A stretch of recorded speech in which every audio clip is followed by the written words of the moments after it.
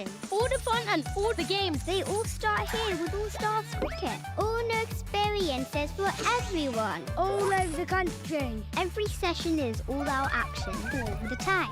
All are welcome, all invited. Even mums and dads. Skills, Friendships, smiles, dreams. it all happens here. All you need is delivered right to your door. Best of all, it even has your name on it. All the activators are fully trained, and all they want is for us to have a great time. Always. Tap, ball, Catch, throw. try it all. It's time to go all in, all together. And it all starts with All Stars. All you need to get started is at allstarscricket.co.uk.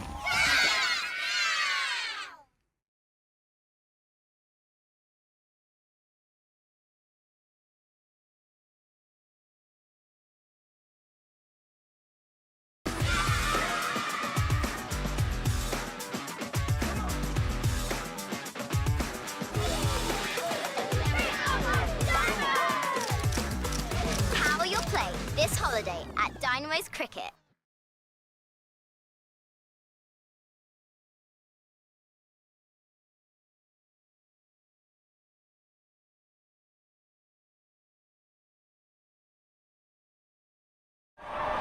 And that's a big moment in the match. Here and now 365. Amplifying brands in the UK.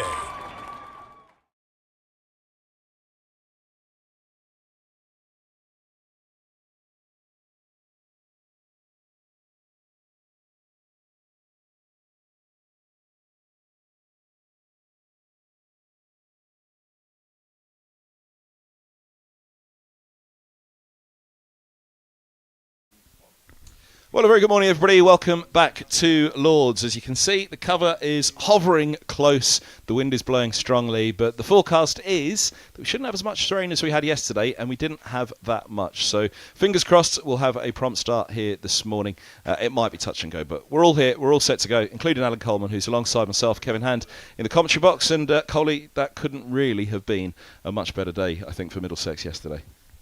Yeah, definitely. Good morning to everyone. Losing the toss, being inserted very early on in April in those damp conditions that you talk about, and for Middlesex to battle incredibly hard, led by Lewis Deploy and his 98 not out. But then that evening session really was the one that took it a little bit into Middlesex's favour and away from Gloucestershire, with Joe Cracknell's exceptional innings that he really upped the scoring rate, which had been slow during the morning session and into the afternoon, and really put the pressure back onto the Gloucestershire bowlers with that second new ball. Certainly did. It will be pressure this morning for them as well. The overheads are there. We'll get into all that in a little while. But first of all, let's have a look back on those day one highlights.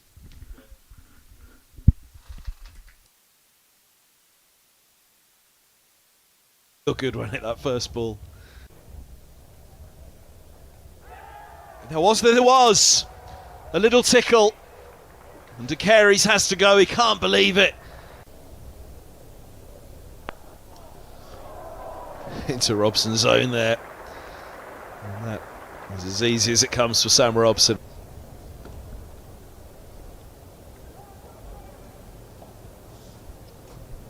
And at the 23rd, 45 for 1 is Holden. Let's get off the mark. Oh, that's close. And that's gone. I think Robson knew it, the way that he walked a square leg.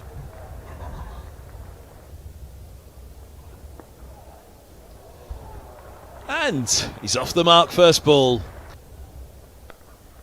That's a lovely shot by Deploy. Oh, it's a lovely shot. That'll feel good, especially after the near run out the last over. That's nice from Holden. And he's got it right in the gap as well. Craft beer bars in the Chalfonts. That's a lovely shot. Tall to that one, Deploy, and punched hard.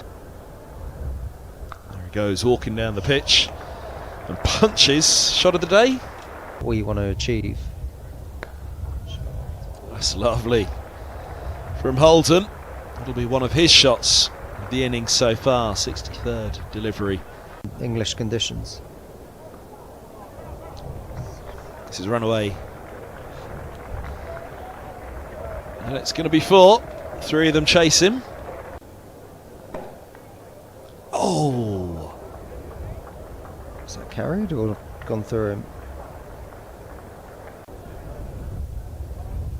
Oh, wow, that gets through, but how?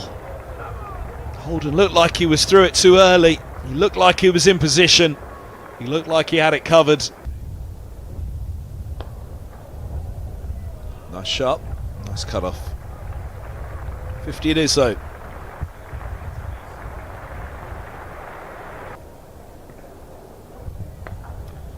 Was a little short. It was a lot of fun for Geddes, given the treatment.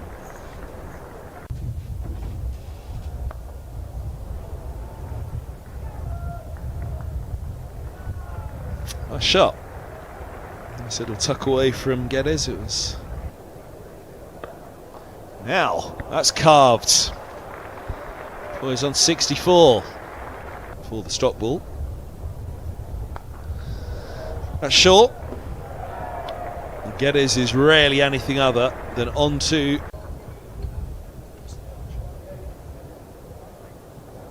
Oh, now on this one he's pushed it one and he's gone. Scratched away at his crease in thoughts.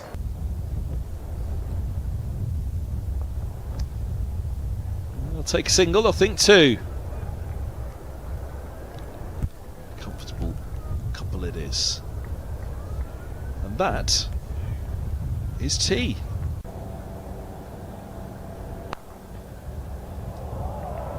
Of course, the drop is followed by a boundary. 194 for 4. Edged and taken this time. A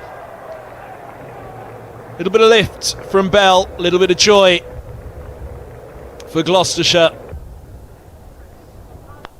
Now he's opened the face and sliced it fine.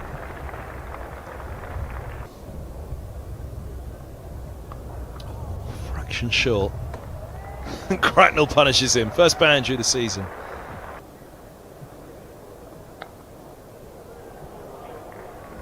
Might be four more. Dive? Nope. There it goes. Oh, it's just got through now. Will it go? Be another dive here? Nope. Another one skips over the rope. Good shot from Price, and Cracknell has been onto things pretty quickly today. He's on to 28 now.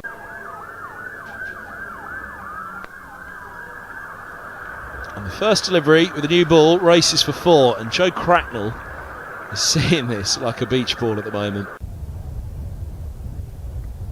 Oh, now he's pretty much taken that off the top of leg stump. So that was yesterday. This is today. Bell starting up from the nursery end, picking up that over from last night. Joe Cracknell, Leas deploy. 58 Cracknell, 98 deploy. As we were touching on just before looking at the highlights there, it was a brilliant, brilliant first day. You would say from afar, of course all of that is generally borne out on day 2.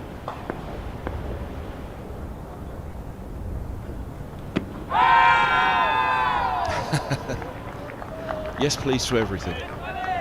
Nothing in the end. End of the over. 85 done. And it's 2.79 for 5. You're watching the live stream here at Lords from Middlesex in association with Daphbet. Alan Coleman's alongside myself, Kevin Hand in the commentary box. And yeah, we were touching on it. How good a day it was yesterday. Of course, it is all borne out on day 2 and after both sides were battered. But the one thing yesterday was the ball was doing a fair bit all day. It did, yes. It moved around a little bit, as you would expect with the new ball, and then that movement increased once that first new ball had been used by about 10, 12, 14 overs. And I would expect to see the same again today. This ball is only 5 overs old at the moment. Will Williams is going to start up with it from the pavilion end. We had a bit of change of ends, didn't we, with Williams and Bell yesterday. They started at the opposite ends that they're at the moment, still trying to find their way on the slope here and which ends suit which bowlers. But I would expect that it will still move around here. Not as cold today, but still overcast conditions at Lords, and certainly not as gloomy, and the drizzle that fell at about 9:30 this morning is long gone.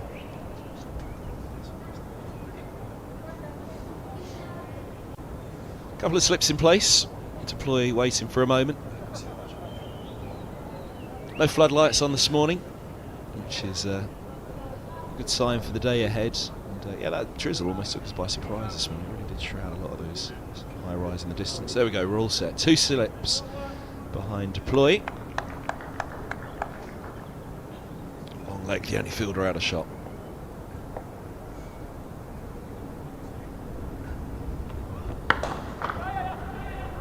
Good stop.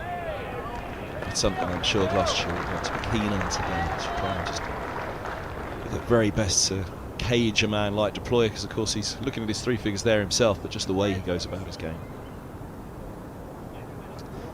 Yeah, I felt Gloucestershire, their ground fielding yesterday, Gloucestershire was pretty outstanding really, and another example there by Ollie Price diving on that one to save a couple of runs for Gloucestershire. Obviously the catching was a bit of an issue that they'll be looking to rectify here. Missed out on 3 chances, and that could prove pretty costly if Deploy continues to go on here.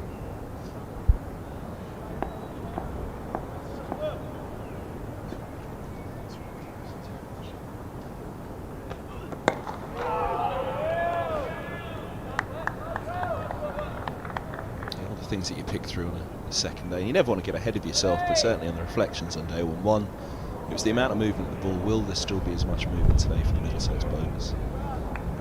To quicken up a little bit. There wasn't really much heat certainly yesterday. Sunshine. The catching as well. How big a difference would that have made to that first day?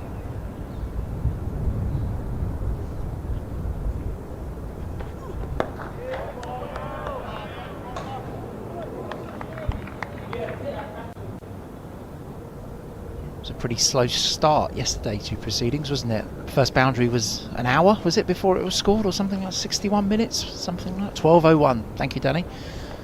Took an hour for the first boundary to be scored by Middlesex. Fans of the home side here hoping for a flurry of those a bit sooner than that this morning.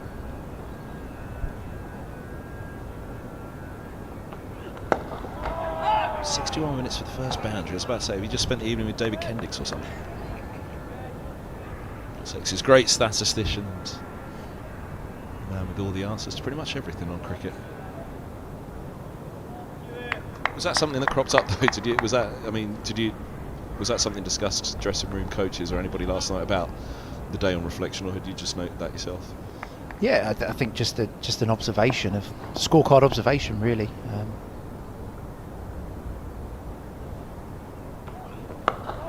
I think that key in that first hour was reducing the wickets column as much as you possibly can, and Middlesex did that pretty effectively. Obviously Josh DeCares was out, caught down the leg side, but yeah, the wickets column was kept to a minimum really, and that set Middlesex up for that with a very good platform to move through the afternoon session and into the evening session, which we touched on a moment ago.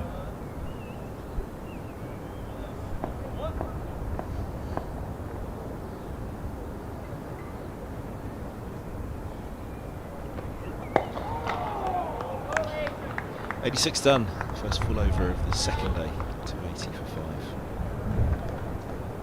Yeah, only asked on that boundary, so you sit up here in the commentary box, like, that's the first run of the season. Oh, he's off the mark for the season. There's the first boundary of the season. I particularly remember. I remember, the first boundary being struck. I didn't remember it being an hour yesterday morning, but that was the way of the morning session, wasn't it? I think our conversation was so good that the hour flew by.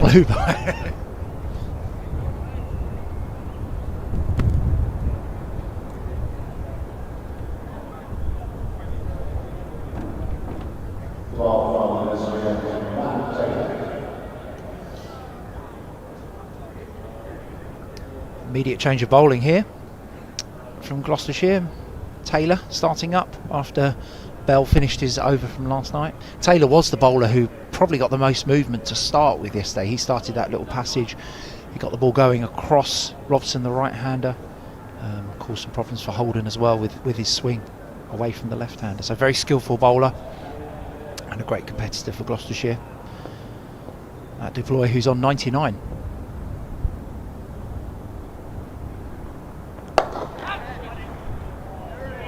Shot for a moment. He's got strong hands, as he times it so well, Deploy, but checking the driver not to chip that one up. I think a man easily ruffled, sitting on 98 overnight. But every batter though just has that small thing inside them, doesn't it? To come back and start again the next morning, so close to the milestone.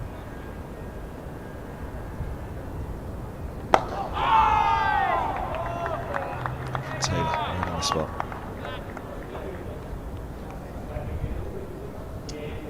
And I think obviously he would be disappointed to have not been able to bring up his 100 last night, and obviously we'll be hoping to do so here. But I had a conversation with the umpires this morning. We spoke about the light and the fact that, as we shared last night, we're actually pleased that they stayed on. It was a really good contest between bat and ball. Middlesex was slightly on top, but Gloucestershire was still in the game, and it was really good to see them stay on even though the floodlights were shining quite brightly.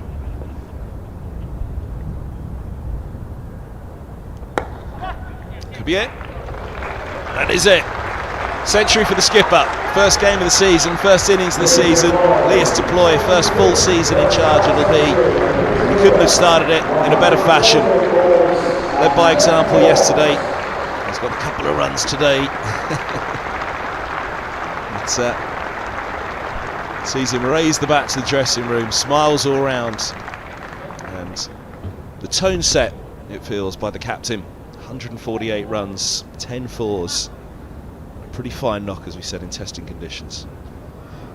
That's very true, Kev. And that is the epitome of leading by example. Game 1, walks out at number 4 on a tough day 1 of the season and notches up Middlesex's first century.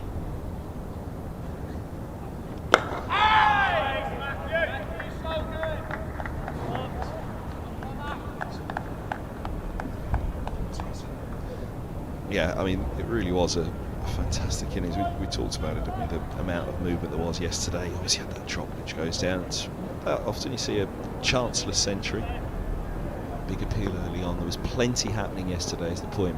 It's an even better century from the skipper for that reason.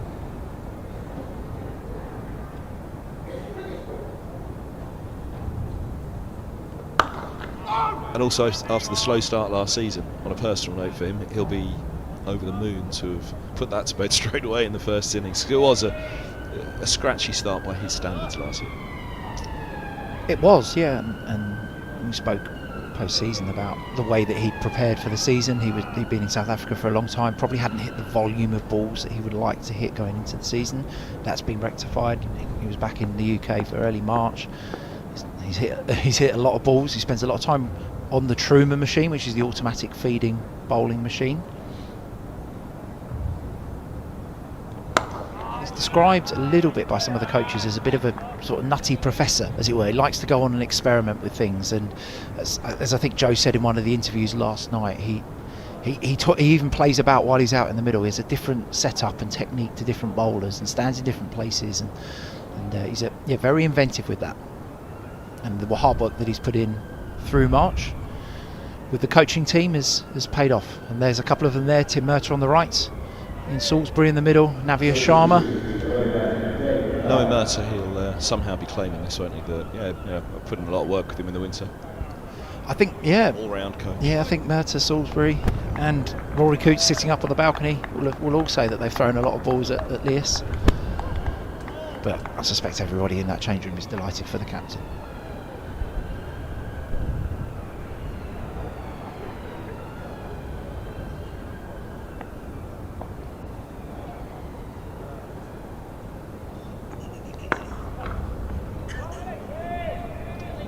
Just nicely tickle around the corner for a single. So Bell's now replaced Williams at the top. So maybe at the change of ends, I'm not sure. Change of ends for Bell here. Well, he started a little loosely at the pavilion end, didn't he? His second spell at the nursery end was particularly good. He did go back for another at the pavilion end, which I think was better again.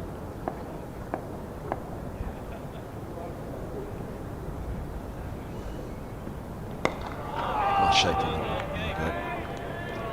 And yeah, struggled a little bit for line early on yesterday. Gabe Bell from the pavilion end bowled a little bit down the leg side, but very economical through the day. See his figures in the bottom right of the screen there. 19.2 overs, 1 for 45. Williams has been incredibly economical as well. He bowled the first over this morning from the pavilion end. 2 for 47 off 19. So a disciplined bowling performance there from the lead seamers.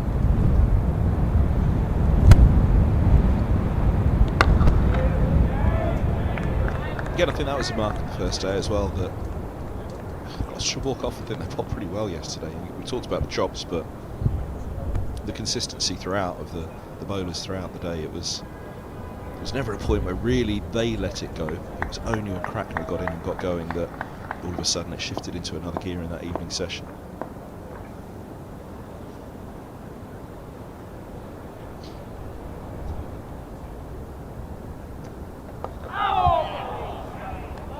That's Cracknell off the mark for the morning as well. Just a tickle down to fine leg. That ball just nipped down the slope at him from Bell. Perhaps a touch of inside edge as it ran away to fine leg there. Takes Cracknell to 59.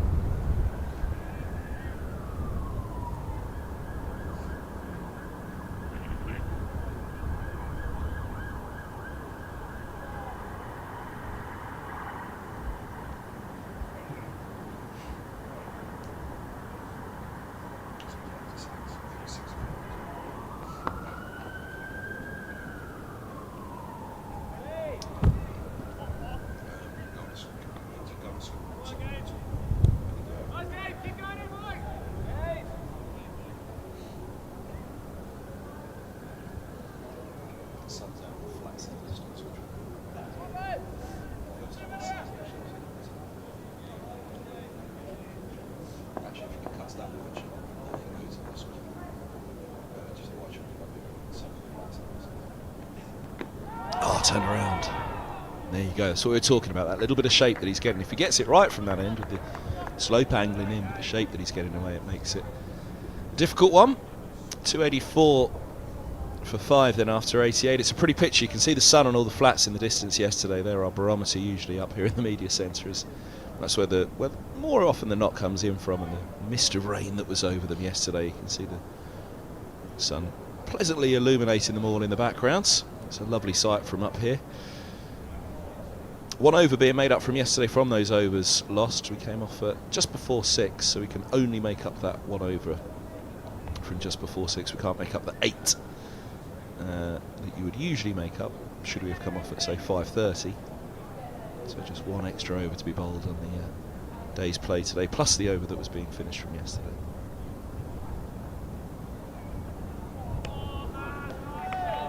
Nicely bowled there from Taylor, as we said a moment ago. The bowler who seemed to extract the most movement to start off. That was just held on the slope there. You'd expect that ball to come back down the slope to Liz Duploy.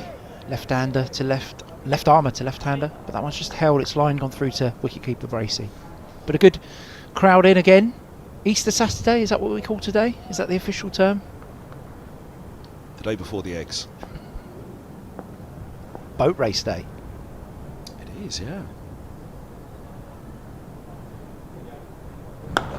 What's your money up? Well, it's good to see Oxford and Cambridge make the final again this year.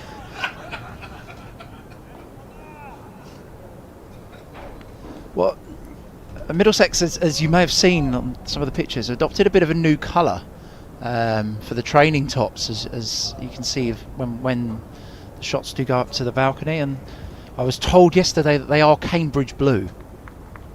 There we go. You can just see Ryan Higgins' right sleeve there. So I assume we might have to go Cambridge.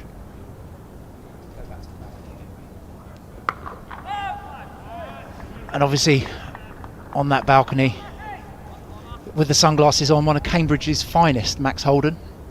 But I'm not quite sure he made it to the university. But Cambridge nonetheless. So yeah, we'll say Cambridge today.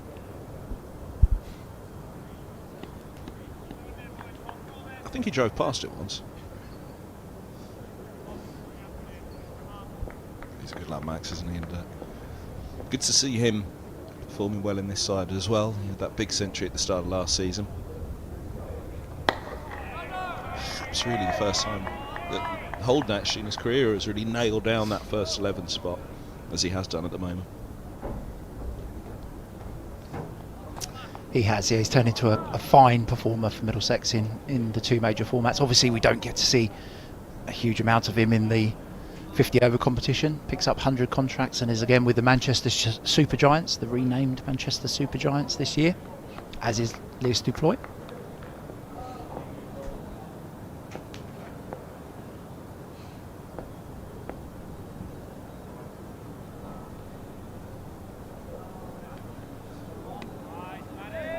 the list A record for a little while, didn't he, Max Holden, before Eskenazi took it off him? I think it was it with Ross Taylor he hit it at Canterbury against Kent, the list A record. Yeah, he did.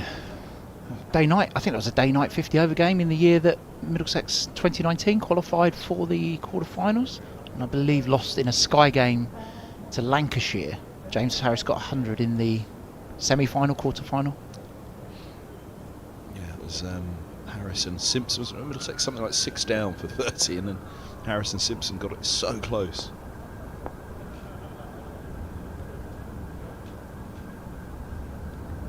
Lovely ball. In some ways, Middlesex will be pretty pleased to see that. Ball still doing a bit.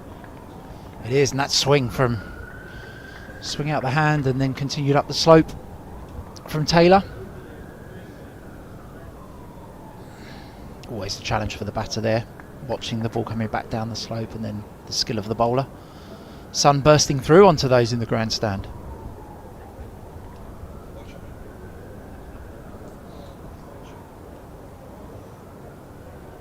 Yeah, it's glorious out there at the moment. May that continue.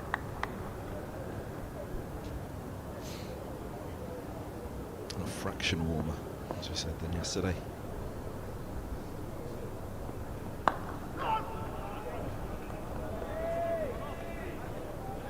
Yeah, then Eskenazi pinched it off Holden, didn't he? Yeah, Radlett, yeah. And that rich vein of form he had in that first year of the 100 didn't get picked up, Steve Eskenazi. It's when he hit the 5. Did he hit 3 centuries in a row, and it wasn't out below 50 in something like 7 innings? Something like that, wasn't it?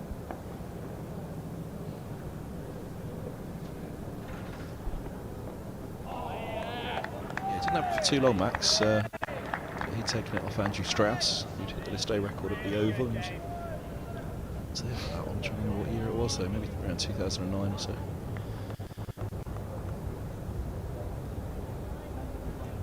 I just need to correct myself here. I've just had a message from Max Holden's mum, Dawn, actually, who's just said that Max's granddad was at Cambridge University. So we're definitely Cambridge fans for today.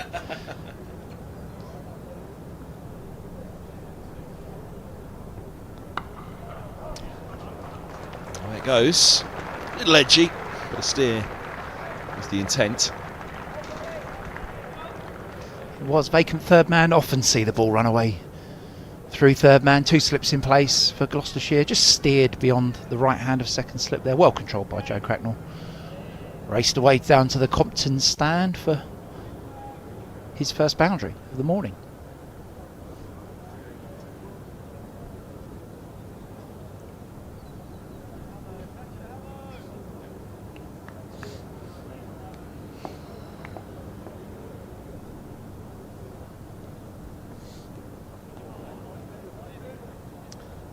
Didn't have it for too long. He got that record off Strauss, who took it off Barlow, who had it from something like 76. Barlow had it for about 33 years or so before Strauss took it. Strauss, I guess, had it for 12 years. Well, Max only had it a couple of years before Esky pinched it off him. And it really was a brilliant innings from Holden that evening, as I said, under the lights at Canterbury. Probably a bit of a I've never asked Max about this, but probably a bit of a coming of age innings for him in white ball cricket. Probably the one that tipped everyone away from, well, this lad's going to be a very good red ball player, and he proved his skills across both formats with that. I think, you know, what sticks with me about that innings as well is the partnership with Taylor, because you had somebody of the calibre of Taylor at the other end, and then see Max coming of age, as you say, standing shoulder to shoulder with someone like Taylor in the partnership, and then going on to take that record. So yeah, exactly that. Ross Taylor's name came up actually last weekend up at Nottingham for the pre-season friendly. We were sitting running through with Peter Fulton, the Kiwis who'd played for Middlesex. Ross Taylor being one of the most recent, yeah, apart from Kane obviously. Who are your standouts in your time? Scott Styris. He was the all-round, the overseas when I first started. He took on the captaincy for a brief while as well. Fine player he was. Always remember of Styris' time with Middlesex as captain. Middlesex were playing Sussex at Southgate, 4-day game, and Chris Adams was skippering Sussex, and it came down to setting a game up on the final day.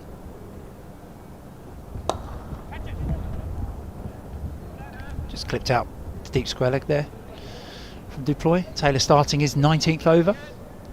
And Sussex won it quite handsomely in the end. But Scott Styris said, that was tough. He said, I've never had to do that before in my life. And to have to negotiate with Chris Adams setting up a game, grisly. It was exactly that. It was a grisly negotiation.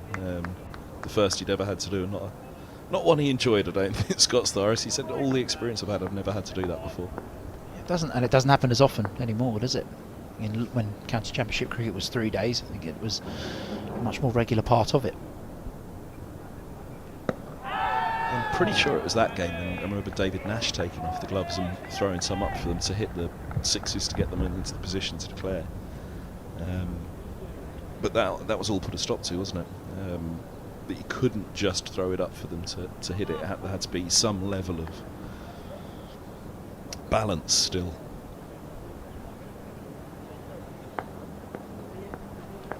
Ian O'Brien, another name that came up. Seamer. Played in that Division 2 winning team. Yeah, he'd have been the next, wouldn't he, after Styris, I think.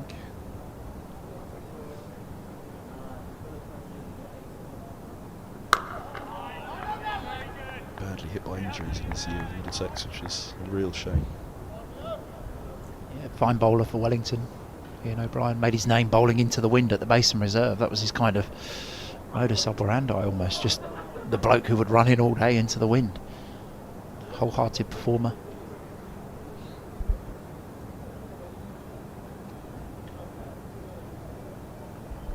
I'm going to keep testing you now because we've had a few in T20. I wonder if you can get the rest. Tim Southey. James Franklin. Can't miss Frankie, the championship winning captain.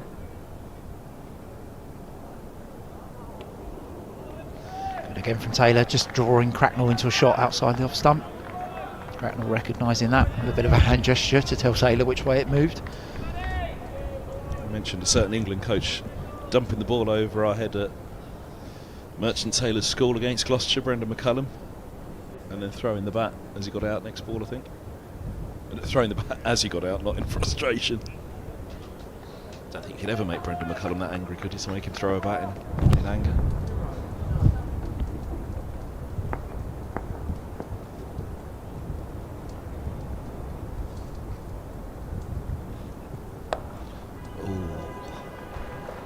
Pick up the boundary, just stretching for it slightly.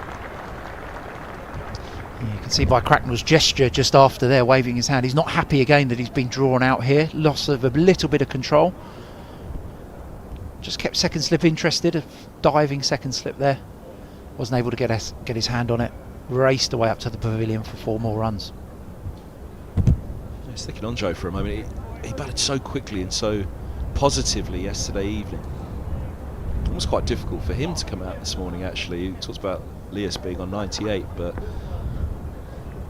this morning it almost feels would be an even bigger difference for Cracknell to start than it will be for the floor.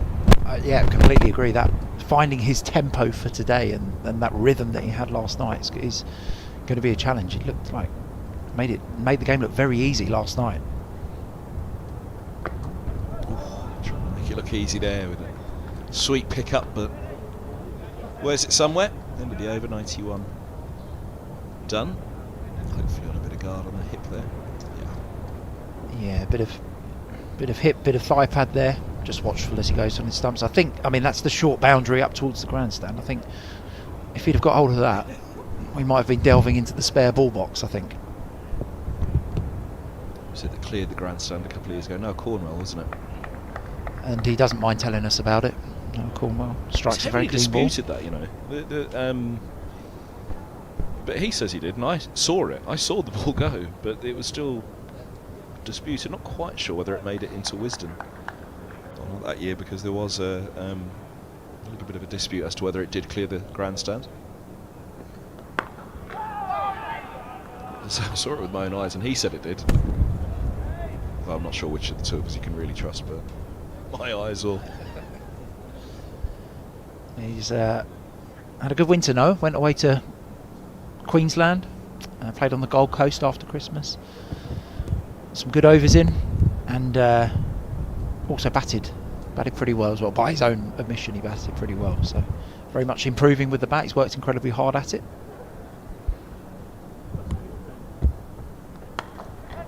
How far back am I meant to be going on Middlesex's Kiwis, by the way? In which order are we going? Well, We're going forward from Styrus or back from... Well, there's one before Styrus, but that would have been before your time. Played one summer, and then there is one other who played T20. That's a 100 partnership. 152 balls, 103 minutes. Fantastic effort from both Lewis Duploy, who's contributed 32 of these, and Joe Cracknell, who's actually contributed 67, which touches on that tempo that he played at last night. Thick inside edge, down to square leg for one. And he'll be desperate to, not just make that an exciting passage of play yesterday, but to make an individual innings for him now, which is the three figures, and that's what really we're touching on here, isn't it? Whether you go about it in the same way or whether you set up today as a whole new day and approach it in a different way. He's got all day to bat. He's got the day ahead of him. He's got the skipper at the other end, so that it is a real challenge for him. I think this morning is to how to manoeuvre his way through the gears. Yeah, and he scored 9 runs. 8 of those have been boundaries edged through third man and an inside edge there. So it does show that it's probably not an easy pitch to start on. And it is a new ball on a fresh morning in April, so it is a very different challenge to yesterday evening against an attack and a team that will be thinking they did so much right yesterday, but the few things that they got wrong were particularly costly. It was incredibly. It was a good even contest, I thought, last night. Middlesex fell in favour of Middlesex at the end, and that was testament to Duploy, who was just happy to turn the strike back over to Cracknell and let Cracknell flow. The bowlers didn't do a huge amount wrong last night. Actually, I mentioned Kane Williamson there. The first time I ever saw Williamson, it was at Neville Road. Sat in the Jessup stand, commentating on a very young Kane Williamson playing for Gloucestershire. I think Mercer got him, which I think he was reminded of last year. But I do remember in that game the talk being about this almighty talent that Gloucestershire were delighted they got hold of. Of course, Tim Mercer got him.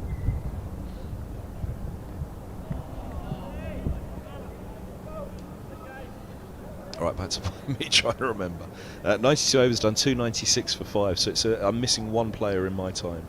One player in your time, one player just before your time, and then another player mid-90s. Okay, I'm going to go for my time first to see. It was a rough clue. How far back do I have to go for the one I'm missing? Not too dissimilar time to the McCullum Southey time in T20 cricket. Spinner? Left arm seamer.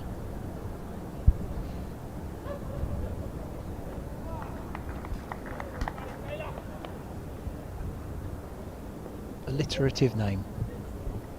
Alright, stop, you're making it worse.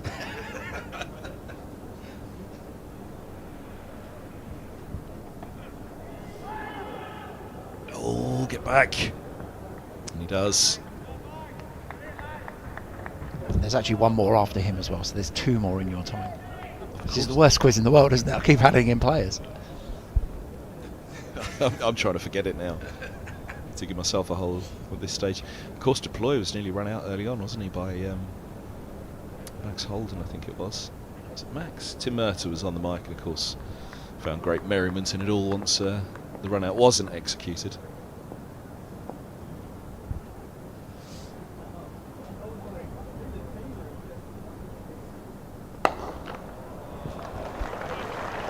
That's a lovely cover drive from Duploy. Evades the diving Gloucestershire fielder at extra cover. Touch full. Just came down the pitch slightly there towards Taylor. Ball swinging away from the left-handed Duploy. Second batting point brought up with a beautiful extra cover drive.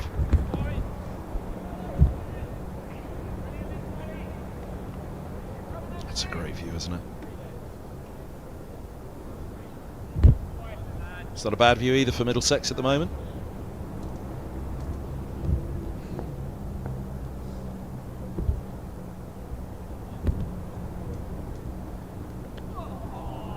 Come back from Taylor.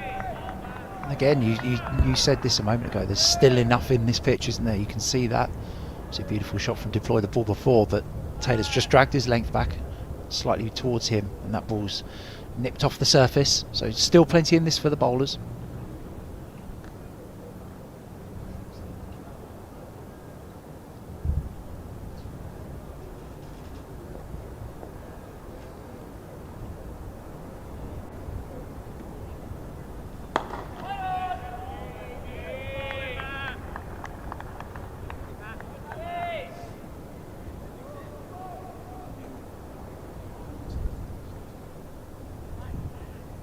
So you won't be able to see, but I'm just showing Kev a picture of the left arm seamer that he's missing in Middlesex kit. Oh, damn it. There he is. As you can see that. I'm trying to remember now. I misnamed him on air with Daniel Vittori. So Vittori was on air.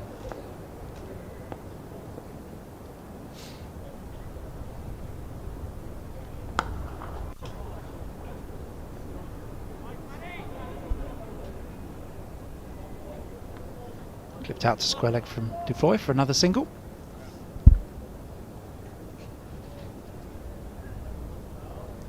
Trying to think who I misnamed him for now. McLennan. I think I called him Carl McLaughlin on air to Daniel Vittori when we were talking about him. He was an American actor. And well, there was a Kyle. There's another one. Kyle Mills played Middlesex as well. There's one even more recent than that. And then two, and then still... Wait, we're still missing another Kiwi. I keep adding them in, yeah. Up now. Batter? Daryl Mitchell. Who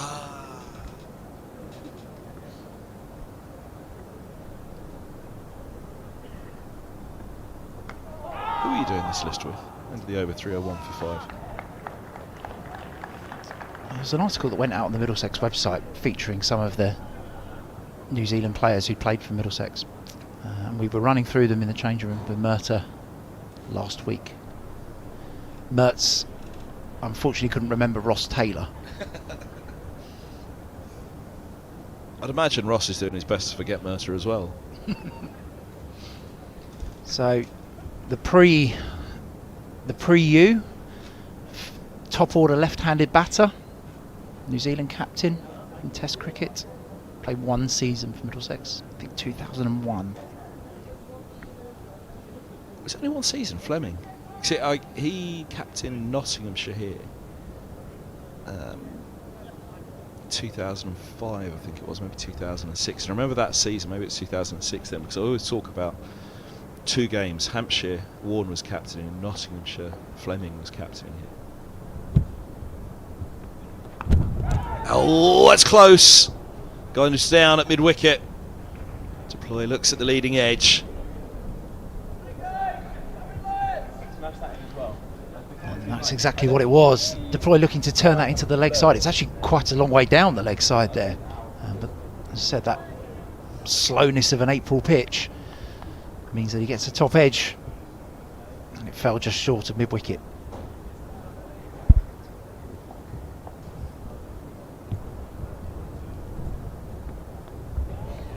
Yeah, the Fleming and the Warren matches, I said those 4 days when Nottinghamshire and Hampshire were in the field, you could almost commentate on the captaincy alone. You ignore everything else and just commentate on Warren and Fleming and what they did in the field. It was incredible. Yeah, great cricket brain, Stephen Fleming. He's with the Chennai Super Kings now in that franchise in IPL cricket at the moment.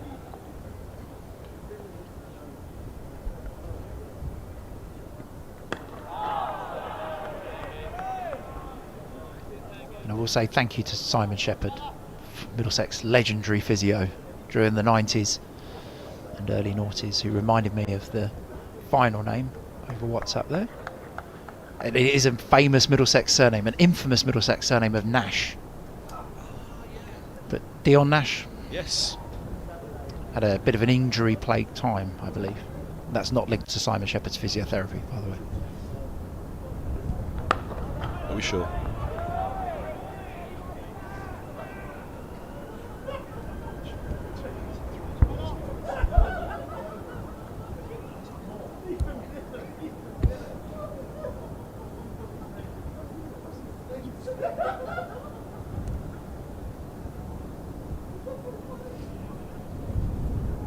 It's not a bad Kiwi 11, is it? In that period from the 90s to now.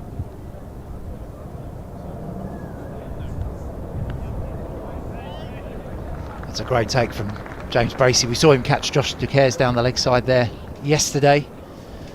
Very good diving take with his right hand. There is a fine leg in, but I think that would have raced away. So he's saved 4 runs there.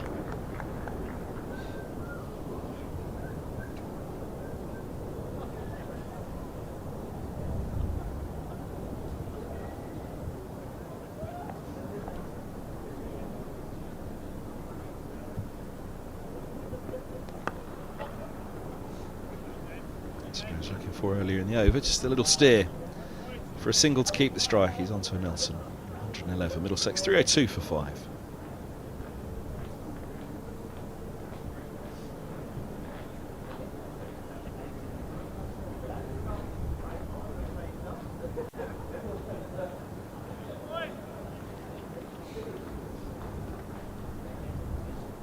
Well, just to battle his way through the throngs of spectators coming out of the long room door there.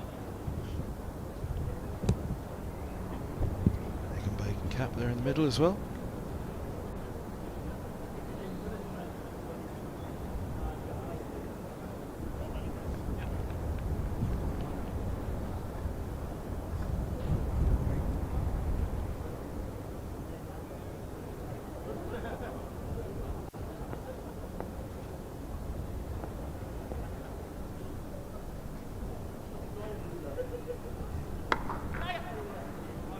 Tight. Throw misses. And as immediately as Duploy called Cracknell through there, I thought the same as you. I thought it looked tight. Ball dropped in, and yeah, he would have been long gone there.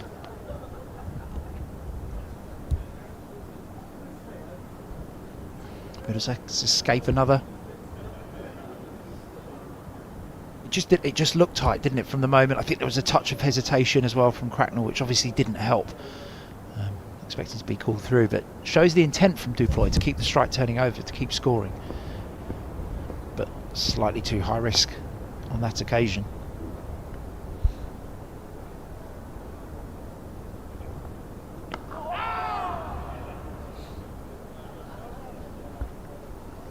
Taylor round the wicket there now to Cracknell. Swings that one back into him. Thick inside edge. Sorry, up to fine leg for the second single of the over.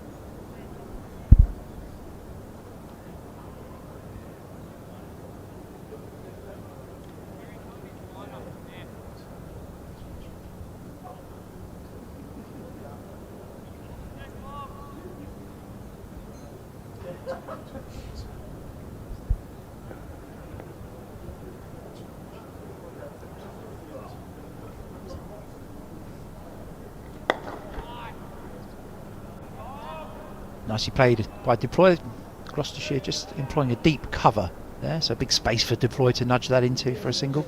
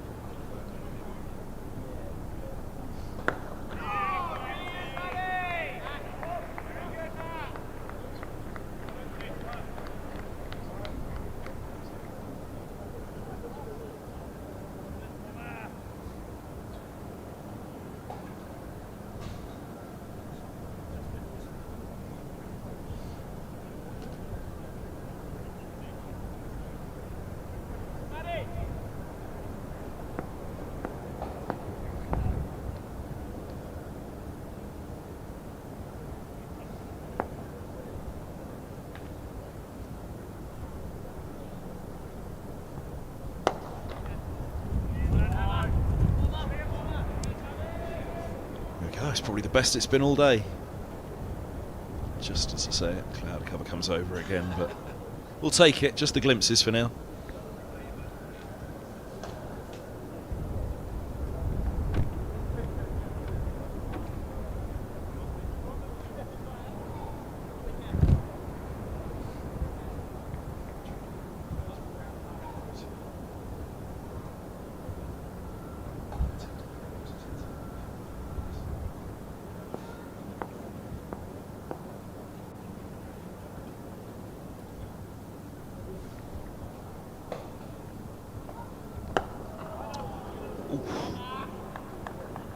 Little inside tickle, but a big pain on the inside of the foot for Cracknell. Hopefully he's okay. End of the over. 3-5 for 5. And that's a big moment in the match. Here and now 3-6-5. Amplifying brands in the UK.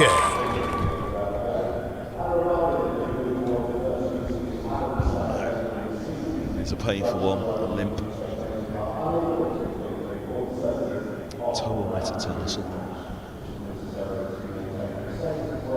Wherever it is, it's uncomfortable for Cracknell. Thick inside edge. Back knee. A little bit of knee there. Still hobbling around. Physio hasn't yet appeared. Up the stairs.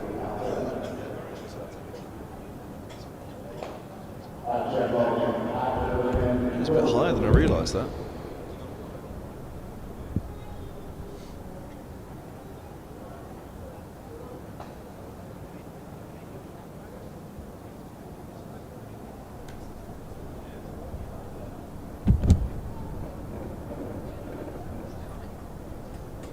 Looks like his left knee there, Joe Cracknell. Pretty hard to see on the footage. It looked like he hit a bit of everything. Williams into the attack. He's replacing Bell. He's hopping, isn't he? Cracknell is not happy. The fact he hasn't had the physio out, assume that it's fleshy as opposed to on the bone, because he'd want the spray onto it straight away, wouldn't you? Just going to enjoy Joe Cracknell's pain here for about the 5th time, I think. Yeah.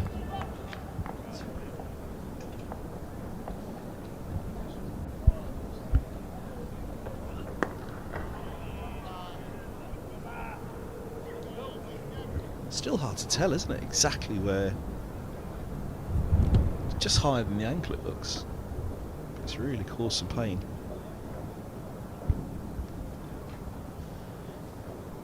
Bit like football. Run it, get the magic sponge out, run it off.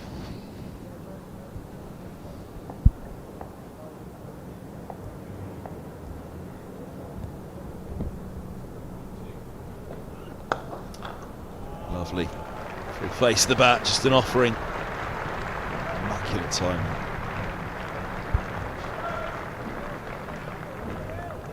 Not too dissimilar to one played in the previous over from the other end here. Full, touch wide from Williams.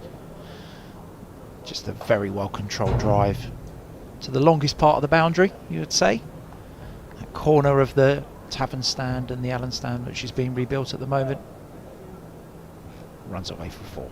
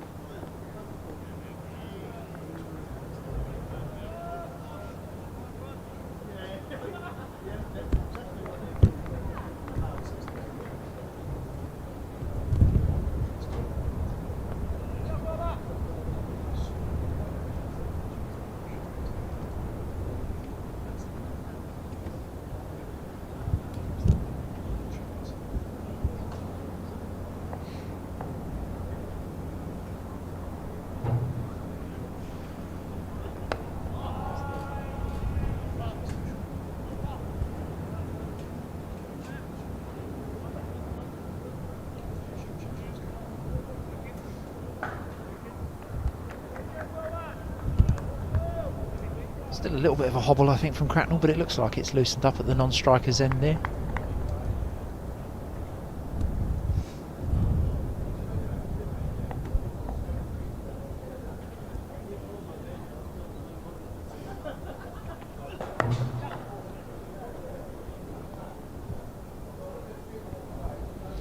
a single to finish the over for Middlesex, 5 off it, 310 for 5. Deploy moves to 118 now, Cracknell on 69.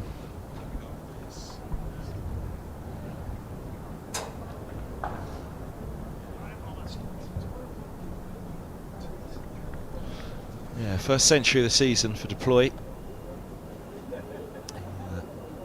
Had to wait a bit last year, but 25 centuries now. 53 50s, 43 50s. That average. They'll want to nudge back up and over 50 in first class cricket.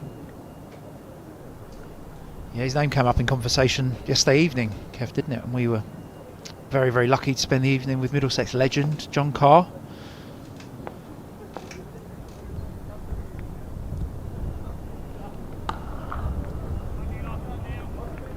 Fine stop that is. Quite got it deployed, but still a good stop. Yeah, shorter delivery here from Taylor. Rode on top of the bounce. Well grabbed there for Gloucestershire. Yeah, the reason Lewis's name came up is that Duploy is the only player in the Middlesex side at the moment who has a higher first class average than John Carr. Whose record he pinched off him last year as well.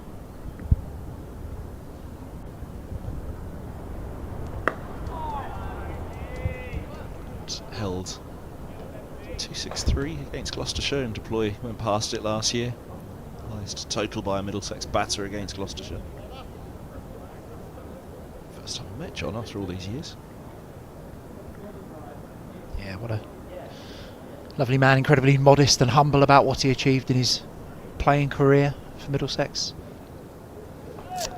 Said he was picked to play for the MCC against the champion county. That was his kind of highest honour that he gained in the game, but a fantastic servant to Middlesex cricket and to England cricket as well.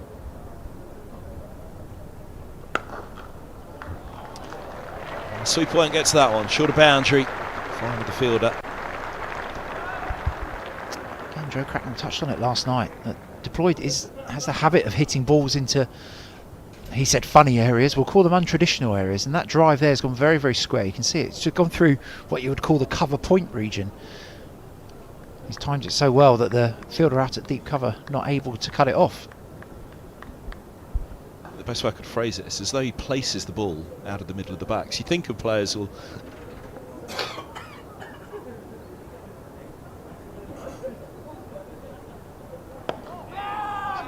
for me, I think of a player closing the face, opening the face, and just angling the ball around. But what Deploy seems to do is angle it out of the middle of the bat. As you see there, he scores all round the ground, but quite heavily through that offside, that square offside. So there's not really many runs scored through to the left hand of cover. There's quite a big space down to that solitary run that he scored back past the bowler to mid-off. So does score very square of the wicket on the offside.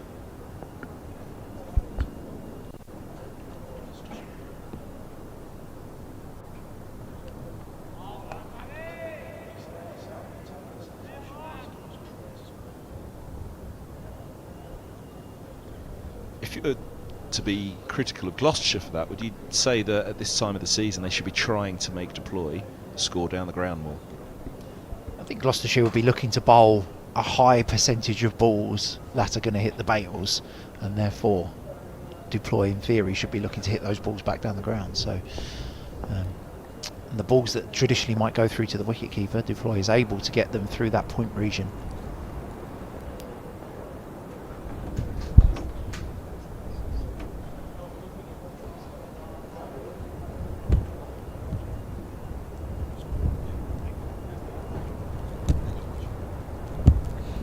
Go, an example of it. They've just brought in the extra cover in there into that region, looking for the sweeper just out of shot. He might step into shot in a moment. 314 for 5.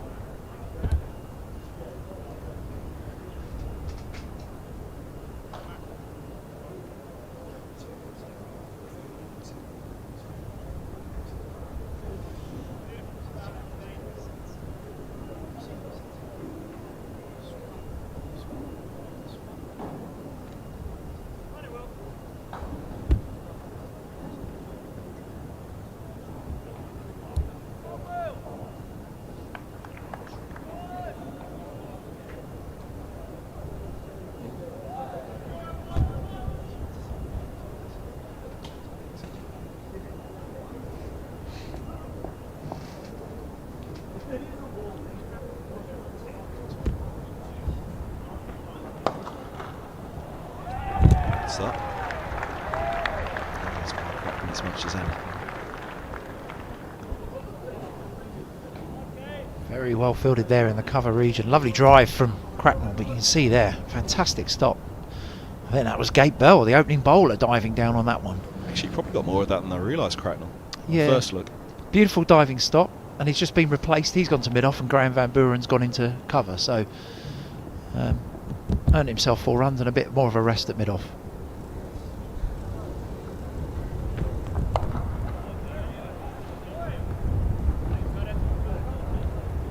Short ball from Williams there, just ridden round the corner to deep square leg, 1 for Cracknell. You see him gesturing there to keep that one down. Gloucestershire do have a bit of a trap set there. They deep square leg back and a fine leg back for Cracknell.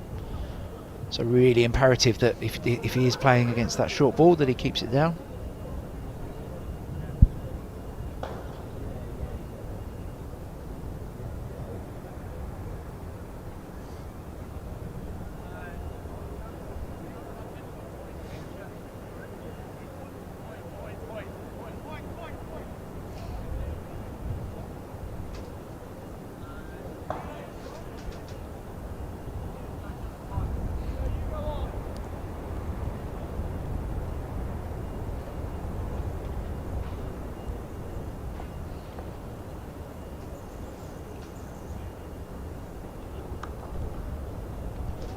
Well, something of a flourish about that, certainly dismissive from Deploy. Well, there's plenty of width on offer here from Williams. Deploy out of his crease, down the pitch. No third man in place. It's quite a big space there for him to access.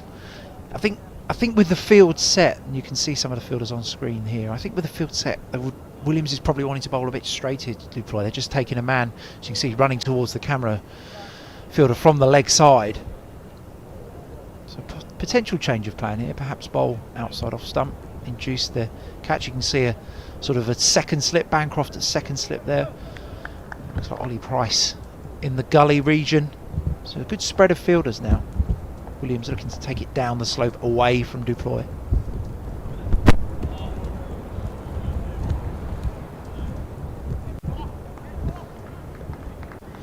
It does look like the plan might be here that just hang the ball a little wider to Deploy outside of stump. Try and tempt him into manoeuvring the ball where there are the vast majority of the Gloucestershire fielders, as I said, a slip, a gully, a point, a deep cover point, an extra cover. So 5 fielders in that region. Trying to tempt Deploy outside off stump.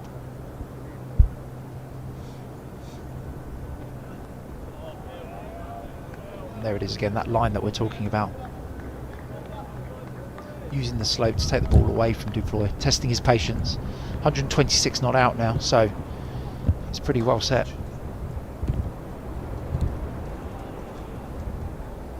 You just see here, and the wide shot, Ben Debenham at square leg, just talking to Lewis Deploy. So Deploy here is looking to walk down the pitch, and Ben Debenham, the umpire, is just checking and reminding Deploy that he's not allowed in the danger area.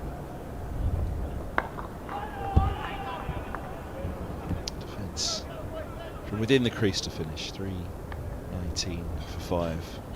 So I believe, and I'm happy to be corrected, I believe here that Deploy can move into the danger area to play his shot, but he's not allowed to walk into it before the ball's bowled. Something like that, I believe. But anyway, trying to look after the best bit of the pitch, and that doesn't only involve keeping bowlers out of it, which is often the way you see umpires intervene.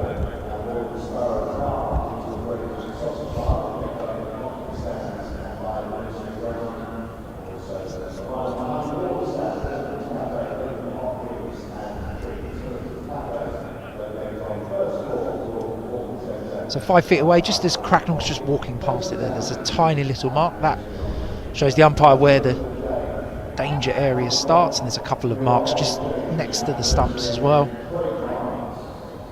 that show the line in which it runs through the middle of the pitch. And that's the bit the umpires are very, very protective over, very proactive in making sure that players stay out of it.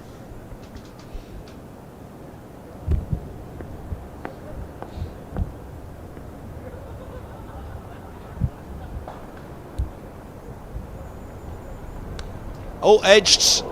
And over. And Croft at second, throwing up the hands. If you are going to flash hard. Cracknell's he's thrown the kitchen sink at that. Very, very close to Bancroft getting a good grab at that one. I think that's Cracknell's third boundary of the morning through the third man region, so shows that fluency that he showed last night has been slightly harder to come by this morning. Takes Middlesex on to 323 for 5. Cracknell's individual total up to 74.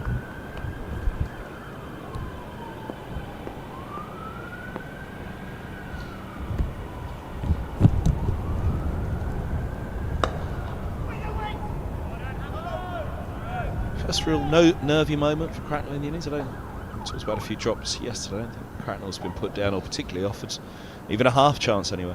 Yeah, pretty chanceless yesterday. Craig Miles with his first ball of the morning from the nursery end there, just inducing the edge.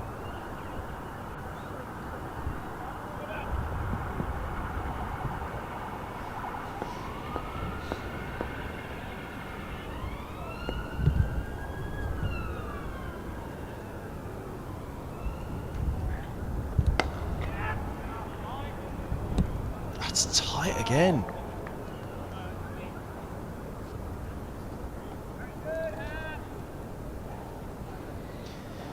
Again, you can see the intention from Middlesex here, trying to turn the strike over. Cracknell just drops that in. Pick up.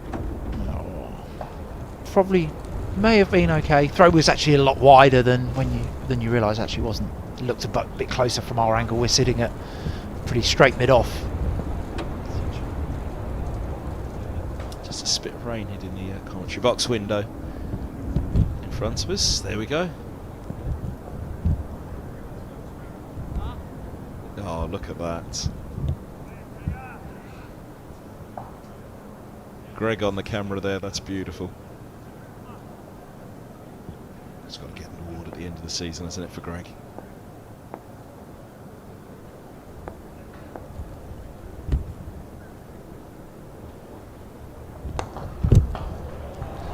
That's worthy of an award as well. Beautiful from deploy, lifted for 6 over point. It's that wagon wheel that we looked at a moment ago. Deploy scored heavily through the point region today. This time choosing to go up and over the point fielder. Miles a touch full and a touch wide there. Down the pitch Deploy again. You see that little danger area mark between his feet. Beautiful bit of timing. Gloucestershire respond by putting back point onto the boundary, moving second slip to the gully region. But 11 off this Miles over so far with 2 balls remaining.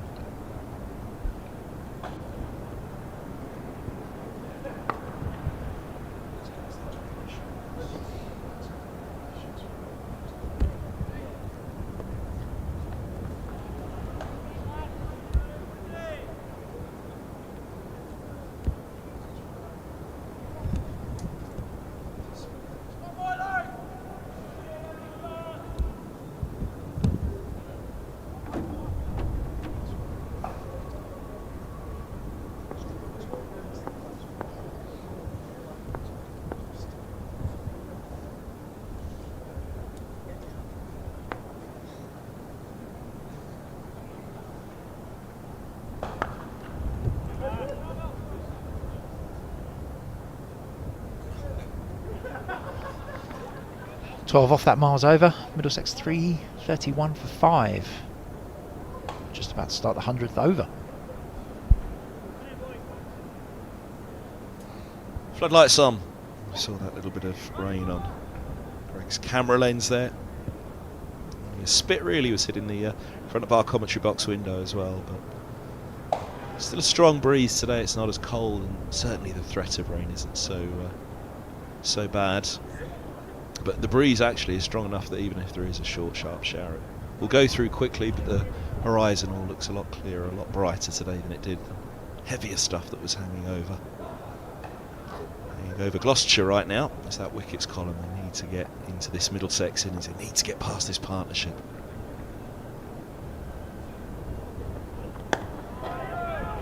I think still plenty in this for Gloucestershire. Yes, not been able to take a wicket in the first hour of the morning session, but Ball is still moving. Perhaps being, as I said, it looks like they're trying to exploit this wider plan to deploy. Williams looking to swing the ball down the slope. Attempt to deploy to play away from his body. But I still think there's plenty in it for them. And Gloucestershire seamers, Williams and Miles at the moment.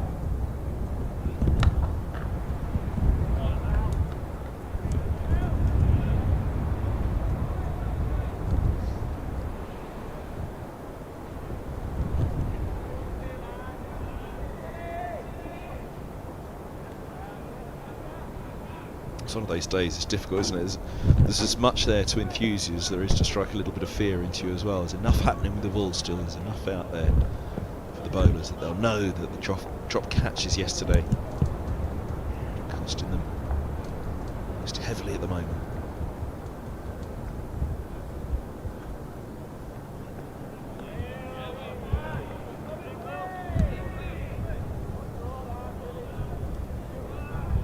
But it is part of the game, though, drop catches, isn't it? You know, every team sits there and the head drops. If only you'd have held that one.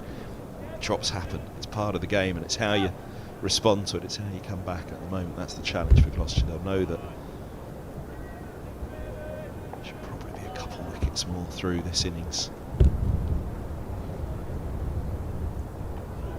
I think Fraser put it quite nicely a couple of years ago, actually, that county cricket and everything, people almost expect it to be in fast forward, that you win the toss, that means a side should be bowled out on the first day. In Test cricket, he said you'd win the toss, and you think, right, win the toss, you put them in, that means you need them 7 down overnight going into day 2, and then you topple the last few the next morning and get on with it. Whereas in county cricket, you win the toss, you put a side in, they're meant to be all out by tea. It's probably the best way of analysing where this game is at the moment. Won the toss, this will just feel a little harder for Gloucestershire. That'll disappoint Gloucestershire there.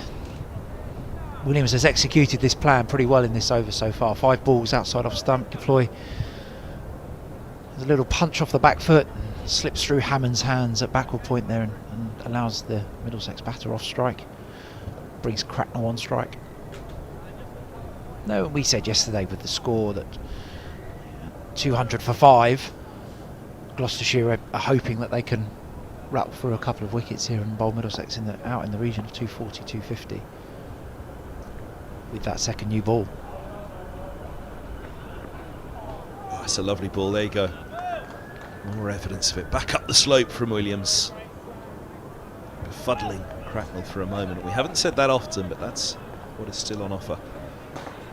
I'm not sure I've ever said befuddling, but if that's what it means, the ball nips up the slope from Cracknell.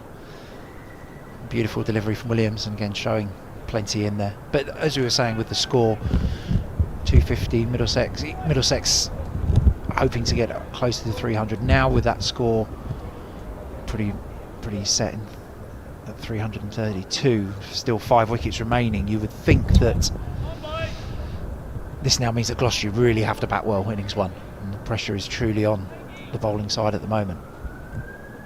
Bad viewing spot. They're all on your own at the top of the Compton stand.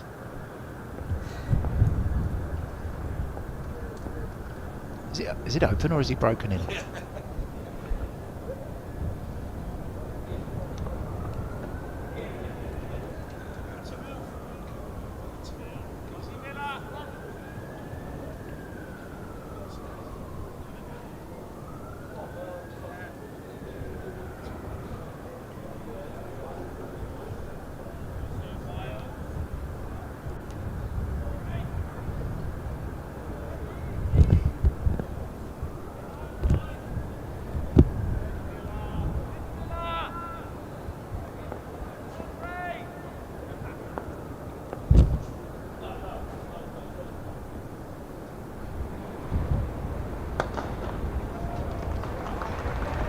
Way that races. They've moved that sweeper a little finer, and then he pushes it in front. Again, outside off stump to deploy. This time moves down the pitch again, getting closer to the bounce of the ball. Just a little push really, wasn't it? It wasn't even a full-blooded drive. Timed it beautifully. Williams at deep cover point can't evade it. You mentioned that extra cover coming in, and that would have contributed as well to that sweeper going that little finer. Further evidence of what Cracknell was saying overnight, and you were pointing out, placing that ball, moving it into places that the field and the opposition will not like.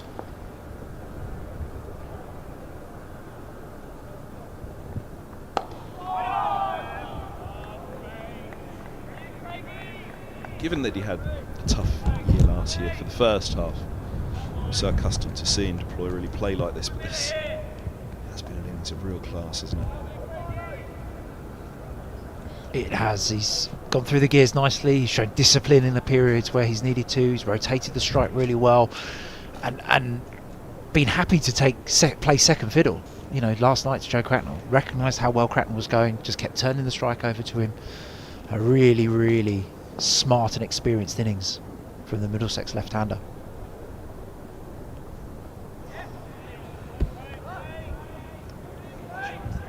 We've still got the deep backward square just in shot there to your left. Long leg, 5-4 field.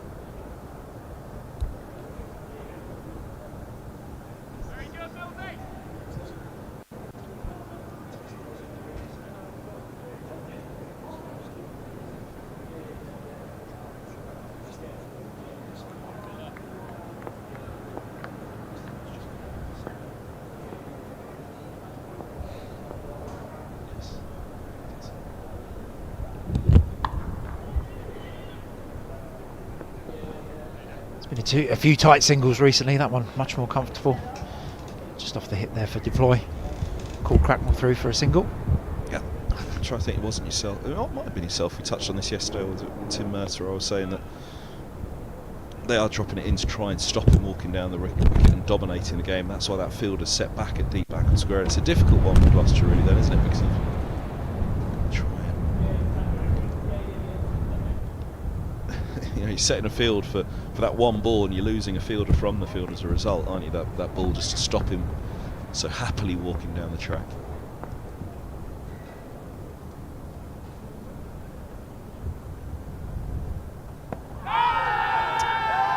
First moment of interest for a while for Gloucestershire, or certainly a moment of interest on LBW to ask a question of the umpire. There you go. He's just done it. He's just done my job for me. 3:37 for 5. Yeah, Craig Miles asking rather politely there, but that ball just hitting Cracknell on the top of the front pad.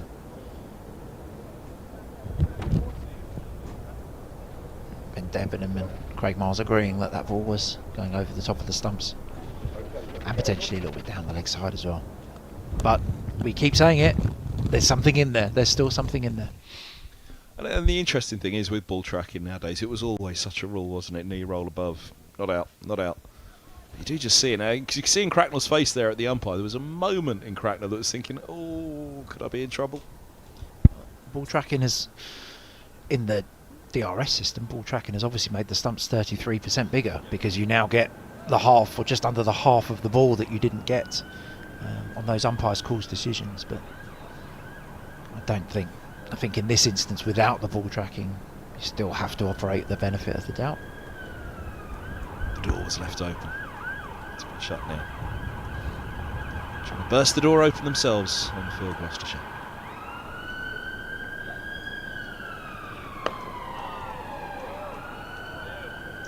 Still movement there, isn't there? But he's played it with such time.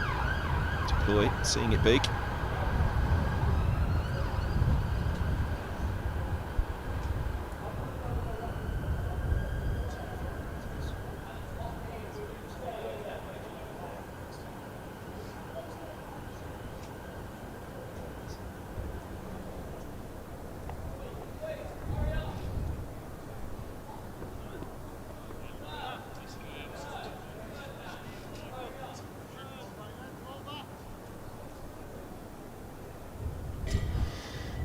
See, well, you can't quite see it actually, it's just lost in the seats there, but Middlesex will be targeting the next batting point, which comes at 350 runs. Have to get those batting points within 110 overs. And I may have mentioned this yesterday and apologise if I'm repeating myself. The over rate there at -3, but the change in the regulations this year is that you have to have bowled for 8 hours before the over rate actually penalties come in.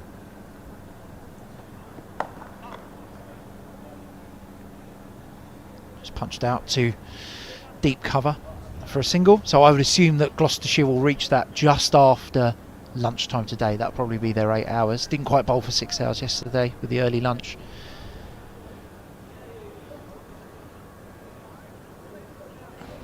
Lord's ground staff, sociable lot there. What are we going for? Candy Crush? Probably all just texting each other.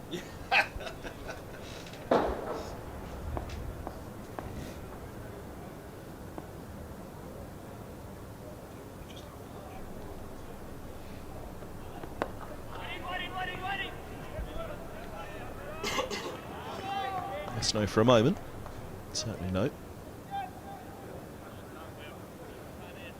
Do you think that have reflected on that, if there's been anything this morning for these? So it's 2, possibly 3 close calls had the ball have struck this morning alone. Yeah, I think so. I think it's a pretty accurate reflection, isn't it? It's the only, barring Cracknell's outside edge that went over slip, it's the only chances that have been given have been the run-outs. Oh, has that dropped short or dropped out of the gloves? And Cracknell's definitely nicked it. You can tell by the batter's reaction there and Williams's reaction on his knees. The ball ended up on the floor. It looked like it might have just fallen short of James Bracey with the gloves on.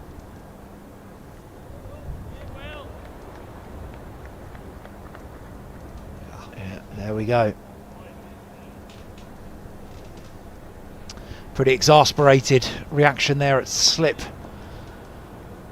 And from the bowler, Will Williams.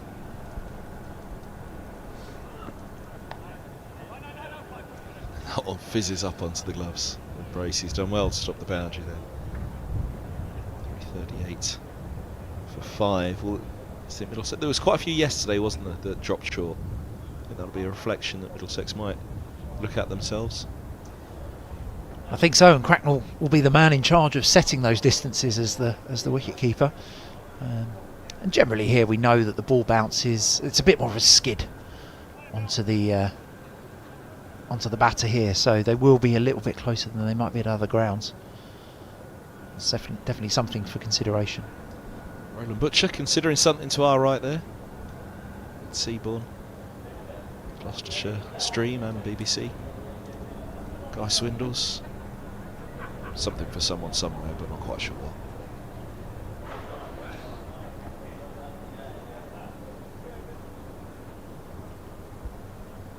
Choice of listening, of course. If you're out and about in the car, you can always pick up radio commentary of county cricket.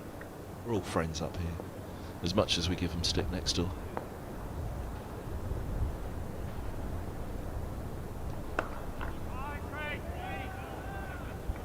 Miles continues around the wicket to deploy. Similar sort of thing, deploy looking to get down the pitch. Miles just dragging his length back. That proactive foot movement has made deploy pretty hard to bowl at here.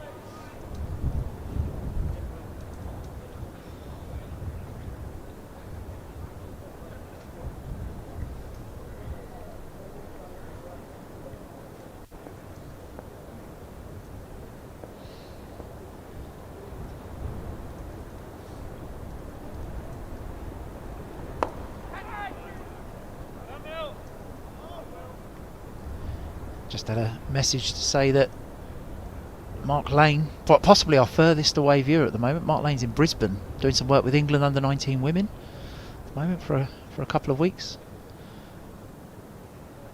What time would it be for him over there? I was thinking, Gus Fraser tuned in Hong Kong maybe? Laney's that bit further away. Good to hear from you, Laney. Probably with a Corona or a pina colada in his hand. Gus or Laney?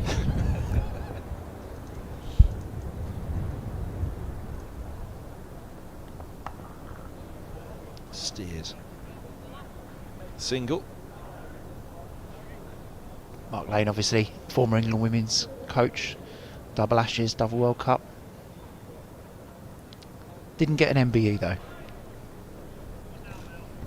I think if that in this era now, pretty certain, we'd be saying Mark Lane MBE. But if you're a Palace fan, I mean, probably no allowance is given.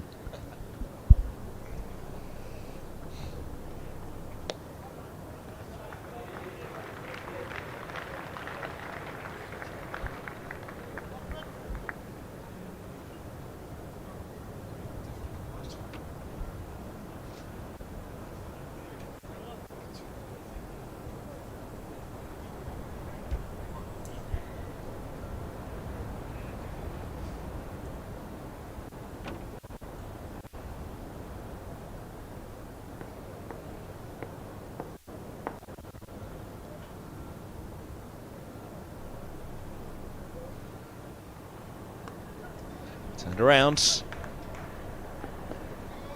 Thick edge, couple.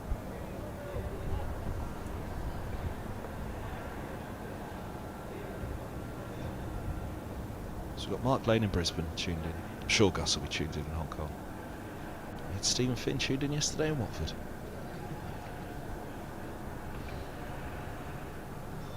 Where would you rather be? It's actually Stephen Finn's birthday today. Really? Is he here?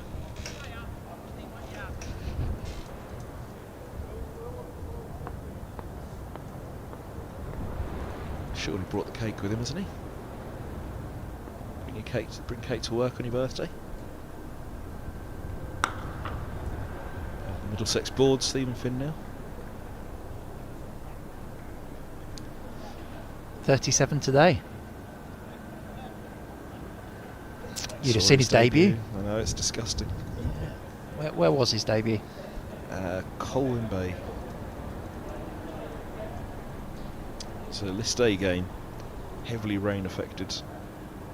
It was mad. They should never have played that day because it was, one side was a quagmire. It was unreal. They pulled the rope in so close to get that list A game going that day, Glamorgan.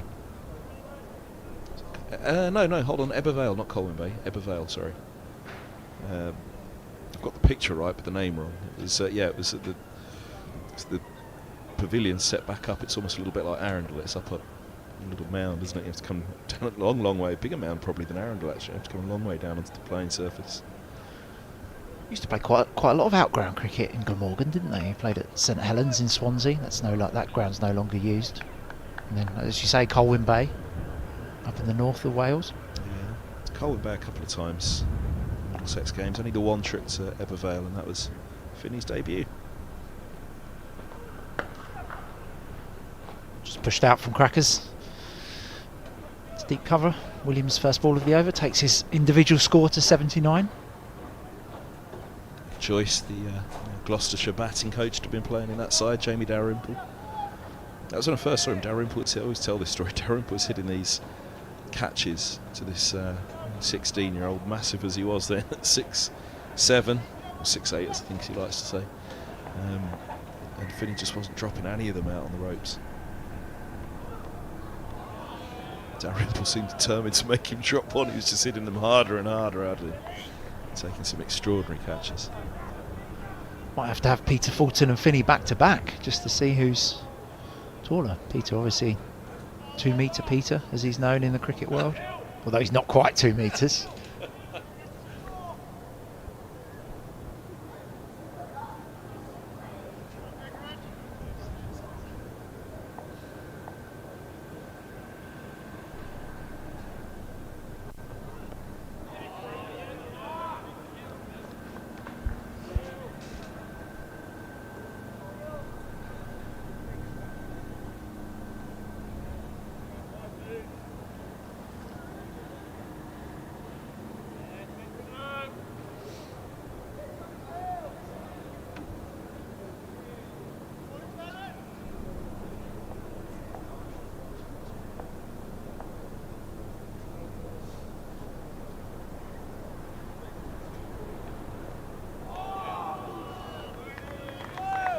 Just tuned in and watched that ball and you didn't see the scorecard at the bottom, you're thinking, oh, this is a tough one for the batting team.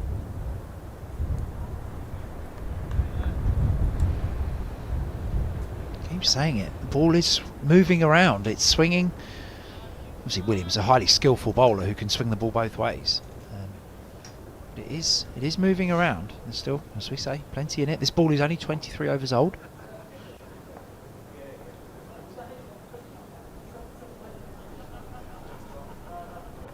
There you go, mistimed up to mid-off. Grade over a bit here. It has got quite overcast in the last couple of minutes, and just looking at those last two, how much they went through the air, they were particularly noticeable. Just see over the top of the south turret there. Floodlights been on for a while, but it is the gloomiest part of the day so far during the hours of play.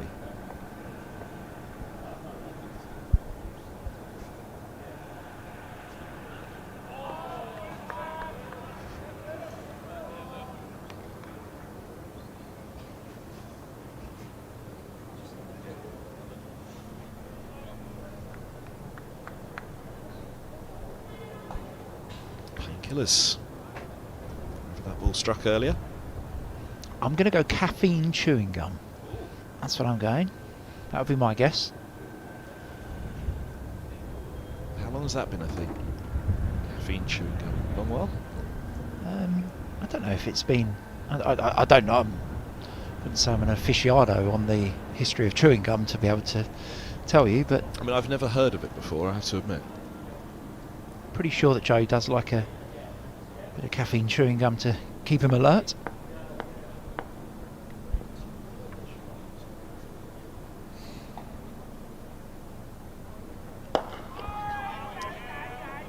Nice looking shot.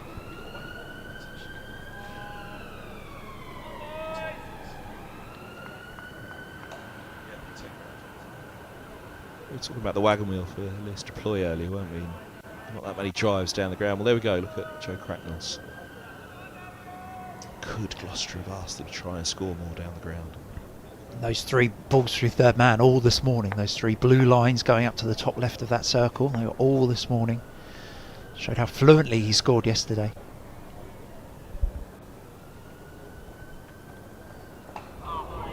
He's just doing a little bit more out there, I fancy, at the moment, in these last few minutes. Is it the cloud cover that's blown in? It's filled in over Lords at the moment. He's into the wind. Yeah, Miles getting that one to go back down the slope. Again, though, we spoke about the carry. That's barely got through to Bracey there. Tricky position for the slips here. We saw Cracknell have a big drive at one earlier. It flew past Bancroft at second slip.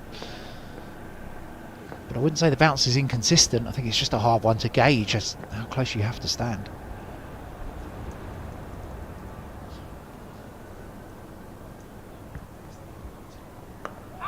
Oh, now, talking of keeping low. There's one yesterday. Was it Cracknell Deploy? It might have been Higgins, actually, right at the toe end of the bat from the nursery end like that. Just kept low on him.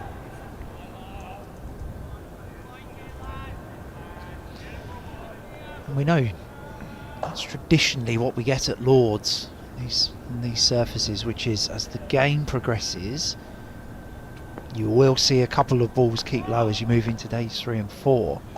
And that's often the threat as you move through. How many times we've seen Roland Jones, Murtagh, Bamber, those bowlers get, bowl teams out on those days. That is a very, very good take from James Bracey there. Miles searching for the in-swinger. Big smile on the wicket-keeper's face there. Can be very pleased with that one.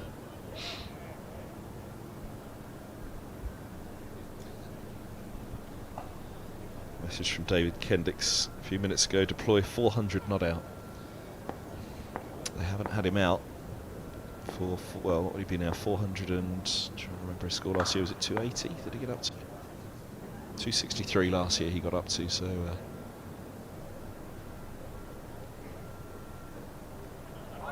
404 not out since Gloucestershire last got him out. Thank you, David.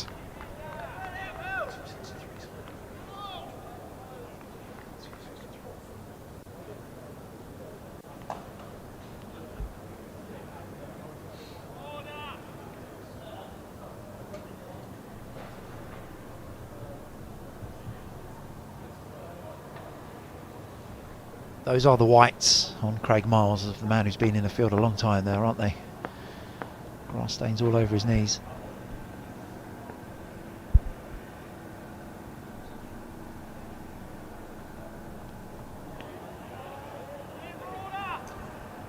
43 for 5. So 25 overs on this ball now. Just over 30 minutes to lunch on the second day. This isn't what Gloucestershire would have envisaged at all when they won the toss. A bit of rain around yesterday morning. Cloudy skies throughout. Hints of sunshine this morning, but the clouds still being there. It's, as I say, heavier now than it's been all morning. In terms of the entire skyline and the thick patches of grey above us. Certainly a little opportunity here if they can keep their consistency before lunch. Just try and get that pressure on because the ball's doing a bit.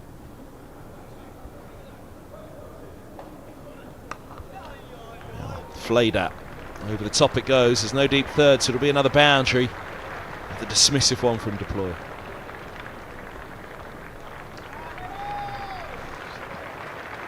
Williams offering up some width here. Deploy throwing his hands through it. As I said, a vacant third man area, lifting the ball up and over the solitary slip and the gully fielder. Runs away for 4.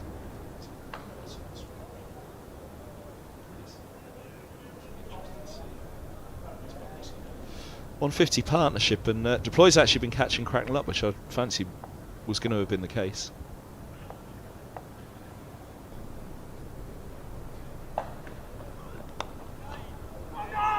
Start. Yeah, only 21 runs this morning for Cracknell. Deploy obviously started the day 98 not out, so 47 he scored. So roles reversed from last night. Yeah, it's quite a good, interesting analysis, isn't it, of how sessions and passages of play can flow even within a partnership.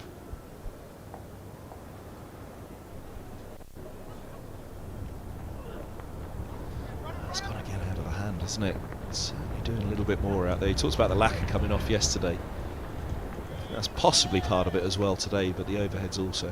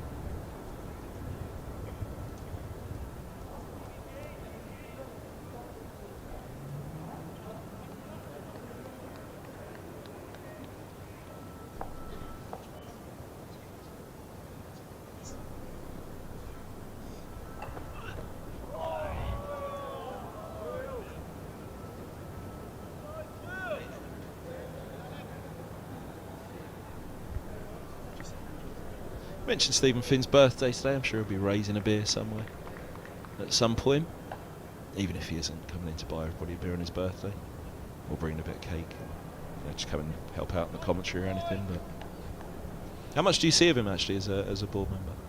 Yeah, obviously regularly at meetings, but speak to him a fair amount as well. And he was obviously a key part of the process, you know, in appointing Peter Fulton and interviewing other candidates. Spent the winter commentating Ashes and World Cup and so on, but gives up a lot of his time to benefit Middlesex cricket. And for me personally, he's a very, very good sounding board to bounce ideas off and to hold the cricket to account. And yeah, really enjoying his input on the board. Got a very considered and measured way, as you would expect. Would I?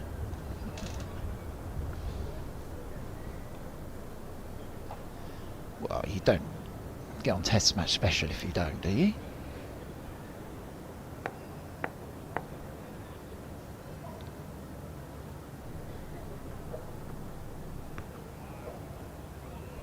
Pretty wide that from Mars. While you were up here yesterday with the Gloucestershire CEO, Neil Prescott, I was actually down sitting with the print media downstairs, and there are a few of them are calling for some wides for deliveries like that. That one was pretty wide. Obviously swung down the slope even further. Made worse with Bracey running across the second slip.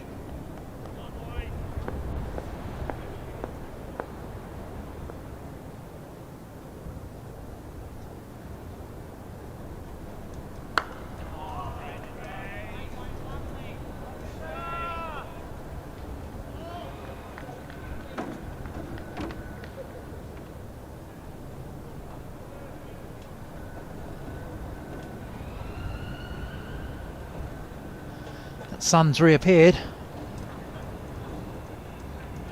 Warmed up those that are sitting in the grandstand.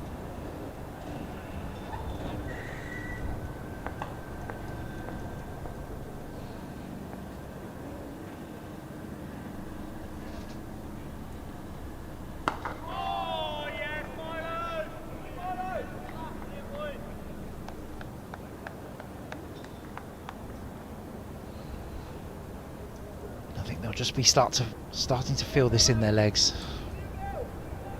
Deep into their fourth session in the field now, Gloucestershire on the first game of the season. Not the morning that they necessarily would have hoped for. Not that Middlesex's run total has run away from them. But I'm pretty sure the plan with Mark Lane, the captain Cameron Bancroft this morning, would have been about early wickets.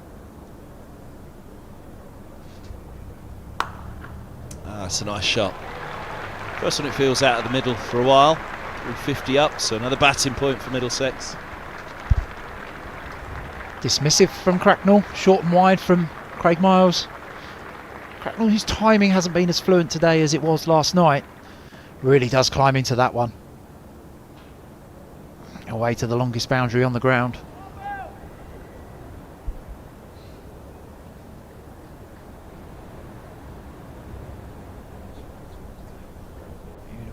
Pierced, dissected the two fielders there for Gloucestershire.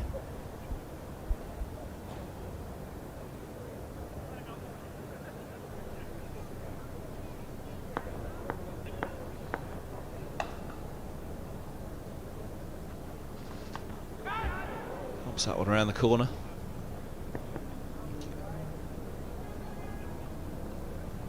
Lump of bat on it. It's a brave ball from Miles in that is the shorter boundary that Cracknell was pulling that ball towards, but probably a calculated risk to take at this stage just to try and make something happen.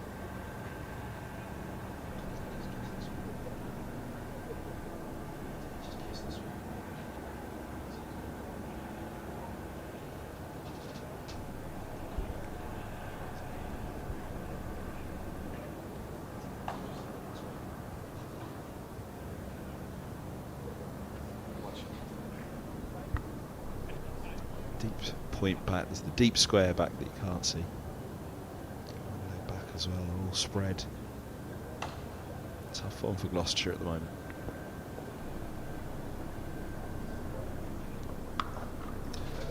And that will be the 150 for Lias Deploy. Bat raised to the pavilion. Century this morning, the 150 up before lunch.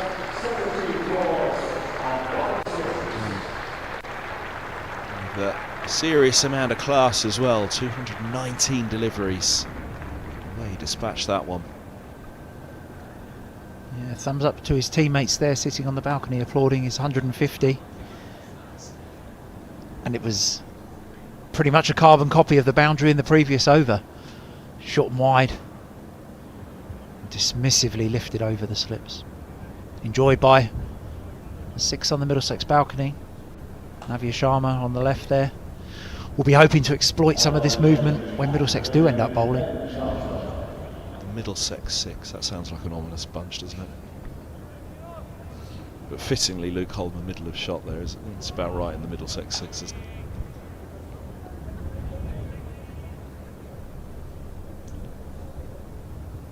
Bit of Charlesworth. First time from the pavilion, and I think, pretty sure most of it was from the nursery, if not all. 2 spells in those 5 overs.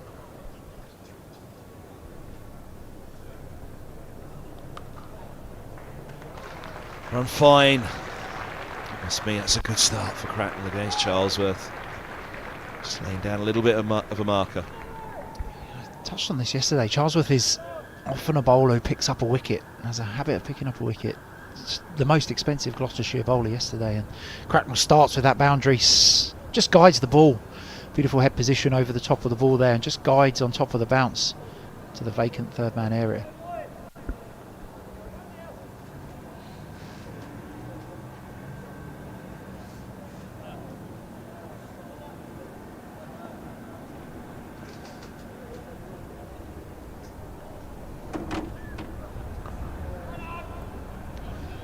The same again.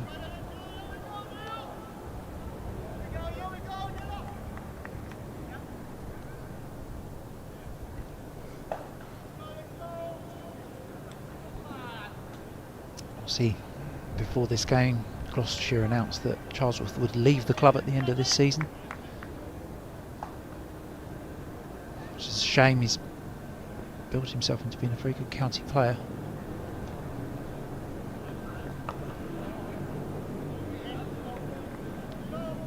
Hasn't bowled a huge amount. I think he's had some injury issues which have probably prevented him bowling too much over the years, but a fine batter. Very handy contributor in the Gloucestershire batting order.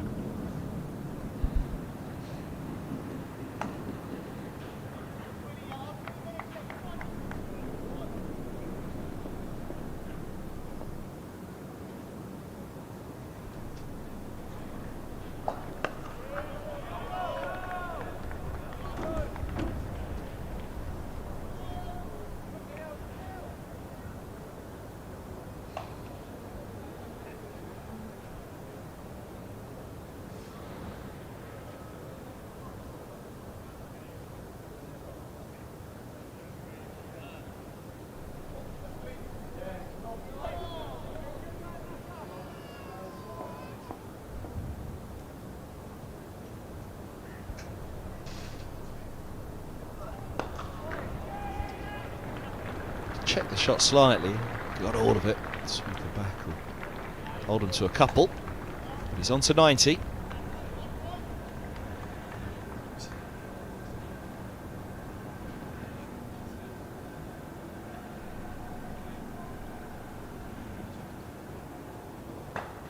Yeah, just good observation from Kev there. Just managed to hit his own front pad on the way through there, but checked it beautifully. And very nearly ran away for 4.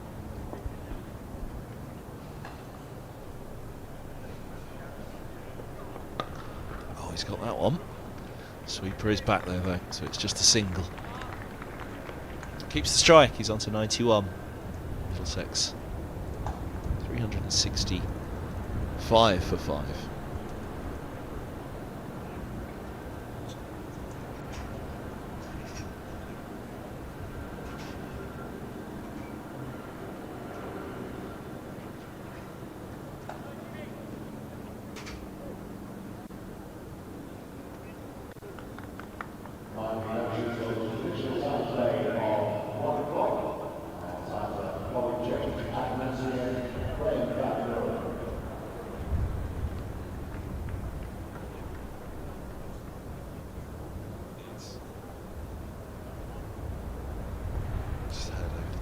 The reminder, lunch at 1 PM today. It's probably for anybody that might have been wondering about overs made up from yesterday.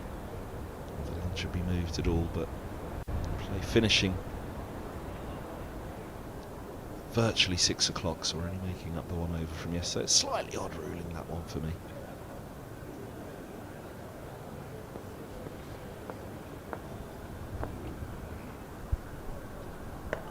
First bit of spin on offer for Gloucestershire on the second day. 9 overs for Van Buren yesterday.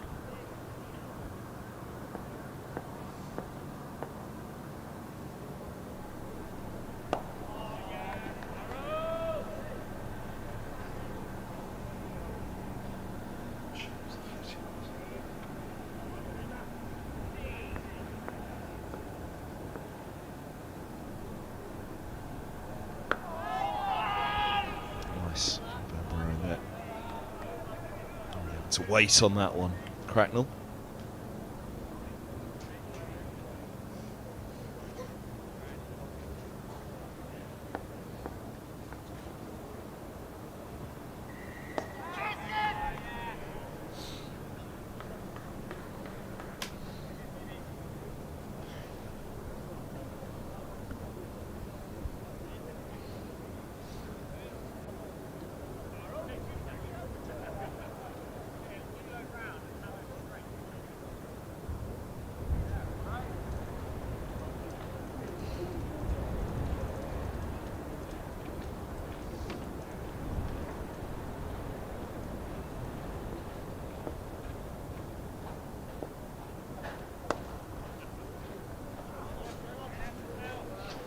Nicely turned into the square leg area by Deploy there off the back foot. Takes his total to 152.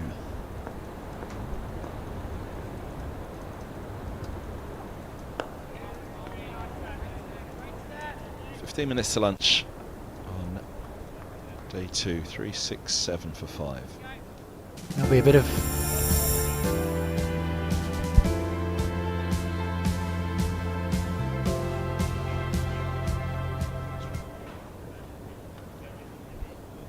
as you say, 15 minutes to lunch. There'll be a bit of excitement in the changing room for Middlesex, not only because of what's on the field, but new head coach Peter Fulton, Rory Coots there on the right hand side, Tim Murtagh, Alex Fraser, lead analyst, all big Liverpool fans.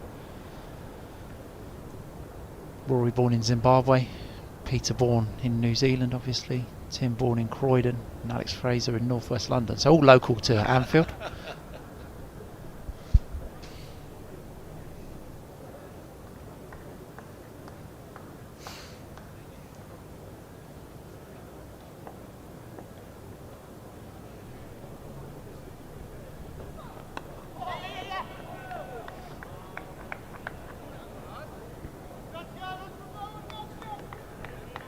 Just ticking this over nicely now. Middlesex runs the bowling change of Charlesworth and Van Buren, the double bowling changes. Just help that scoreboard just trickle along a bit quicker than it was.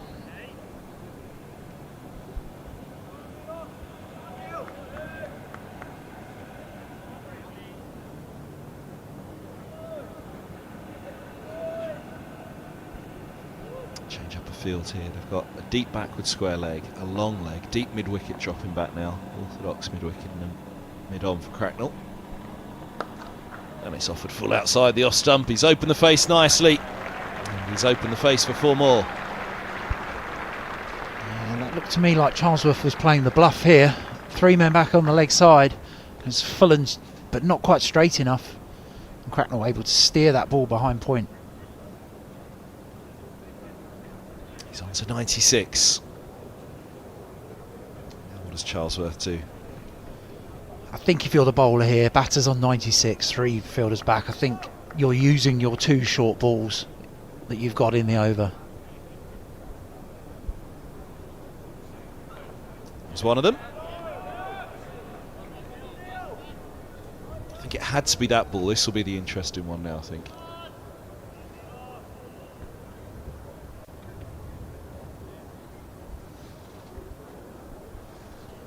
I don't think that one was called, was it? Was that called as one for the over? I didn't notice that umpire Jack Chantry called it or not. That's my fault, I wasn't looking at him. So it'd be interesting to see, as you say, where Charlesworth chooses to go with this one.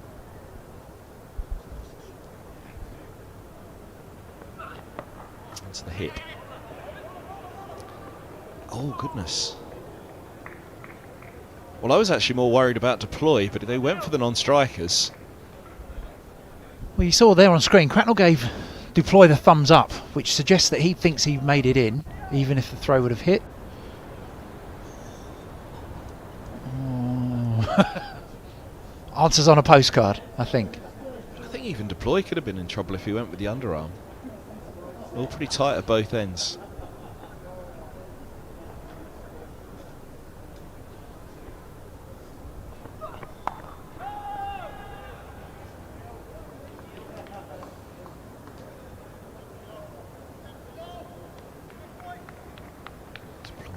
The short boundary now.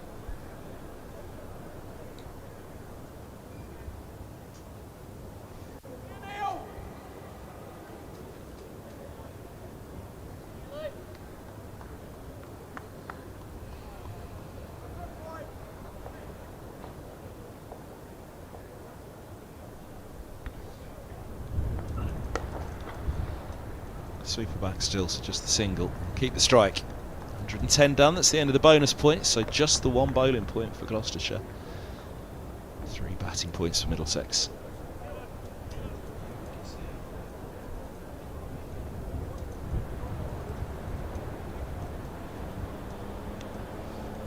Ah, there we go. 3-1 to Middlesex. I think the point you made off off mic there a moment ago that Middlesex have worked incredibly hard here for their 3 bonus points.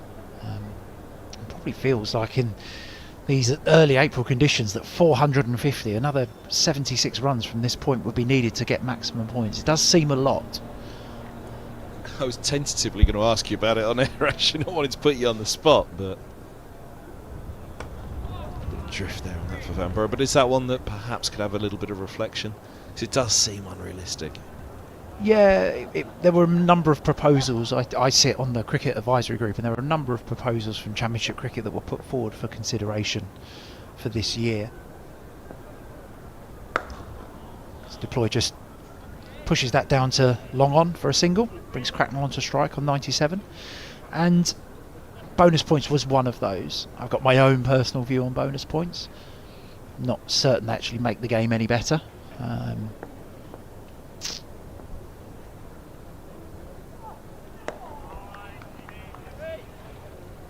But yeah, there is an argument to say that they could be shifted down, back down to where they were a couple of years ago.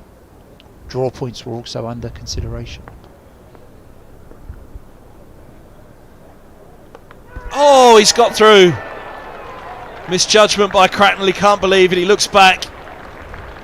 Just got the lines wrong on that one, a rare slip in the innings from Cracknell, for which, for the most part, have been masterful. Just on the verge of the milestone.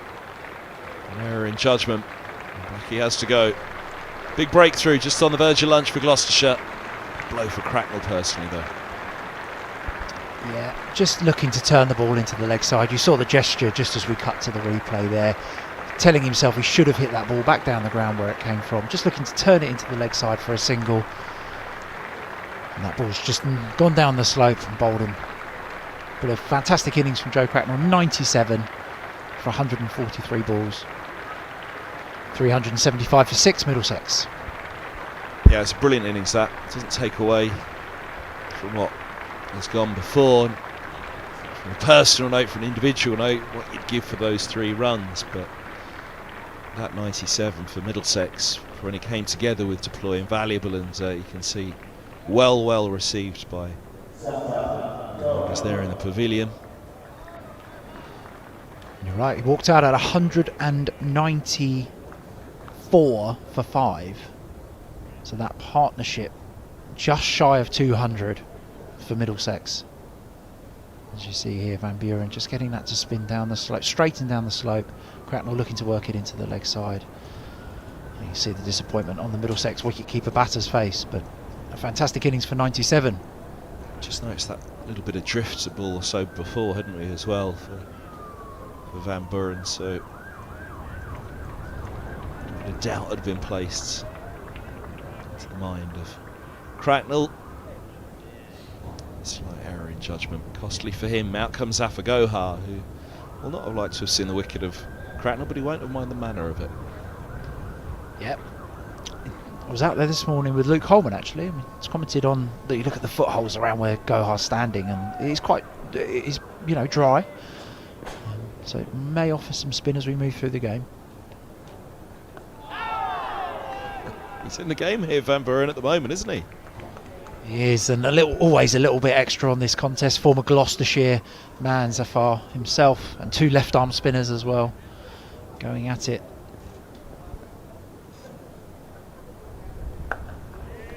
Into the wind here, Van Buren from the nursery end. The slope. 375 for 6, not to be. One first-class century to his name so far, Cracknell.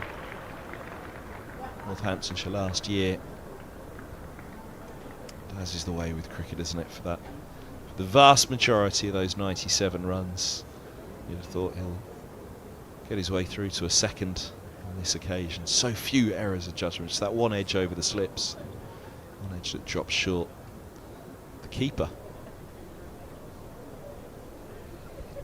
Going to have a bit of double spin here now for Gloucestershire in the 7 minutes before lunch. Ollie Price, off spinner, coming into the attack.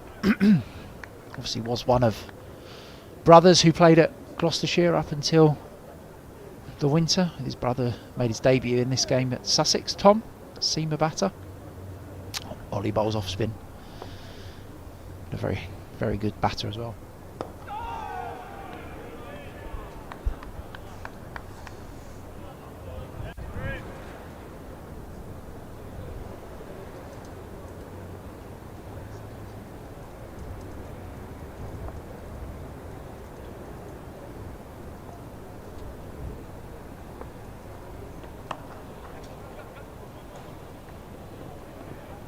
Looking for 2, but they'll settle on 1.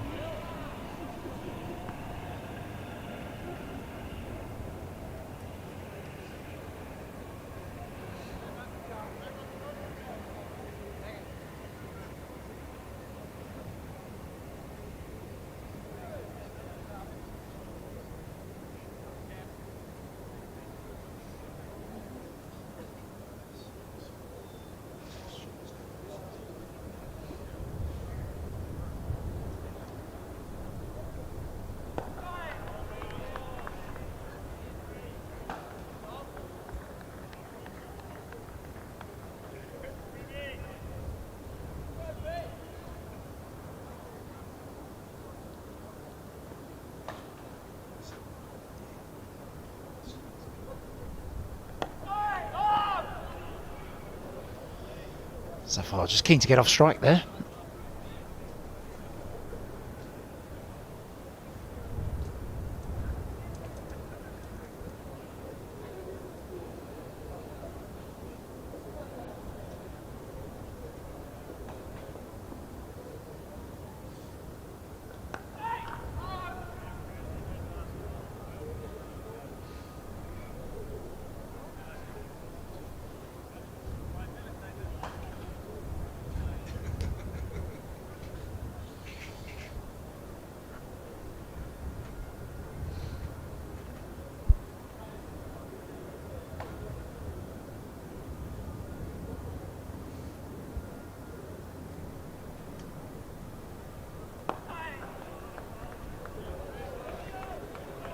Tidy over from Ollie Price, just the one came from it.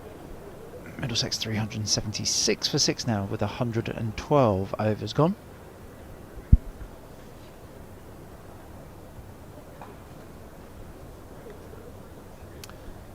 Should squeeze 2 more with the spinners on.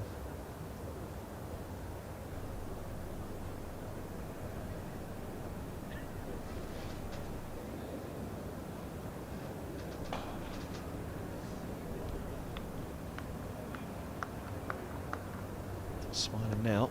Smiling more if they can grab another one before lunch. Deploy just cuts that away to deep cover.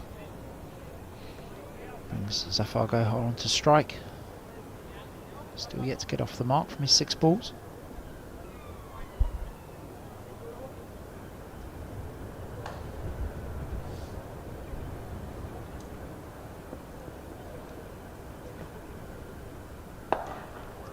With a width.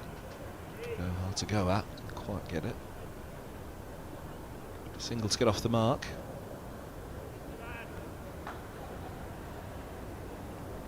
Maybe a bit of rain in the air again out there. Just the feel of it on one side of the ground in particular.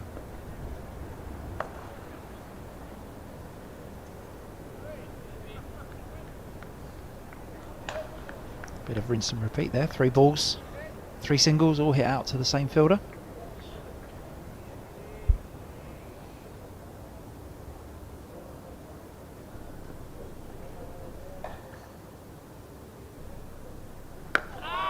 Middlesex happily rinse and repeat this innings all season. It's been a promising start with the bat, hasn't it?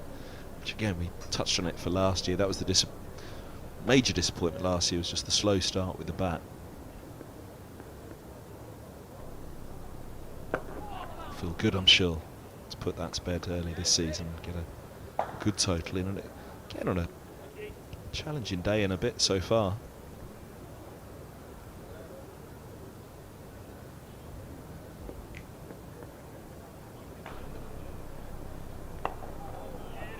Tuned in yesterday and just tuning in today. It's been no walk in the park for Middlesex, despite the fact they'll be feeling pretty good about life just before lunch. 1 more to go before the interval.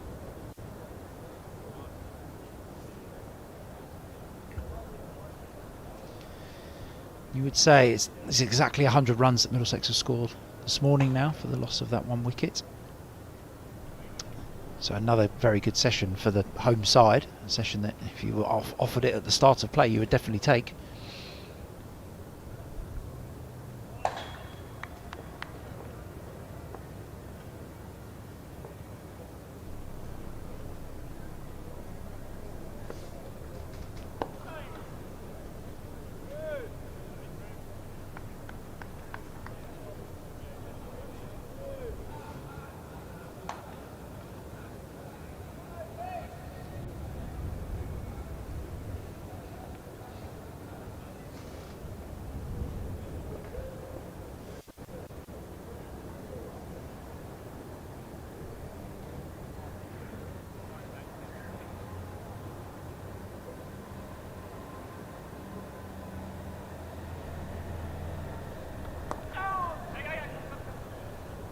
Just nudge around the corner there. Off his right hip from Gohar. Just hands the strike back to Duploy. He's 159 not out. He's played beautifully again this morning, hasn't he?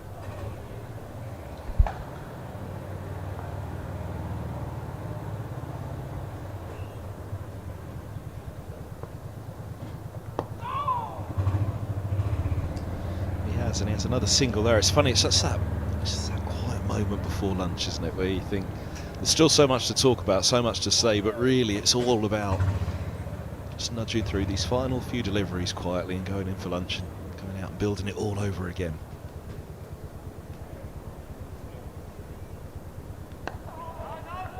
It's worth a reminder to everyone of the slight change in regulation, but it doesn't affect lunchtime. So if in the last over of the day, if you lose a wicket, the new batter does now come out and face the remaining balls.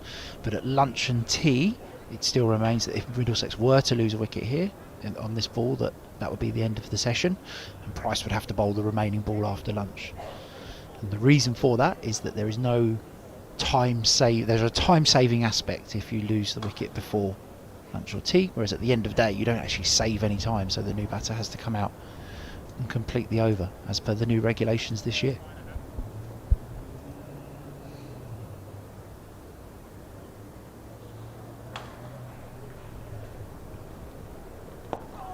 Can you remind me of that next week, please? And the week after that. And it always takes a while for a new regulation to settle into a commentator's brain. And it's not just me. It's still 6 balls and over. 96 overs in a day, apart from today, where it's 97.2. And that is the last ball before the interval. 382 for 6. Just the wicket of Cracknell this morning. Great disappointment for him on a personal note, but great delight for Middlesex. And Gohar, 14 deliveries for his 2, but Deploy 160 from 231.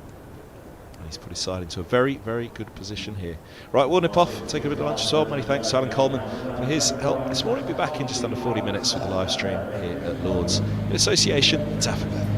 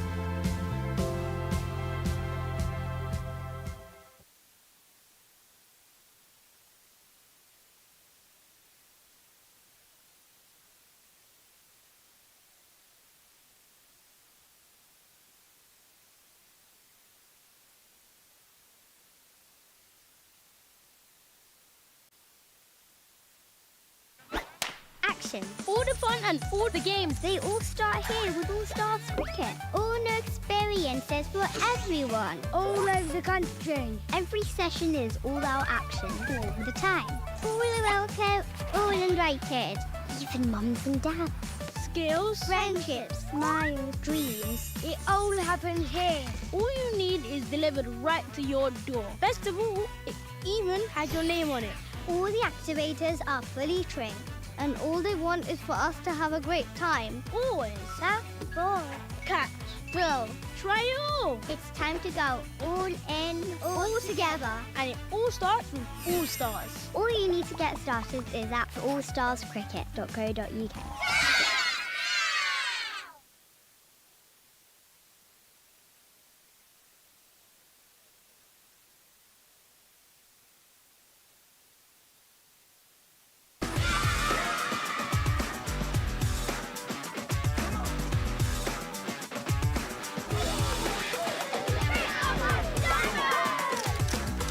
Power your play this holiday at Dynamo's Cricket.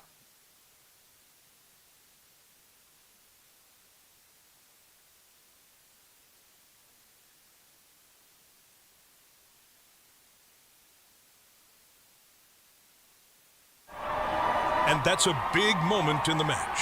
Here and now 365. Amplifying brands in the UK.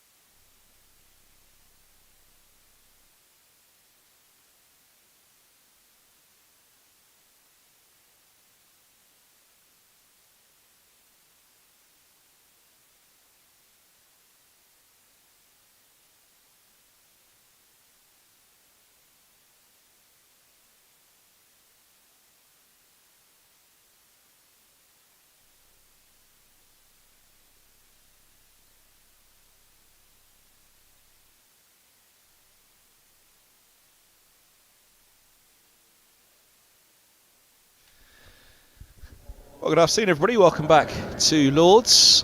Second session of the second day of the season. Bit of work to do for Gloucestershire. They made one inroad this morning. They'd have hoped to have been batting themselves by now, but Joe Cracknell out just shy of what would have been a richly deserved century. Skipper Leas Deploy still there, though. 60 to his name, Zafagoha for the Gloucestershire man on 2. And Taylor with one for 63s to get us underway for the session. Away with another scampered single, another one that would have been tight. There's a lot of them this morning. It's been a clear intent that running between the wickets. Zafa had to be on his toes here. Only just.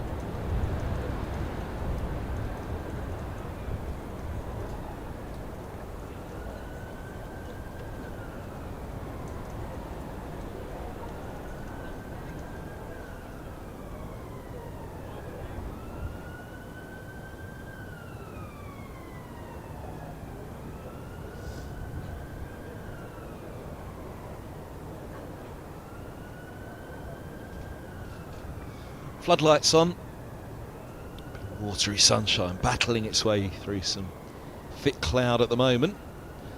Taylor's battling the wind.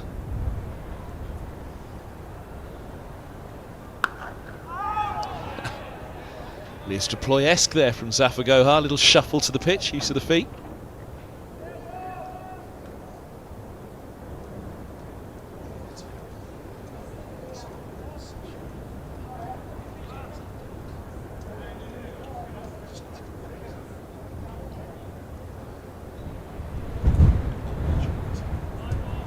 That's what we want to see. Look at the sun now.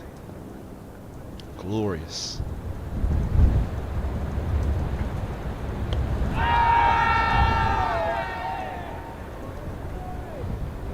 Through at the pavilion end and the slope was going the other way. And the bowler might have joined the slips and the keeper.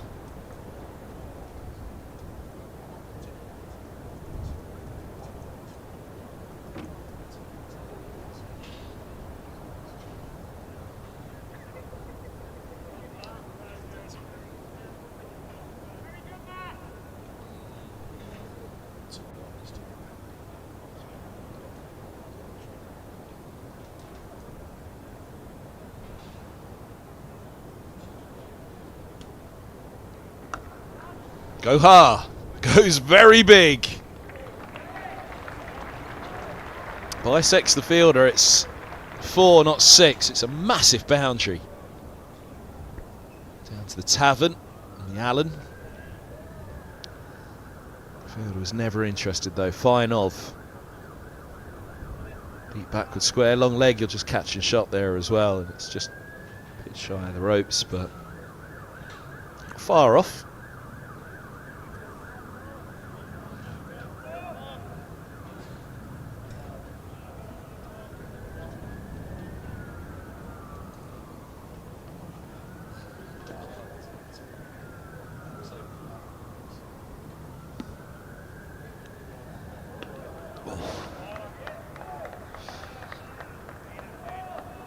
Got a bit of swagger about him out there at the moment, Zafagoha. I wonder what the chat has been, if there has been one. Deploy's coming down to have a word with him. You'd have thought that Middlesex will try run him into the dirt here, keep him out there for a while, rather than be dashing to something.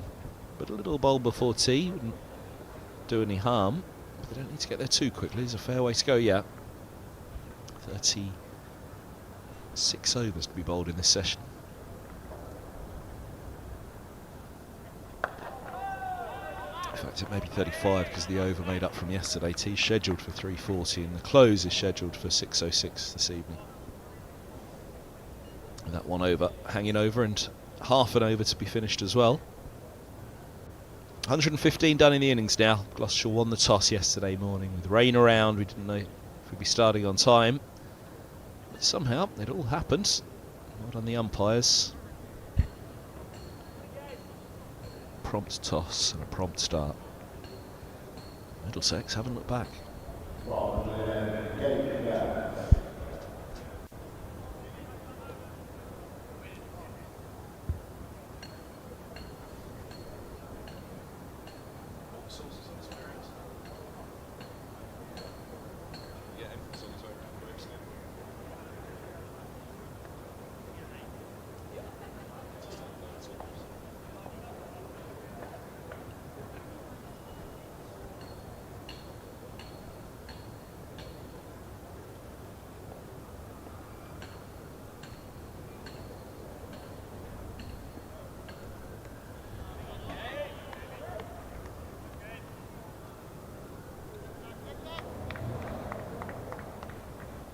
And the umpire surprised Jack Shantry. What's that big orange thing in the sky? Bit of sunshine, it'll be warming for the umpires. It was a cold day for everybody yesterday. You've always got to spare a thought for the umpires standing so still for so long in that cold.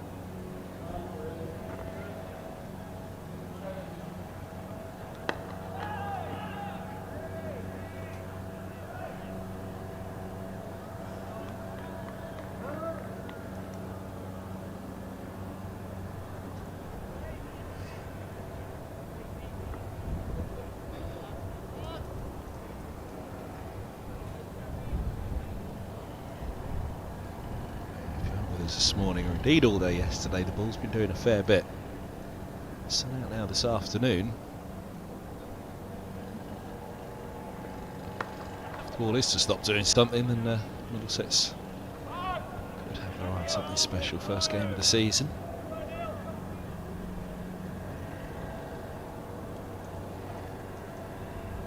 Might be a threat of a shower or two again tomorrow, but nothing too ominous.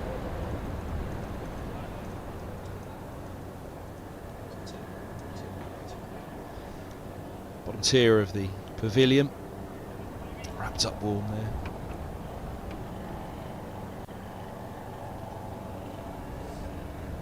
There we go. Southernly. Oh, that's a lovely shot. Kohar looks in the mood here. Beautiful flow of the bat.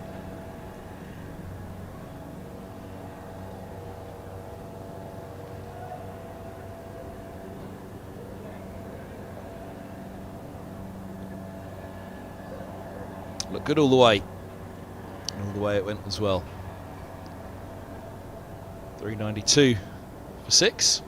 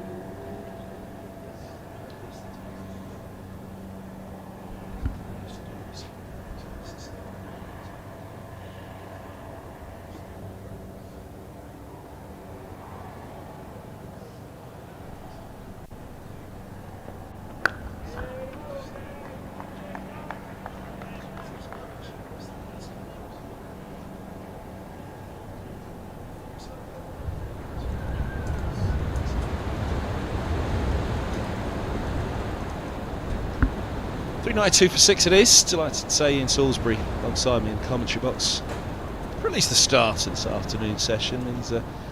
He's had lamb for lunch, so it's whether you can stay awake, Sauls. Yeah, the graveyard session after a Lord's lunch, and the top chef, and the lamb was sensational. I'd like to say I had fruit salad for dessert, but I did have ice cream as well. Lamb or sea bass? Should let viewers know is the option. I think we might have gone for the sea bass. Anybody go for that? I don't think so. On my own then. I had the fish yesterday. The salmon was sensational yesterday, but the sea bass is also outstanding. But obviously, when lamb's on the table, you've got to take it. Take the lamb on.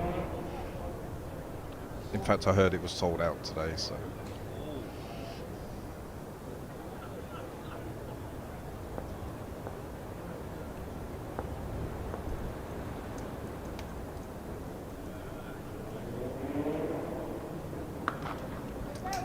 So not a bad start to the season all round then. Salmon on day 1, lamb on day 2, and 392 for 6 haven't been put in.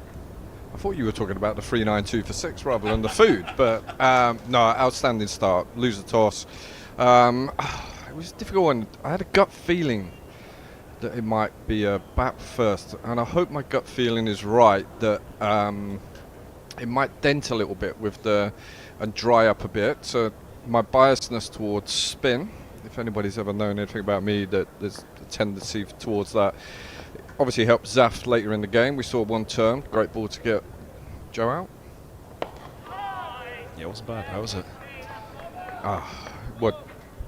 Yeah, I mean the field Joe played superbly, a magnificent innings, but part of me was then, ooh, one's turned.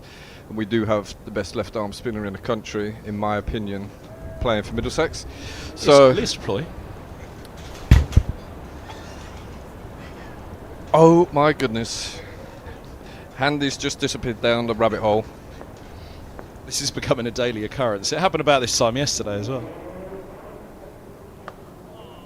It's clearly the floorboards up here can't support the weight after lunch. I think the sea bass is definitely for you, not the lamb. Oh my That's goodness. the hole that I've disappeared down and taken this with me. Alice in Wonderland and Kevin Hand. It's lucky they don't have replay on Comcam. It is Easter, mate, and there's a lot of rabbits and holes and Yeah. all that sort of stuff, so yeah. Where's the egg? You haven't brought any gifts. To be fair, Coley did bring an egg over before lunch. I might have had a little bit of chocolate, but Myrta, who's for Lent, gave up chocolate and devoured half of it.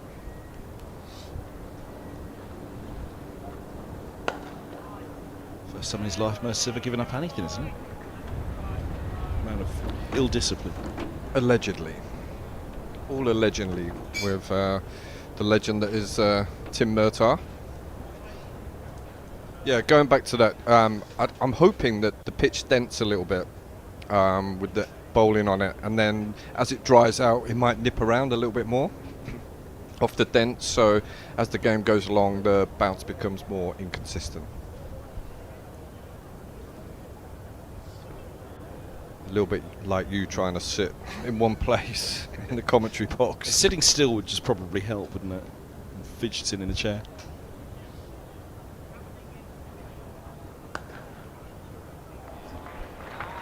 What has Safa Gohar had for lunch? Because this has been quite the inning since he's come out. I mean, we didn't see the best of Zafar Gohar last year with a bat, but we actually saw when he was playing for Gloucester against us that he can bat. He's literally blown up the Truman machine at Merchant Taylor's School. He's used it so much. And he's worked really hard back in Pakistan on his batting, and he's determined to show everybody that he's more than capable. He sees himself definitely as an all-rounder.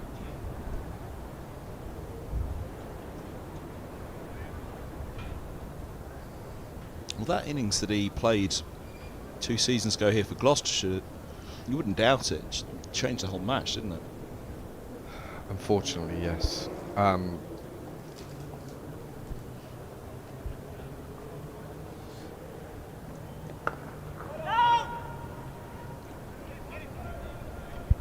Yeah, I mean, there was some debate, to be honest. There's some people calling for Seb Morgan after his 97 last year in this fixture to be batting at 8 and Zaf at 9.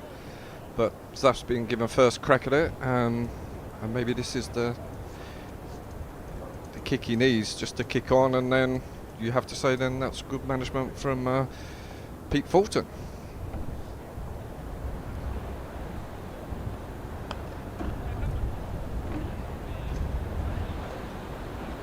How is the new fella adjusting to the lunches at Lord's? Lamb for Fulton as well? I mean, obviously, a man from New Zealand, you'd be very surprised if he didn't. But I mean, that's a big frame to fill, isn't it? 6 foot, plenty, big shoes.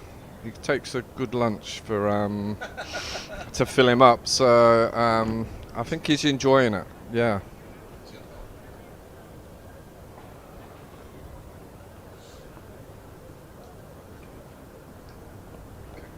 Oh, wow.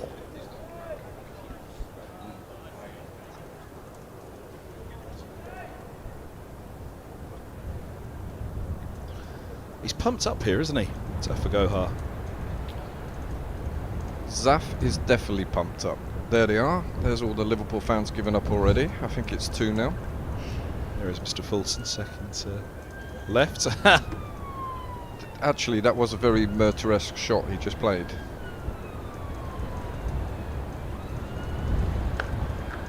love that after whatever he just said, Mercer, he had to have a little look at Peter Fulton after to see what the reaction was. Get the gauge of the new coach. Does he like my humour or not? I mean, we'll check the size of him at the moment, at the start of the season, but obviously as the Lord's lunches go along, we'll see what size Pete is in a couple of months' time.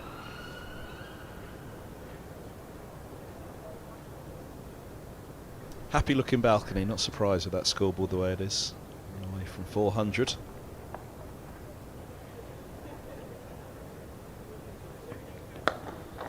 Any guesses for what the topic of conversation was there? That it looks like Mercer's up to no good, whatever he's doing.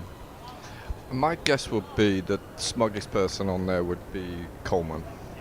Avid Brentford fan, enjoying the demise of Liverpool amongst Liverpool fans. And that will probably be mentioned because they're now not watching the game, so I'm assuming it's getting a bit messy.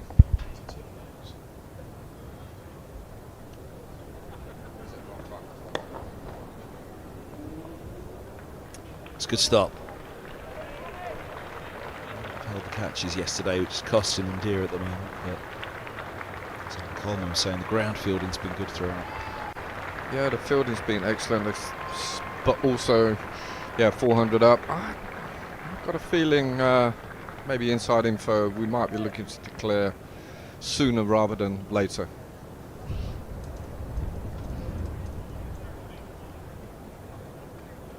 Sun out, deploy on 166. Only 4 sessions into the game. Red ink to add to his 260 not out. Yeah, okay, I see where you're going with this now.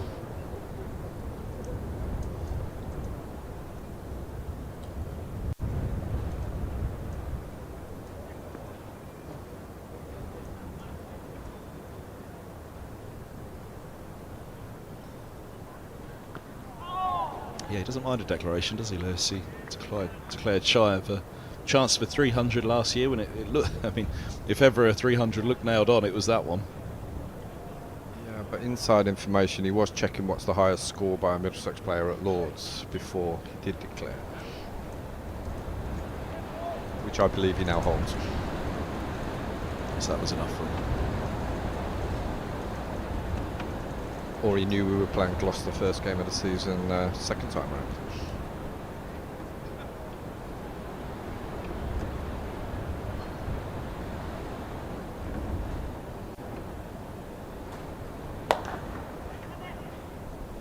Saw John Carr last night, whose record Elias Deploy took in the game last year. It was Carr who had the previous highest score for Middlesex against Gloucestershire.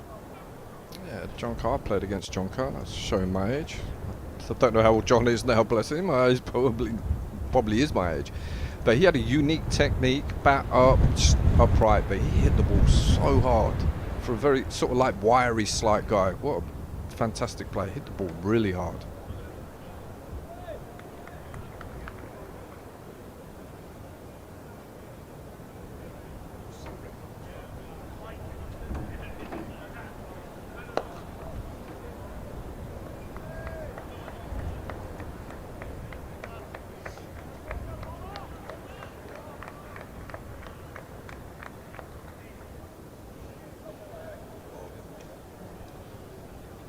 Hendren still has the highest by a Middlesex batter at Lords by 14 runs from the 263.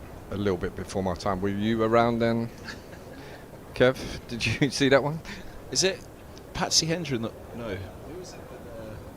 Who's Richard Johnson? Oh, it's Gubby Allen, isn't it? Was it Gubby Allen that Richard Johnson sits one behind for best bowling at Lords? Is that right? Oh, there goes... Deployed it now. No, but second best figures by a Middlesex bowler, wasn't it? With his 10 for 45 at Derby. I've never heard that story from Richard Johnson on any occasion. He mentioned that quite a lot, actually. He kept quiet his 2 centuries versus my 3. Kept that one quiet, but he did mention the 10 for a few times.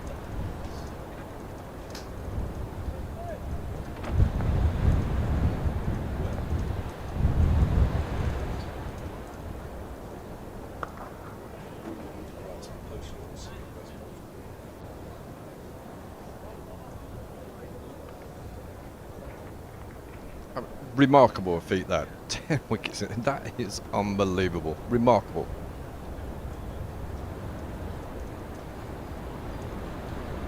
But to be fair, wasn't a bad bowler. Yeah, at Derby that one was. Before he headed off to Somerset. Injuries sadly got to him, didn't they? Into Somerset. A stint back at Middlesex at the end of his career.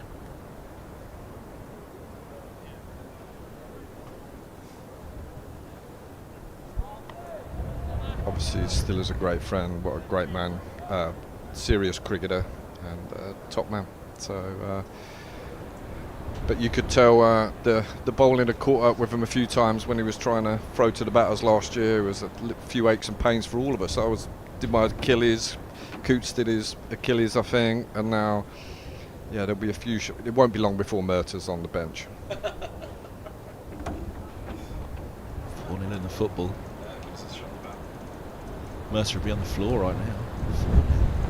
4-0. They've stopped watching. Look at them. So that Pete got a hood up. He's just hiding now. He just doesn't want to let anybody know he supports Liverpool. He might even have LFC in his trainers. Oh.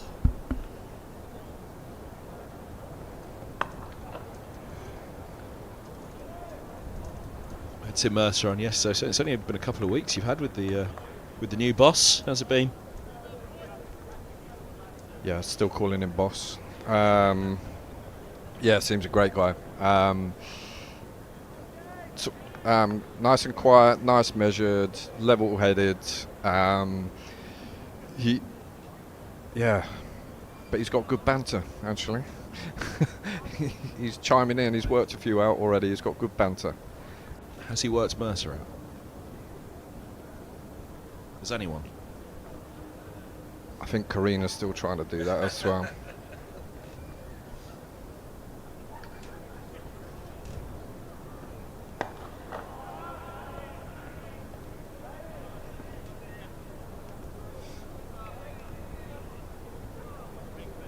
Now Pete's come in very level-headed. He's obviously done his homework. Was very keen to get the job.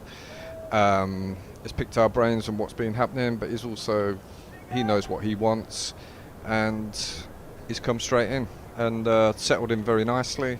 Done a lot of observing and watching.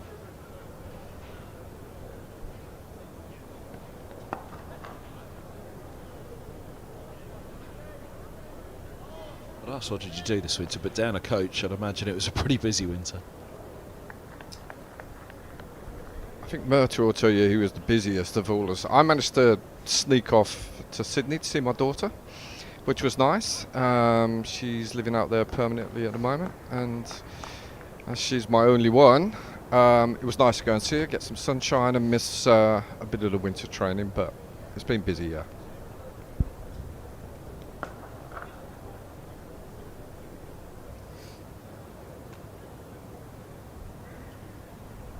No, the guys have worked hard in the winter, but quite a few were away, either various leagues or playing cricket in Australia or various parts of the world. So the ones that were left at home, they had clear plans and they've worked hard. Obviously, you look at something like Crackers, very measured and comes and gets 90 odd first game, so it's always pleasing. Yeah, that was some innings, and that passage of play last night from Cracknell was quite extraordinary, really, and it's almost defined this innings, even though Deploy's out there on 169, the way he went about it yesterday, even Cracknell. Yeah, I don't think we should forget about Dupper. I think the whole game changed as soon as he came out to bat yesterday. His innings has been outstanding. I actually think they bowled really well at two right-handers up top, but I think as soon as we've had a left-hander out there, they've struggled a bit, their bowlers, for line.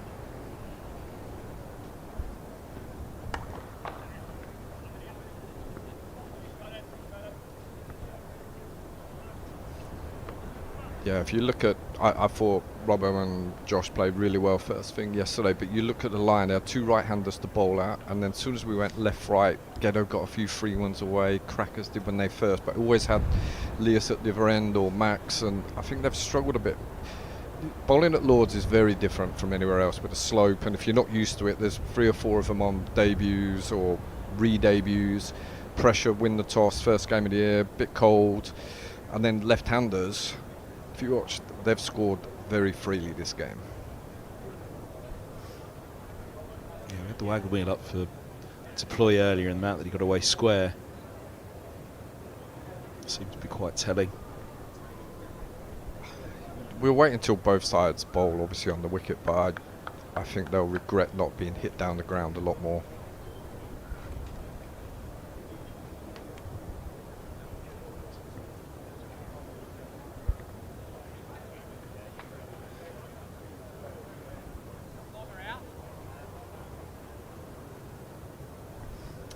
Price, 1 for 21. Down deploy. Yesterday evening. Picked up Higgins an over or so later.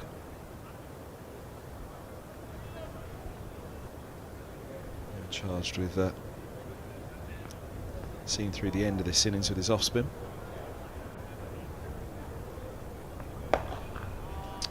Zaf and Ollie are really good mates, so this could be an interesting passage of play. Zaf will want to smash him, but not get out, and if Ollie gets him out, it'll be a good celebration.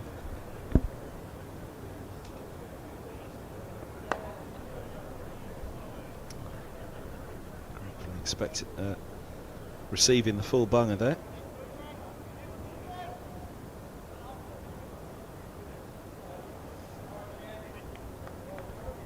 He's glorious out there at the moment.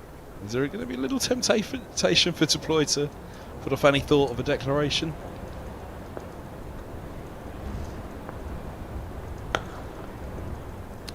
I'm not sure. Like, a few drinks keep popping out at the moment. I think there's mixed messages going backwards and forwards. It's a good test. I mean, nice one to have for your first game as head coach. Thinking about declarations.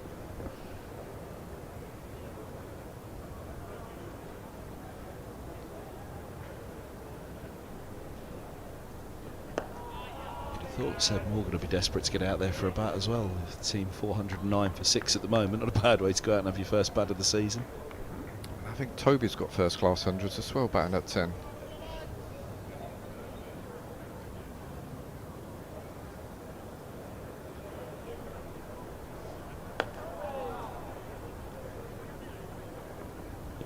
The point last season, I think it was, that this is arguably the best batting lineup. I think Middlesex.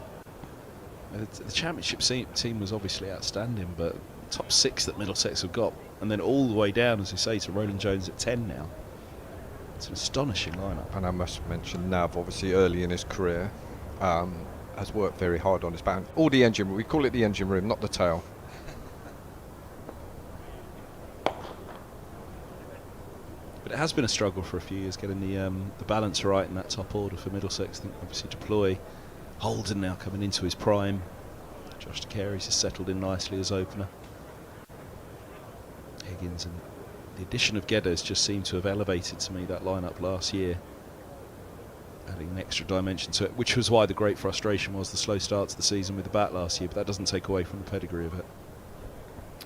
Yeah, it seems to be shaping up nicely, and if you think sort of almost couple of the reserve batters there as well. You look at Nathan Fernandez, the first person in the history of, is it Middlesex cricket, to get 100 on debut in the first innings.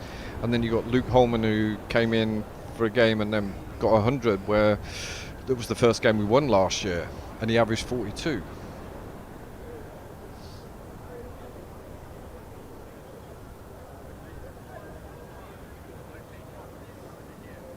I know, chatting to some of the Gloucester guys, they were sort of looking at a few of our players that weren't playing netting yesterday and going, you got some big lads there and some good players not playing. That's a good sign we're moving in the right direction as a squad.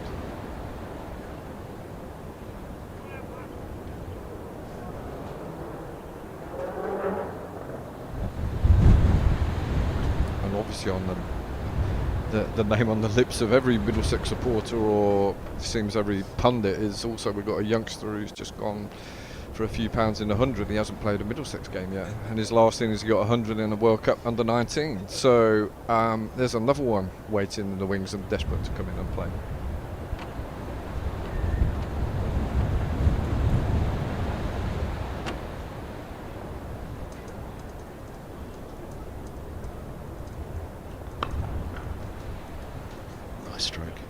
a single, sweepers a setback. Yeah, young Mr. Faulkner. There's a long list at the moment, isn't there? I think probably it's tough for the batter as a batter to get into this top 6 at the moment. It looks like, but for the bowlers as well, I think probably the key for me, looking from the outside, looking in this year, will be how competitive the young bowlers can be amongst each other to be in that side alongside Roland Jones, Higgins, Helm. How cool, although we're not in this game. It bodes well that there is that competition. Lovely shot there by Zeph. The back cut. Sam Robson's favourite shots. He'll be on the balcony applauding that. He'll love that shot.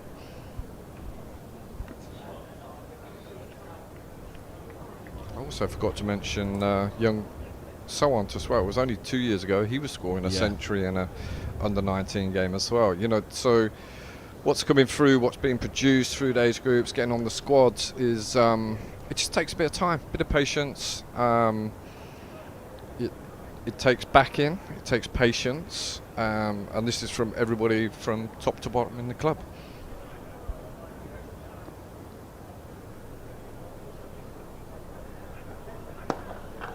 Well, that's where the bowling one, I think, I focus on that at the moment, because that's where that last perhaps little area in the first team where you just think, right, okay, what is an area where with youth you get peaks and troughs, don't you?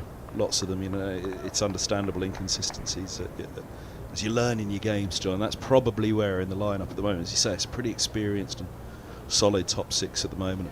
What Cracknell's just done at 7.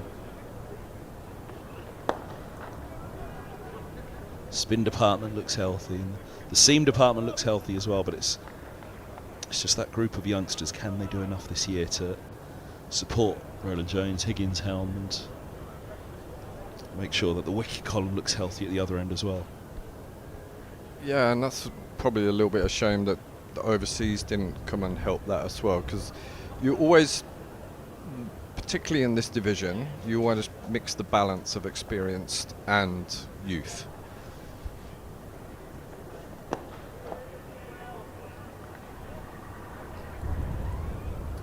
But it's massively important that obviously we help give time, patience for all these youngsters, because the aim is when we do get back to the first division is that you've got these youngsters, they're a couple of years further down the line and they're ready to perform in the first division. It's not just survive. You don't want to be having a relegation battle when you get back up. You want to be able to go in the first division and survive and then look to push for honours in 2 or 3 years. The over for 17 for 6. Yeah, and that's the thing. It's a real opportunity now, isn't it? Massive opportunity. But that's the one area where you look at and you think, okay, the batting was slow to start last year. Lightning's not going to strike twice there, surely, with the calibre in that batting lineup. And we've seen it here. 4-17 for 6. It's a really good marker to have laid down from the top order, isn't it? Yeah, I've heard that commentator's curse thing, haven't you? Before you speak too loud. I waited until they got past the 400 to say it. I mean, early season in England is always tough, whichever way. And if you have, I mean, like, we did miss out a bit on Sam last year. You look at the importance, he batted 2 hours yesterday. Might not got the runs, but that helped everybody else. Last year, if he played first game, he was up in the air. His wife was just about to give birth. I said Josh as well, the number of balls that the two of them faced at the top of the order yesterday as much as the runs. And young Nathan had a go starter last year, and he came up against some, like, I remember Bailey got him out twice here.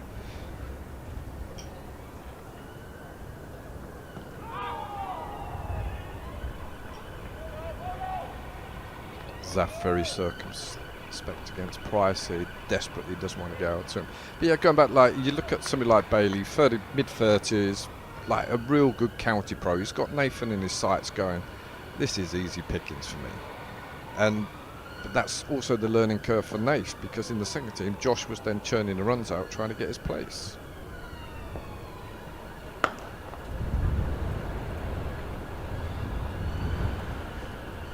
And then vice versa, what you want to happen then is now Nath to go back in the second team, and he's going, I'm going to churn the runs out with Swanty, with Caleb, and the likes, and say, I want to get into the first team. The people in the second team last year earned the right to play in the first team, but they also, how we talked to them was, don't get enough runs to get into the first team, get enough runs and wickets to perform in the first team. Sliding down that one. And against the slope.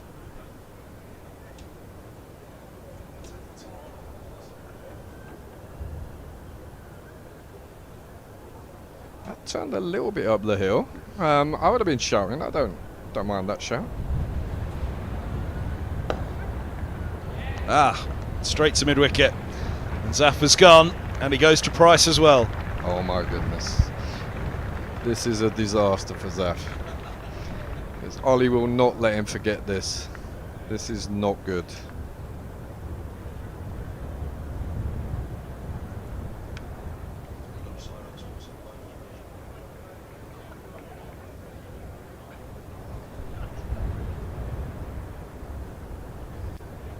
It's nice to see 3 wickets fall into spin though, which it just proves that the longer this game's going on, the man walking off now is going to play a massive, really important role for the rest of this game.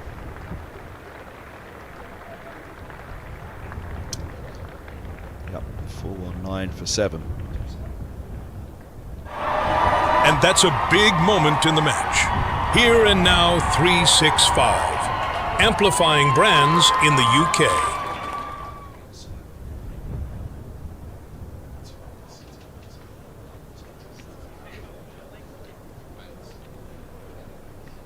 Yeah, that was a muted celebration from Gloucestershire, that wicket, but that's a match situation. I'm sure there'll be plenty more to be said about it between Zafar Gohar and Price after the game.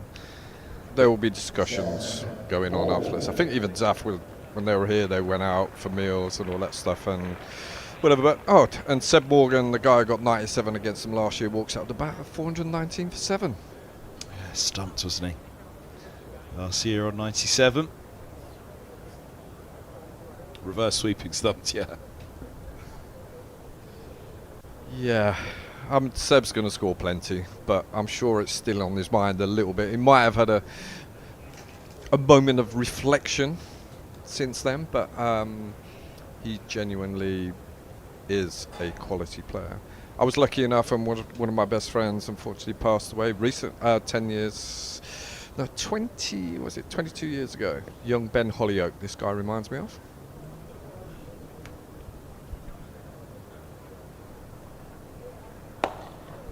Blimey, there's an accolade.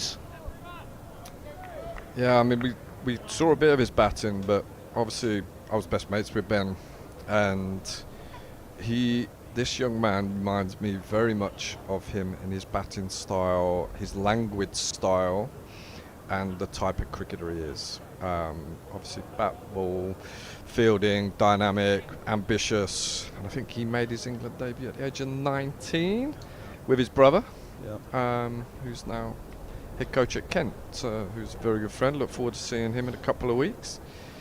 But yeah, with him last year down in Kent, didn't we? Canterbury. I missed it. I was having my part of my Achilles operation. I missed it last year.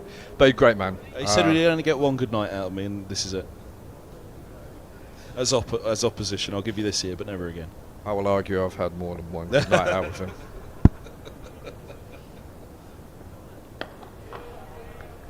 There was recently a picture, when they were talking about during the Ashes alcohol amongst professional cricketers, there was a picture of Surrey winning the championship with him and a bottle of champagne. And then Coley pointed out there was also 2 other coaches, current Middlesex coaches in that picture as well. One myself and the other was a young Tim Murtagh.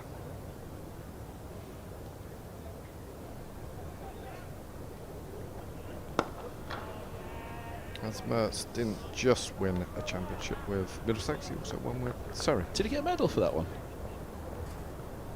Depends how many games you had to play, can't remember. He probably would have done. And he definitely needed a chest to pin it on at that stage.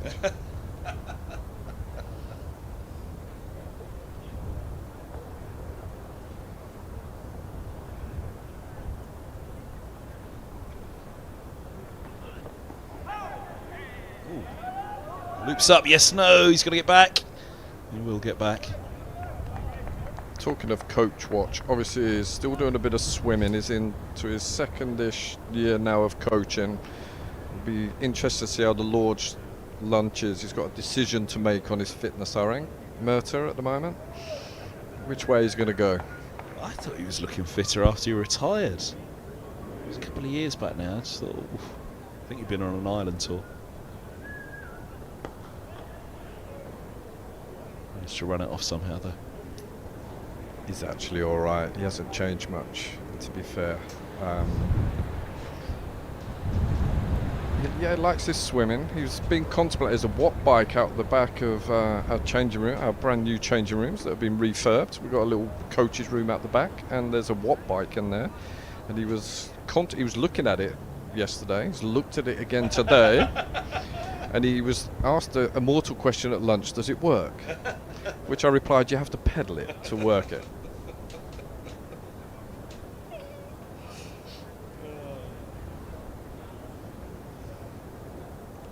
So I'll be able to report back at any stage if he's managed to pedal the watt bike. He's contemplating it, but instead he had the chocolate egg. That's still nipped up the hill, whichever way you look at that. Well, that's the thing. It's moved all match long, really, hasn't it? But that's wide. You've got a new batter. You've got a new batter there. Challenge the stumps. You've got the slope. Hasn't faced the ball. Challenge the stumps. Easy game up here.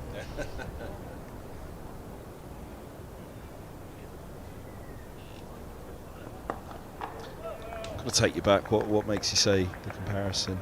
He reminds you of Ben? Just that his language style, stands upright, similar technique, very good through the leg side, back foot punching. It's just languid how he sort of goes, glides around the place. And also just the age, and that I think if you remember last, he just looks comfortable playing first team cricket. Ben always had that as though he belonged. Not in an arrogant way, just in a... I mean, obviously most Surrey people, as I know, get accused of being arrogant, but Ben just had this, I belong, I should be playing, and Seb has the same thing, but not in an arrogant way, just I just belong here.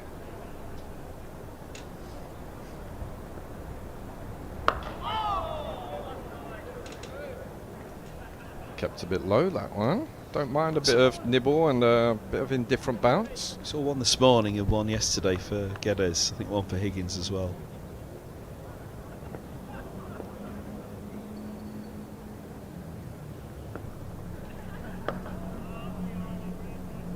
Yes, plenty out there.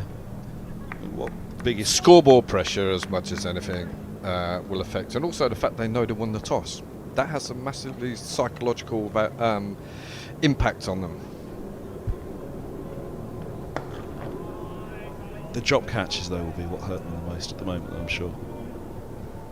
There was one too many, wasn't there? And certainly one too many big ones as well. Look, there's never an easy slip catch, and they are so close on a cold day. Not good viewing. Lovely punch down the ground there. One run. It was the 175. I think that's a lot of runs against Gloucester in his last two innings without getting out. Yeah, I mean, look, they were really close, and they are good catchers normally.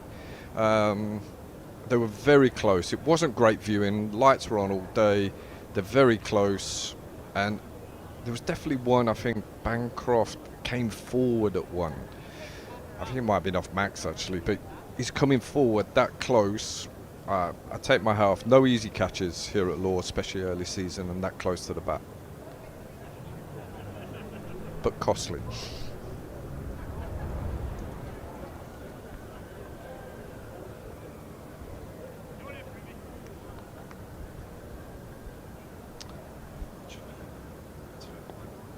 Just a little bit of tinkering of the field.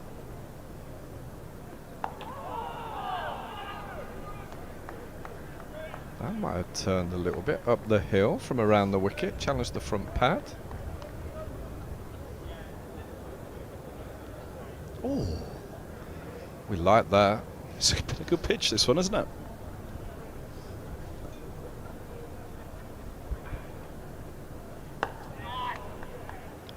4-2-1 for 7. That was I say about the drop catches. Catches happen, it's part of cricket, but the fact that the ball's been doing a bit all match long, there's a bit of turn out there as well. But Middlesex would be counting themselves pretty unlucky if they got out there and the ball stopped doing a bit. So that's why it feels like the catches at the moment in this match.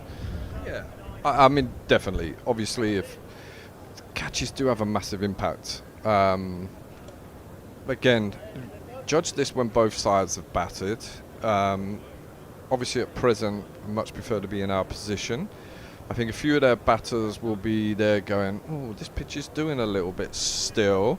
Their bowlers will be going, oh, it's flat. We shouldn't have bowled first. And so it just, like I say, has an impact within the team.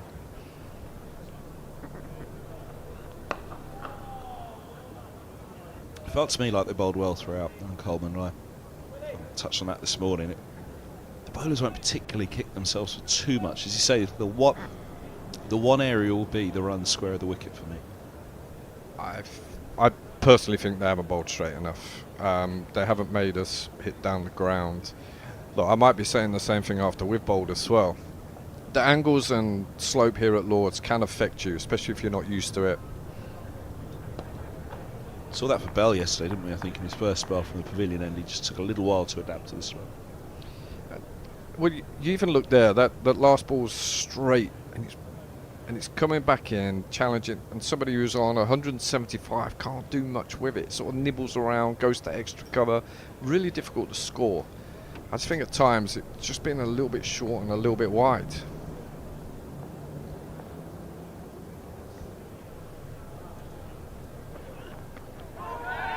There you go, nice and straight again. Goes off the pad.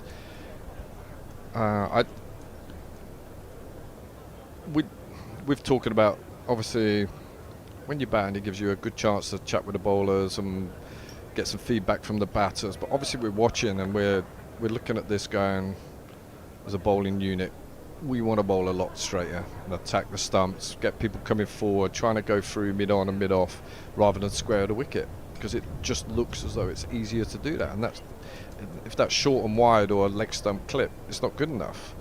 You've got to bowl a good length, top or off stump, get driven down the ground.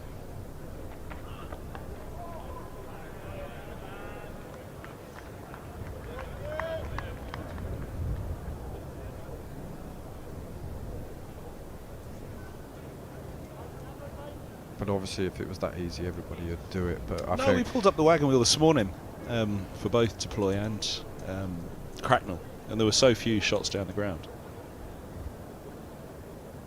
And the outfield, after being relayed, has been a bit slow. It is looking magnificent, but it is being a bit slow as well.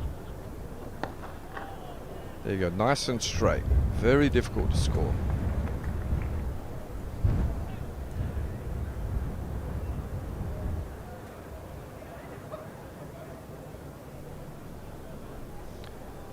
Decent enough crowd in as well, isn't it, today? There's a few more than yesterday. It looks a bit more pleasurable to watch than yesterday. Yeah, a couple fewer in the pavilion, actually. The pavilion, I think, was a little bit busier yesterday. It looks good today. Only slightly, but as you say, the grandstand and the Warner looking good. Like the start of last season, was it 5,000 day one of last year? But the weather was lovely. It was Lancashire as well, though, to be fair, who have... I think they have their own supporters club. I think them in Yorkshire have their own supporters clubs in London as well.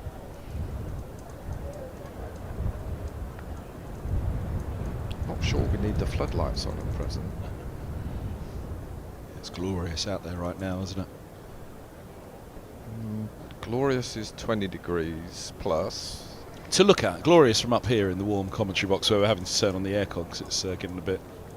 You've probably knocked it off. You keep falling down the holes. Workplace Claymore saying on this. It's hazardous down here. You're safe on that side, don't worry.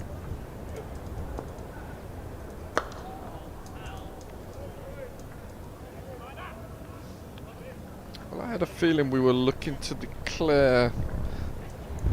That was the plan when I last left.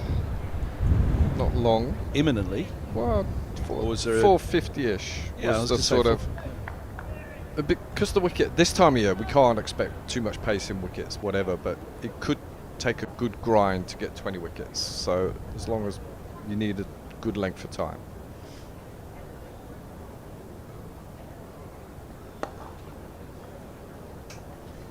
Does it come into the thought as well that it gives you the chance for the bowlers to put their feet up perhaps in a third innings, go out and have a bat again rather than just go big here and look to have to bowl for 2.5 days then?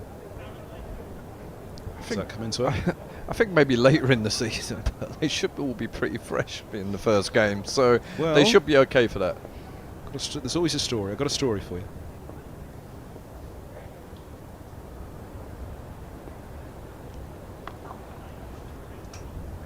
(2017) title defence begins for Middlesex. They go well first innings like this against Essex. Third day at tea, Essex a long way behind in the match, bowled out, well short of the follow-on. Day 3 at tea. First game of the season. Essex absolutely on the ropes. Middlesex bat again. Essex saved the draw on the final day. Apparently the celebrations in the Essex dressing room at tea on day 3 were huge. Essex going to win the title that year. Middlesex take 7 games to find their first win. Relegated. Ouch. Who was captain? Oh, poor old Frankie. James Franklin. I've spoken to him about it since, and he said, bearing in mind he was an all-rounder, he said, Kev, I had 5 batters, all saying bowl again, and a group of bowlers saying bat again. I'm not going to upset my bowler's first game of the season. Was Murta one of those? Yep. Beautiful shot. Languid, bit full, through extra cover, 4 runs. Beautiful shot. Actually, Stephen Finn's tuned in right now, so one of our phones will light up in a minute and say, Kev's talking nonsense, don't listen to him. It is a delicate balance, and obviously you understand that from the captain, wants to keep his bowlers on side. It's a long season, but I think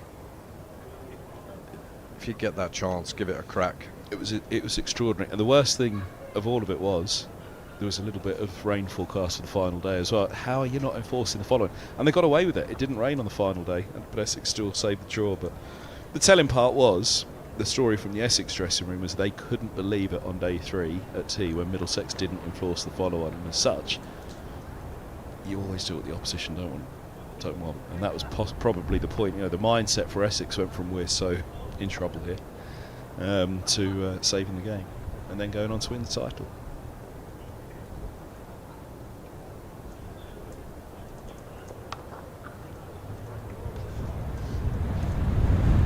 So yes, I agree with you basically. There's a story for everything though, isn't there? But yeah, I agree with you. But you've forgotten about it by now.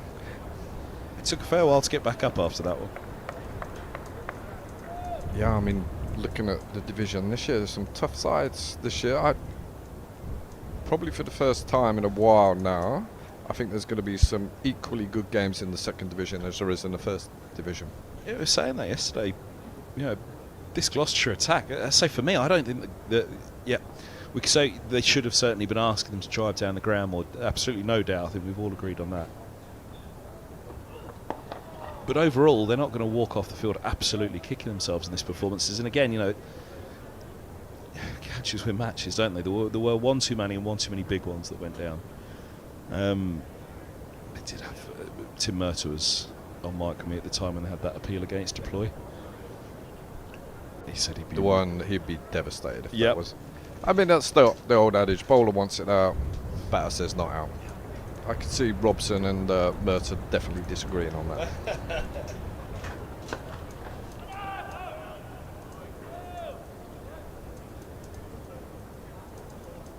But yeah, the point being, this is, you know, again, I thought Gloucestershire have given a good example of themselves with the ball, but well, I don't know what the catch. Yeah. I don't know what Derby have done today. They finished 3rd last year. Durham are having a good game. Kent will come back. Worcester will come back. Lancashire are desperate to go back up as well. There's going to be some really good games in the second division this year.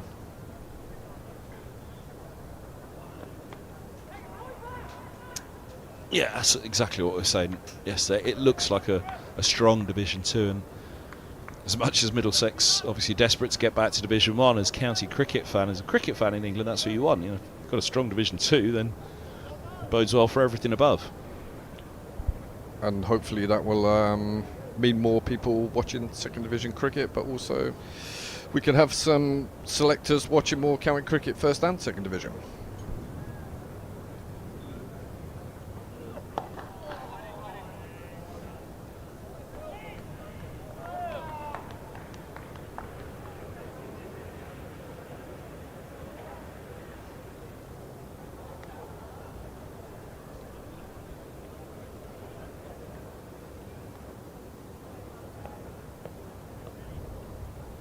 See, our friend Martin Anderson's got a double 100 today. What a fantastic achievement.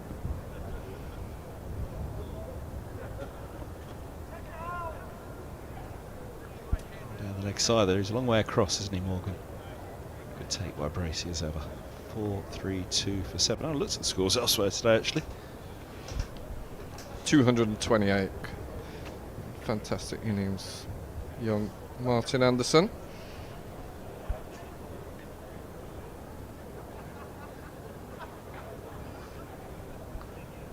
Bagel?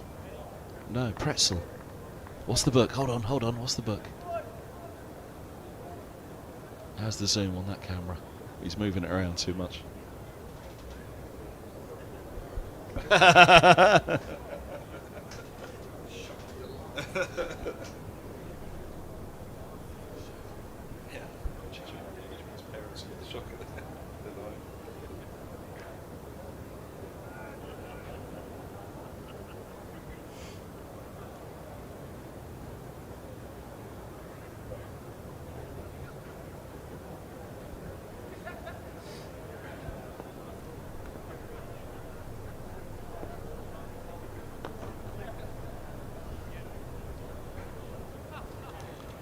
If anything says tired.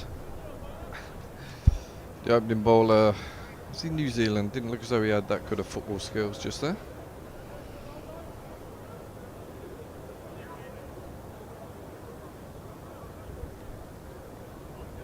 Derbyshire match there, 614 for 7 now against Worcestershire. At Derby, Worcestershire on the toss as well. Ouch.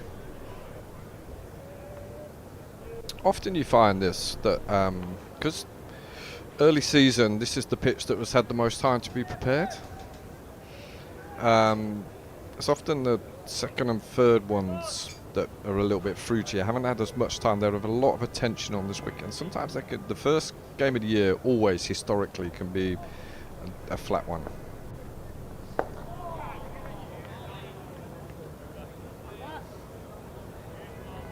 Anderson's gone 2-2-8, caught and bowled D'Oliveira.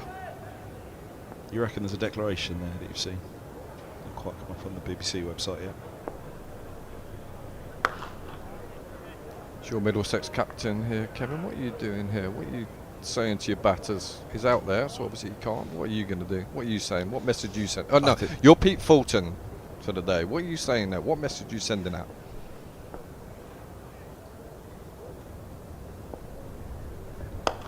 I think that sunshine looks too good at the moment.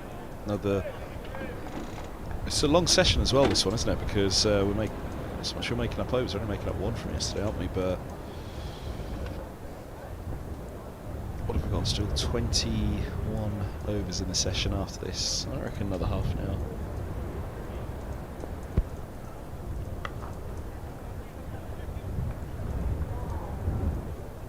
Sounds like sitting on the fence there, Kevin. If you, we can't go much longer than another half an hour, can you? Well, make your mind up. Which way are you going to go? 45 minutes. Are you also saying, would you like to have a little bowl at them before? Oh, 100%. You've got to have a bowl, surely. Well, at some stage, yeah, but before before tea. Surely before tea, you've got to have a bowl. I think 6 2 overs, pops. 8 overs. But then if you get a couple, you wish you'd have had 12. But then if you get 3, you might wish you had 14. If you got none, you wish you'd have gone for 6.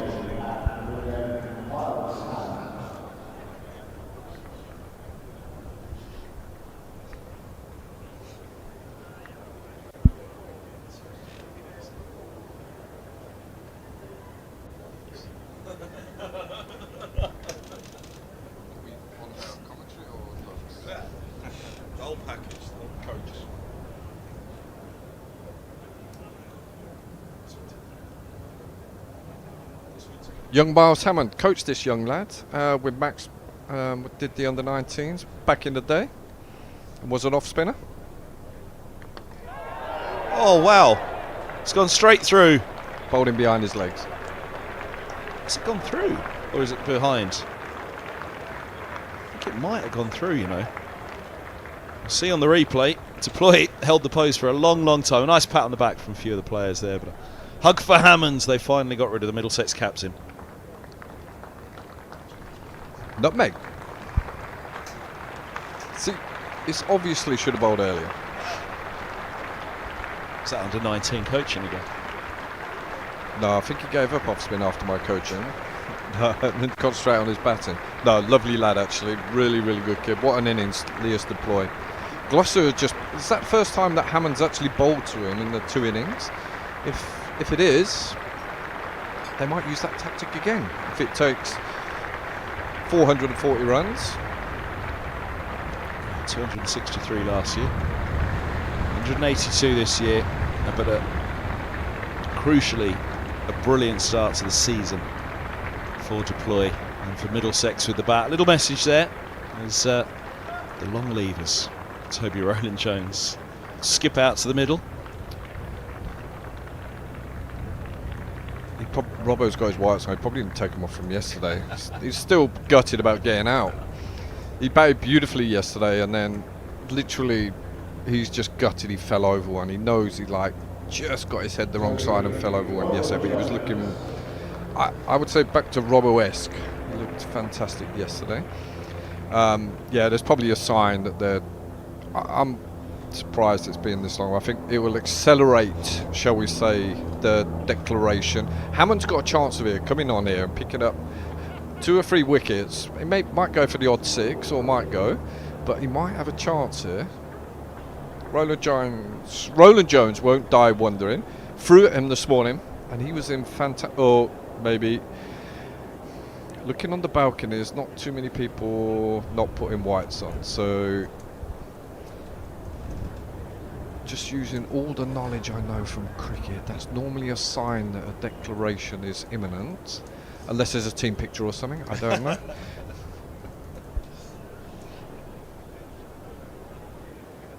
Yeah, this could be some fun. Just adjusting the field. The big boundary for Rowland-Jones. I mean, we've seen him thump it over that boundary. Sussex game here a couple of years ago, actually, when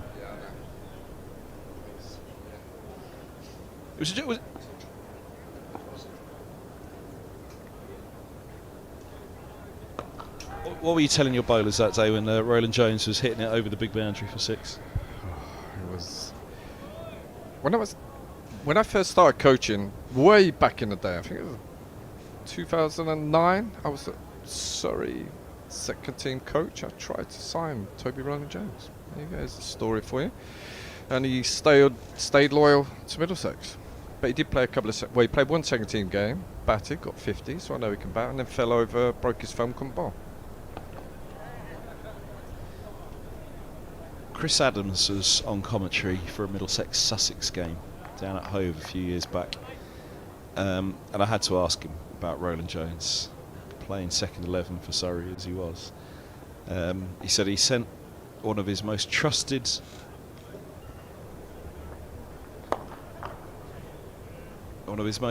pairs of eyes to go and have a look at Rowland-Jones for him, and the message came back, "You won't make it." And that was why Adams didn't sign him. That was the on-air version that we heard previously from Adams. Who did he send? He wouldn't tell us. Clearly wasn't you. Oh, no. Yeah, told you he's got a chance of picking up a couple here. Under-bowled. Miles Hammond should have come on earlier.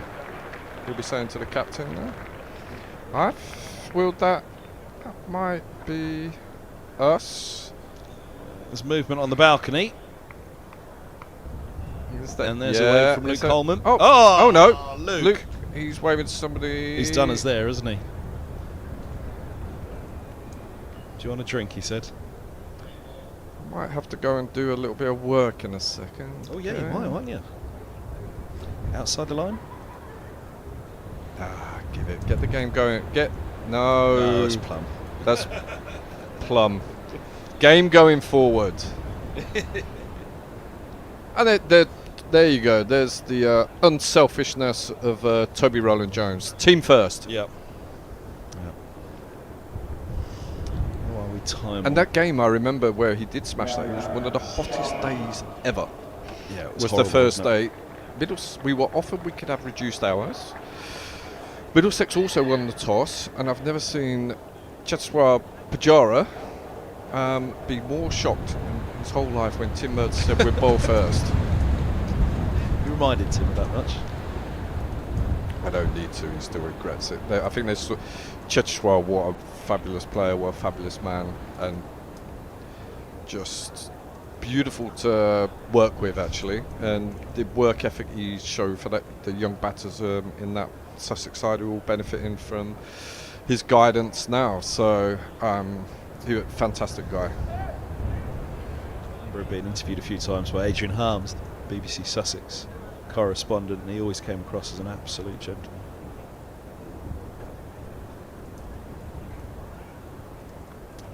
Harmsy, the legend that he is down in Sussex. Legend all over, not just in Sussex. We had to do a few difficult interviews when we were playing virtually an under-19 side and rebuilding that era of young cricketers like Coles, etc., and now thriving. You got the hard-nosed Harms, did you, for that? We were, yeah. You know what it is. If you win a game, players go, and if you lose a game, a coach goes. And we didn't win many games because we knew that was part of the plan. We were going to have to take a bit of pain before getting better. But yeah, so me and Harmsy were on good terms. That gives you an indication how many games we won.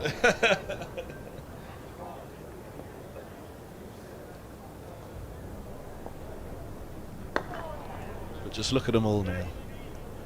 Greatest lament at the moment that we haven't got our 4 days at Brighton. If they've got to come down, or preferably we go up. Yeah, preferably we go up.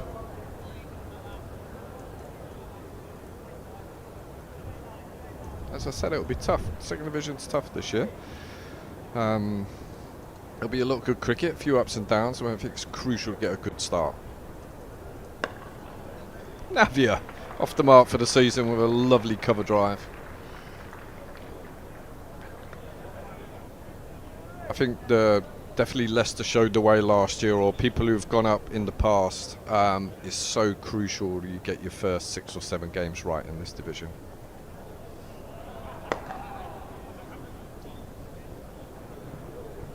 Yeah, and for Middlesex as well, 3 out of 4. 3 out of 4 at home to begin the season. It has been talked about, Kevin, I'll assure you of that. It's massively... But it usually is for Middlesex, isn't it, because of the usage of Lords. It just puts an extra pressure on Middlesex, I mean, regularly each year. It is, but it's... we haven't always got it right, obviously, so it's just crucial, but it's this importance of... this might be my last commentary, as might have to go and do a bit of work. Thank you for having me up here, and short and sweet and better than Murta. There you go. No comment. Allegedly, but hopefully this afternoon is full of wickets. Good man, Ian Salisbury. Thank you very much.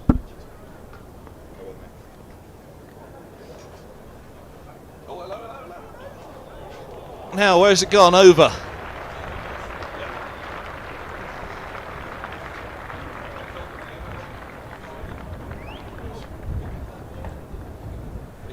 And there we go. With the reverse. That's the hook as well. Innings is done. 4-4-5 for 9. And 51 overs remaining in the day. So, lose 2 for the change of innings. 49 remaining. There'll be 17 overs before tea to have a go at the start of this Gloucestershire innings. Tim Murta with the mitt in hand. He was ready to warm up bowlers, and that's where Ian Salisbury is heading to now. So if you stay on a locked off camera, For the 10 minutes change of innings, you'll probably see Ian Salisbury out there in a moment. The mitt on. Our thanks to him. Our thanks to you for tuning in, of course, as well. Don't forget to check out the social media channels as well for all the little highlights in play on there as well. But we'll be back on the stream here in association with Daffabet in a few moments.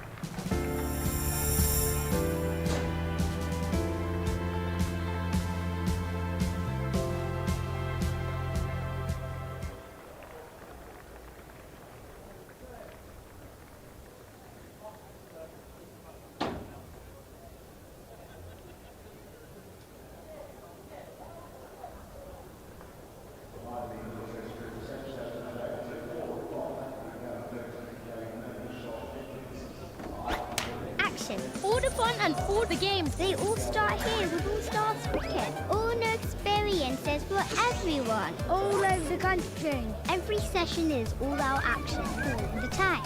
All welcome, all invited. Even mums and dads. Skills, Friendships, smiles, dreams. it all happens here. All you need is delivered right to your door. Best of all, it even has your name on it. All the activators are fully trained. And all they want is for us to have a great time. Always. Have fun. Catch, throw, try it all. It's time to go all in, all together. And it all starts with All Stars. All you need to get started is at allstarscricket.co.uk.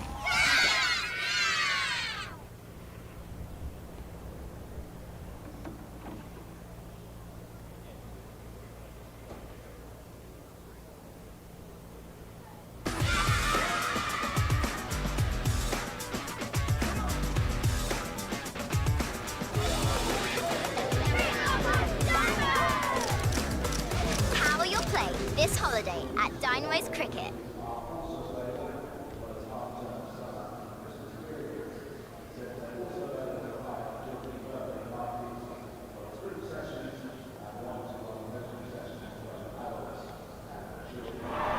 And that's a big moment in the match. Here and now 365. Amplifying brands in the UK.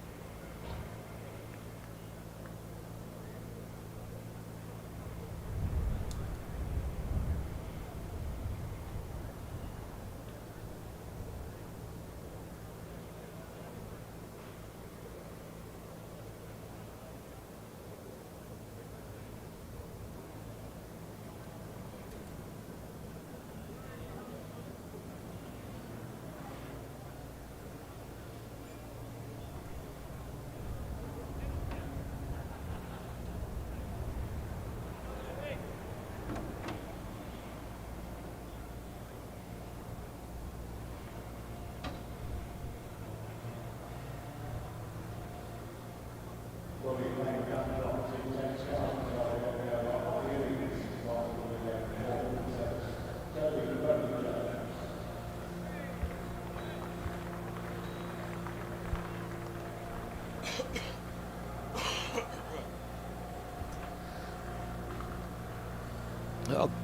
good afternoon, everybody. Welcome back to Lords. Tobias Skelton, Roland Jones has the ball in hand for Middlesex. Always a wonderful sight. A reassuring sight when that man's on the field with the ball in hand for Middlesex. He's got 4 slips in place. He's got Charlesworth, but first up, Bancroft to bowl to. And look at that. What a first ball of the season. Roland Jones is back.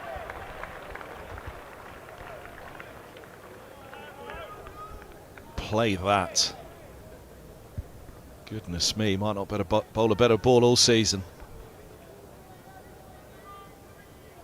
We said it was doing a bit yesterday and all day today, and that Middlesex is 4-4, 5 for 9 declared. Might not have told the whole story. I think that may have been telling in that first ball of the innings. A little wider, happier leave for Bancroft, but as you know, that man will bring it hammering back down the slope at some point, Roland Jones, and Bancroft will be experienced enough now to be well aware of that.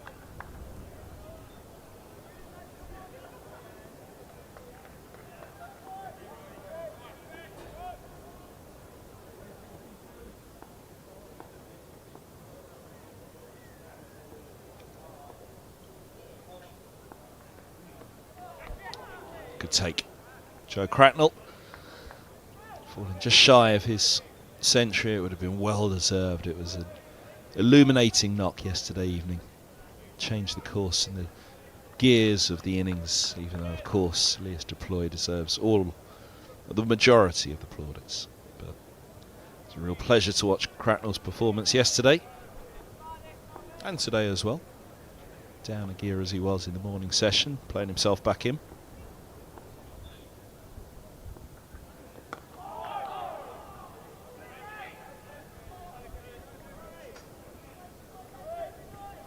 Plenty of encouragement from the keeper there for Roland Jones, not that he'll need it. Heard from Tim Murter, his old opening partner with the ball, now the bowling coach at Middlesex, how you can tell how close the season's getting when you can see the fire in Roland Jones starting to ignite again, and clearly there from the first ball.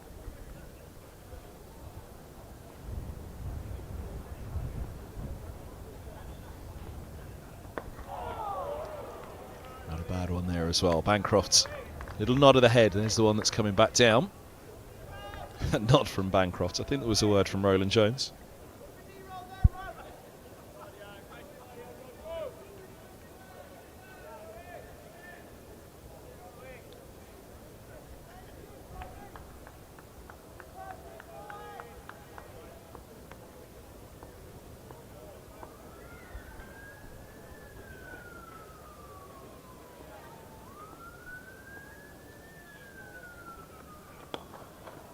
Little 2 straights to finish, and off the mark for the season with the bat, Gloucestershire. Couple for Bancroft, they'll think about a third. Sharma picks it up, and 3 it is.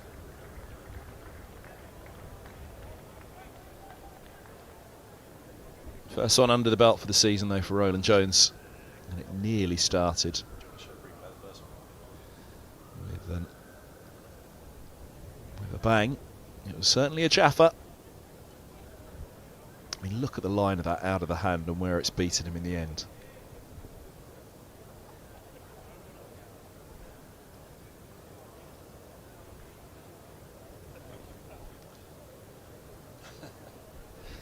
Slip's reaction was priceless.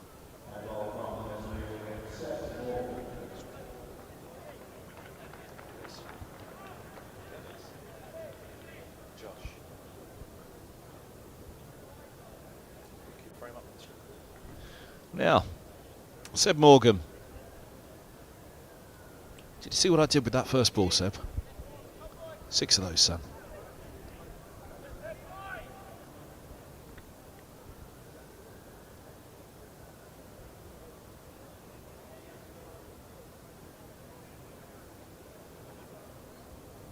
97 with the bats against Gloucestershire last year. What can he do with the ball this? 4 slips he has, and it's still Bancroft on strike. Sider lines it up. He'll nip away there as the universal sign of the hand suggests from Bancroft. A little word from the umpire, maybe just need to get off the pitch a little quicker.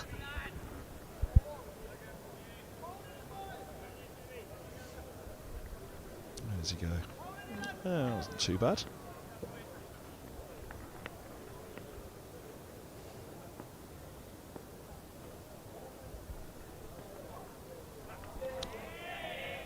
Fuller, straighter, but wide enough still just to leave alone. Movement there though, that's what Middlesex will want to see. Ryan Higgins and Navius Sharma to be the change bowlers. Zafar go hard to Wicket.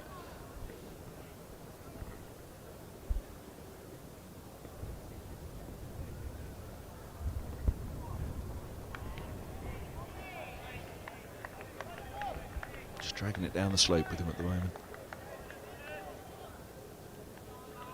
I'm sure Bancroft will be talking himself through that though, that any minute now one of these will adjust to a much straighter line and be ready for it.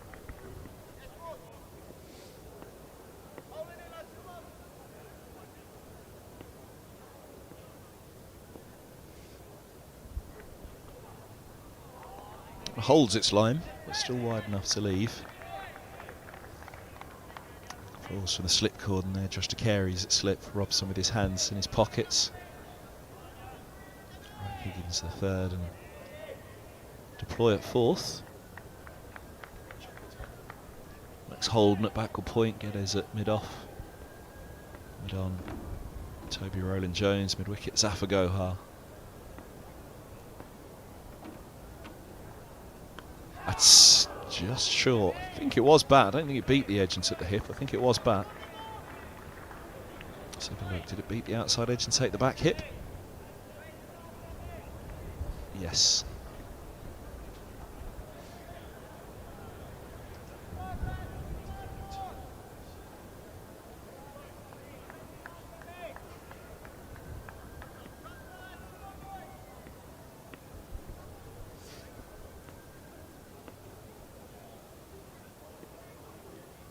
There's that one that goes a little bit straighter again, but too straight on that occasion.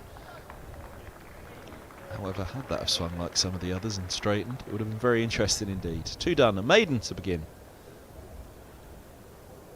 for Morgan. And 3 without loss, Gloucestershire.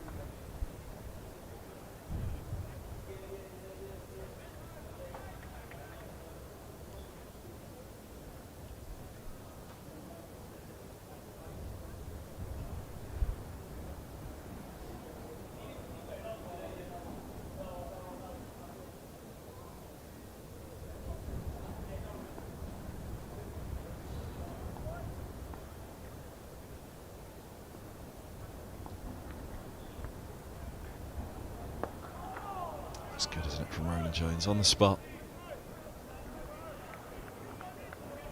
Asking the questions. Bancroft plays it late, soft hands, patiently, he's lined it up. Give yourself every chance. That's all you can really do as an opener in these circumstances. Ball's doing a bit and you're up against, well, at his best, he was up there with the best.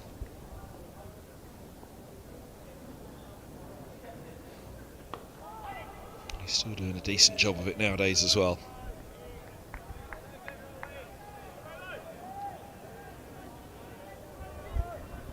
Decent job being done in there as well, on varying levels.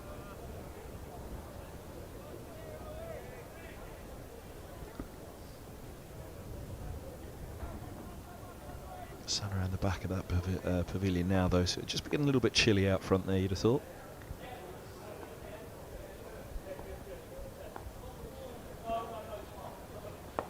Very good, all round.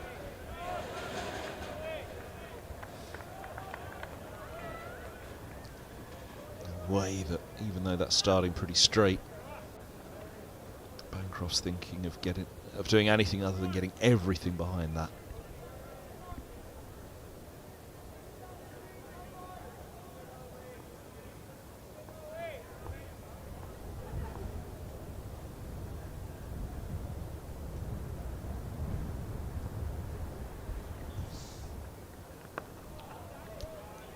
He's on the spot every ball at the moment, Roland Jones.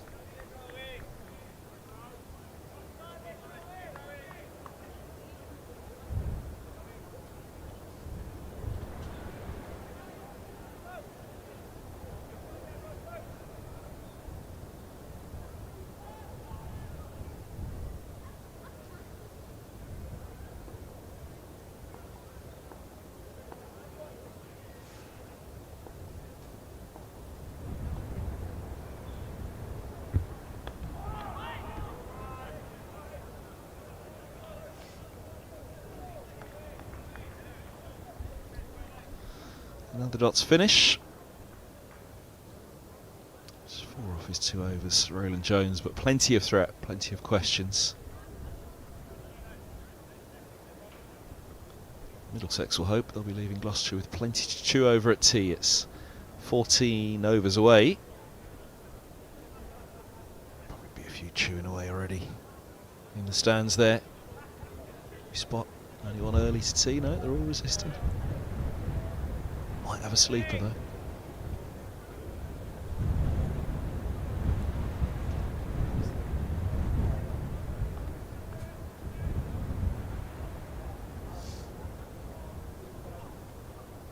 Oh, now swung after passing the batter, but certainly went. Look at Cracknell's response.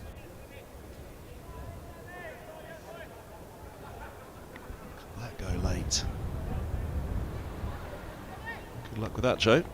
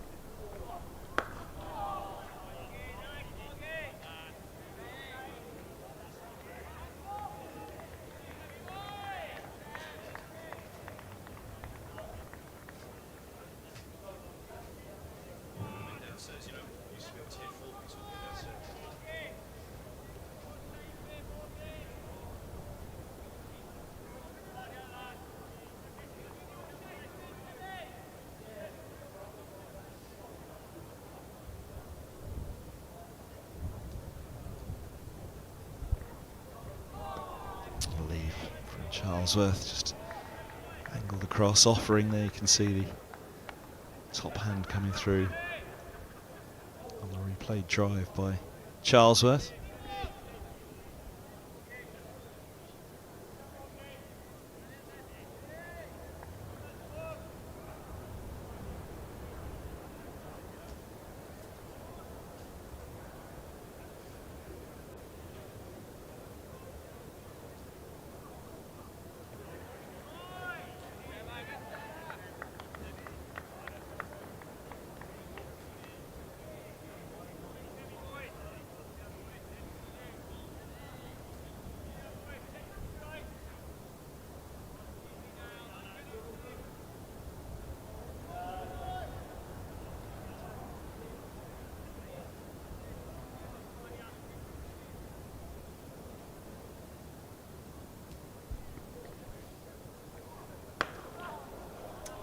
Oh, that's glorious.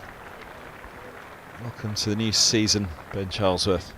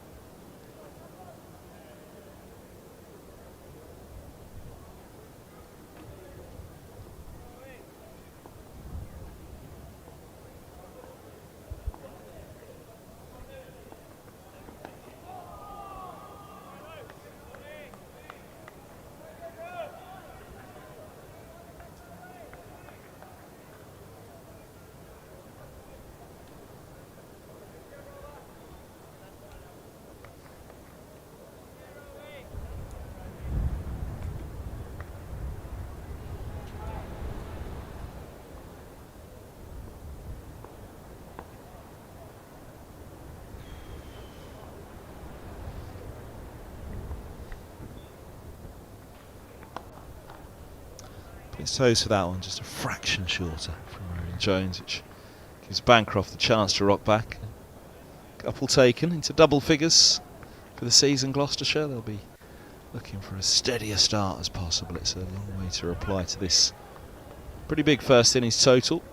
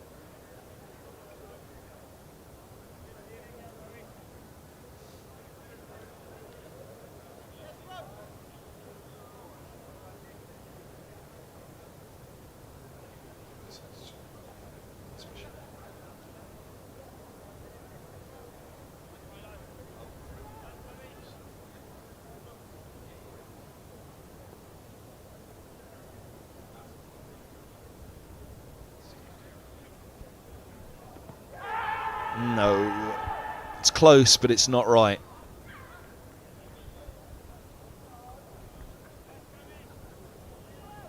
Not far off, though. Was it pitch in line? Oh, it's close. It is close, but it's not quite right, I think. Fraction fuller. What should have perhaps been a fraction straighter might have been in business. Oh, it's party time already. Is it Stephen Finn's birthday party?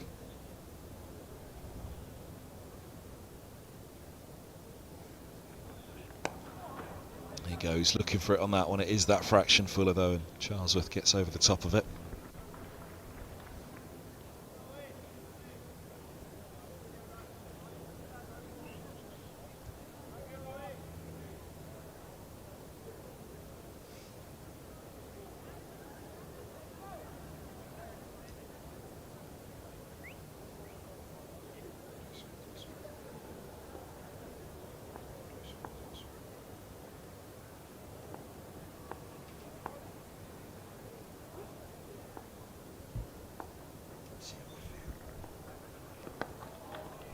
Good again from Roland Jones, but excellent again from Bancroft.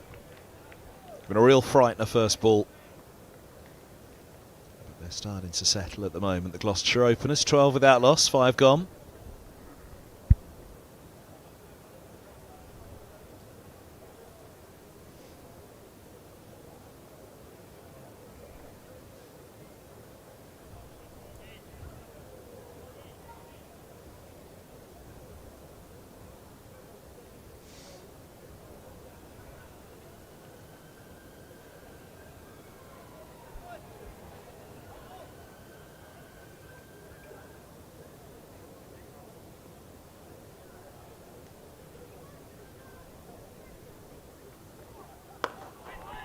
Nice.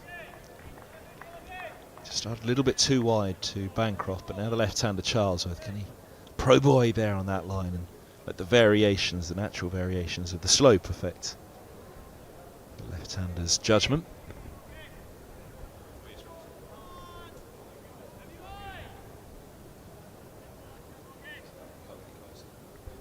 Shot of the media centre. Adam Matthews on the back row there, part of the MCC media.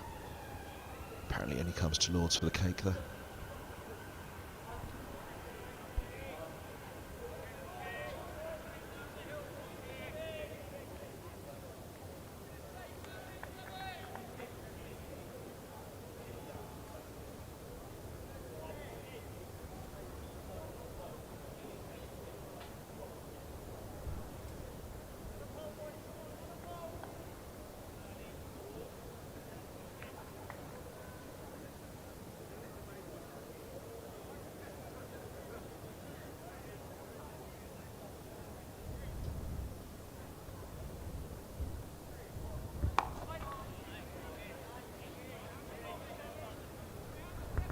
No ball called.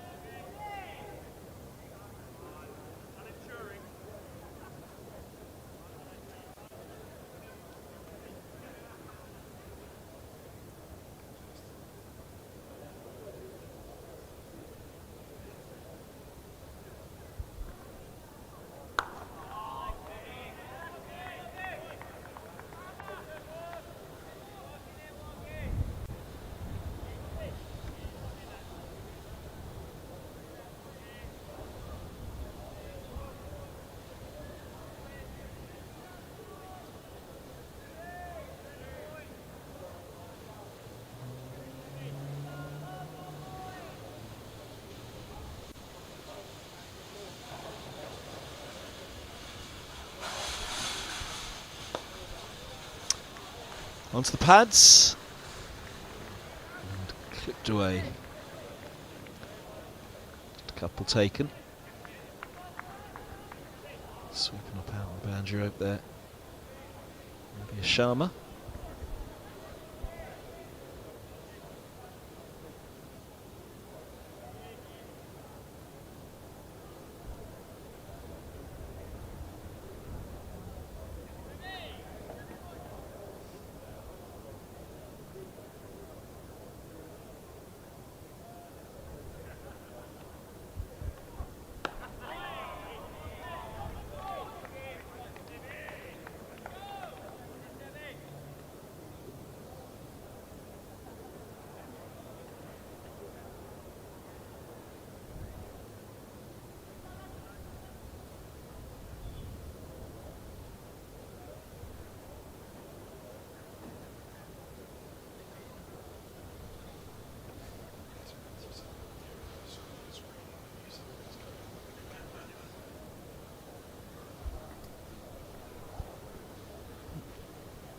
Roll up, roll up. Take your seats for the afternoon session. There's still plenty of it. We've got 11 overs still to go until tea.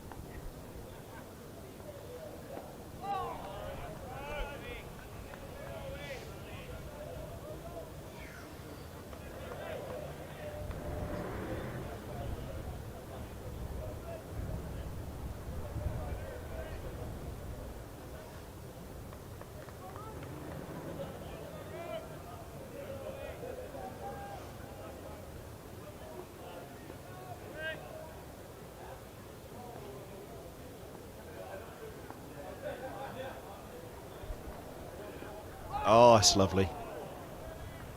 It's up with the first ball of the innings from Roland Jones.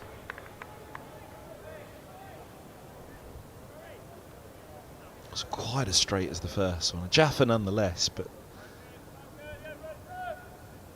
wasn't quite as full and it wasn't quite as straight, but Bancroft nonetheless drawn into it.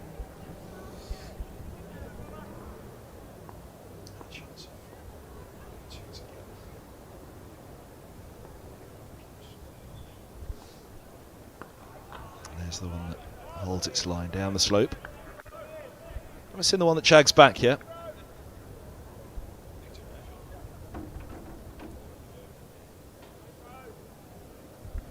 This is the first ball of the innings and this is the last. Just look at the lengths on them. There you go. Look at how full that was. Right up there. I mean, out of the hand from Roland Jones. You're thinking that's even clattering middle and leg. And this, the last one, just that fraction shorter, was probably top of middle. And then up the slope it goes. Oh, wow. He's got him. He didn't know he did. Well, it was hands on heads to begin for Roland Jones. And then he realised as his teammates charged towards him, he's got his and for Middlesex's first wicket of the season. And he's got Cameron Bancroft.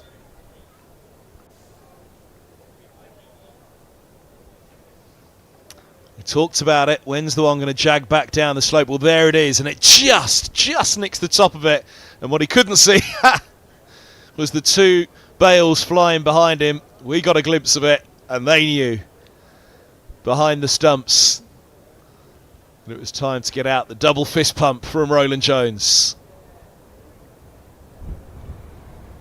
That was quite the delivery. We just mentioned it. Hadn't seen yet the one that came back down the slope. Well, he didn't see it either, but he will on the replay. Only just took the outside of the top of off. It's the end of Bancroft. Bowled Roland Jones for 6. Gloucestershire 16 for 1.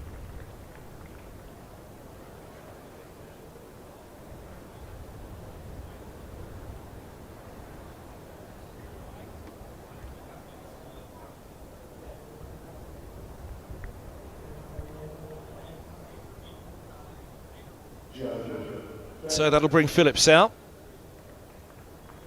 Bit of work to do. Sunny afternoon here at Lord's. A few better places to be in life in general, let alone in the world of cricket.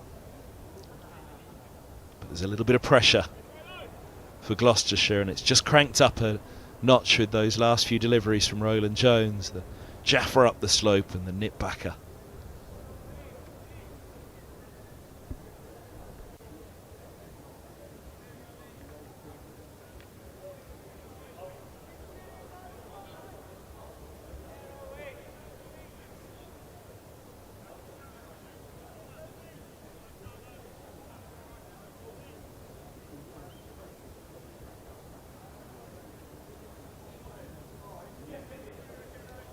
Still got 2 to go, the over. 4 slips in place. This has been the way of 6-3 fields. You can see the mid-wicket plugged off there, long leg out of sight. Straight on the spot, but Phillips able to get back in behind that one.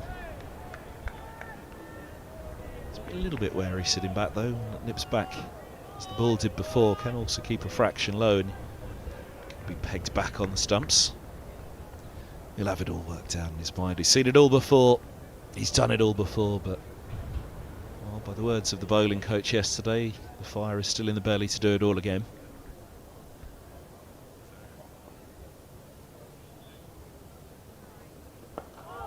There we go. That was nearly an example of it. You've got to get forward to Roland Jones because of that slope.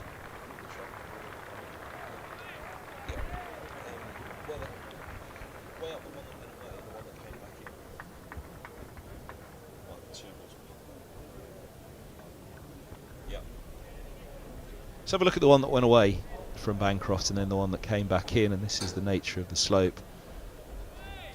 There's the one that beats the outside edge.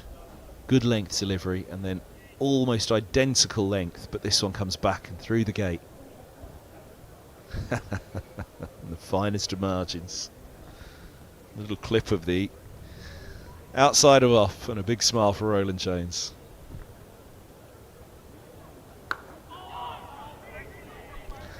Not a bad man to have at the other end for Seb Morgan, showing how it's done.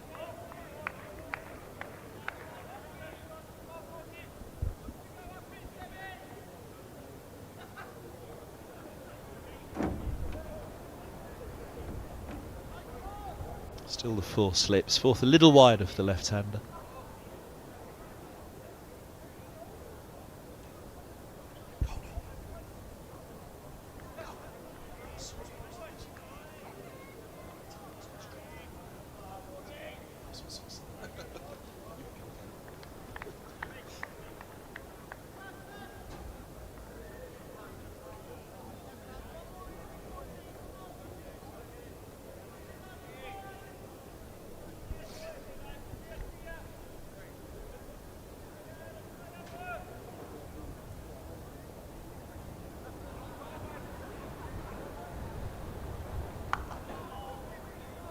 It's well run.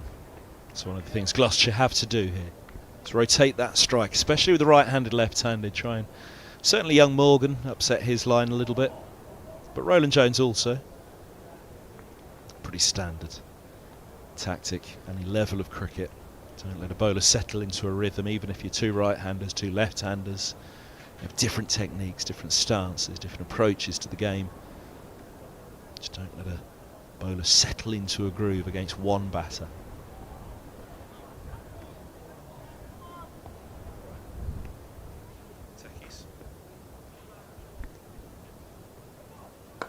Nice. Watchful from Phillips, well played, patient.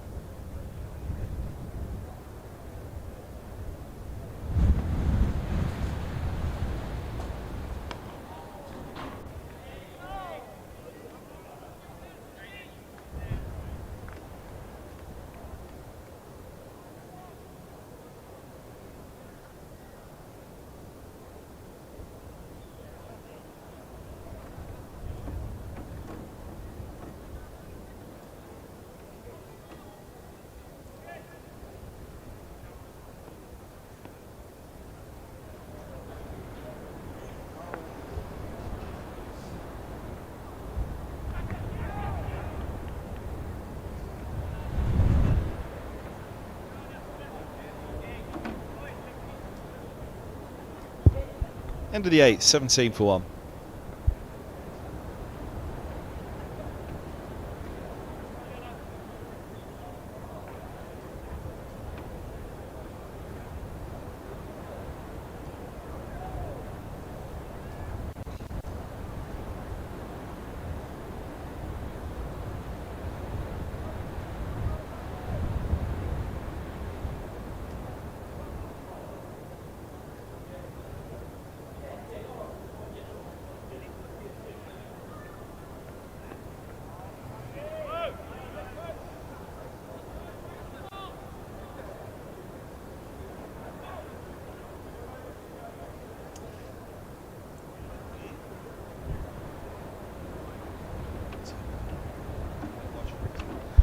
Glorious sunshine all afternoon. It's just started to cloud over a little bit, and you can guarantee that Middlesex won't mind that. Although that said, the warmth of the sun, whatever warmth that may well be in it at this time of the year with this wind, would be welcome.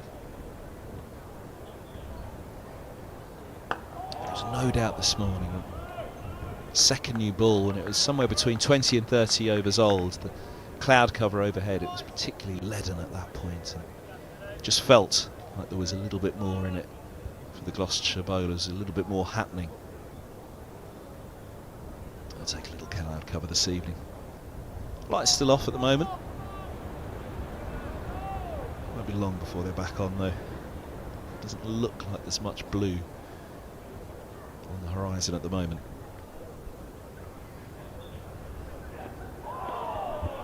That is an outstanding leave. And Mr. Charlesworth. Let's see just how good. Not far. Not far at all. Coming back up the slope. At that angle, it probably looked a little closer.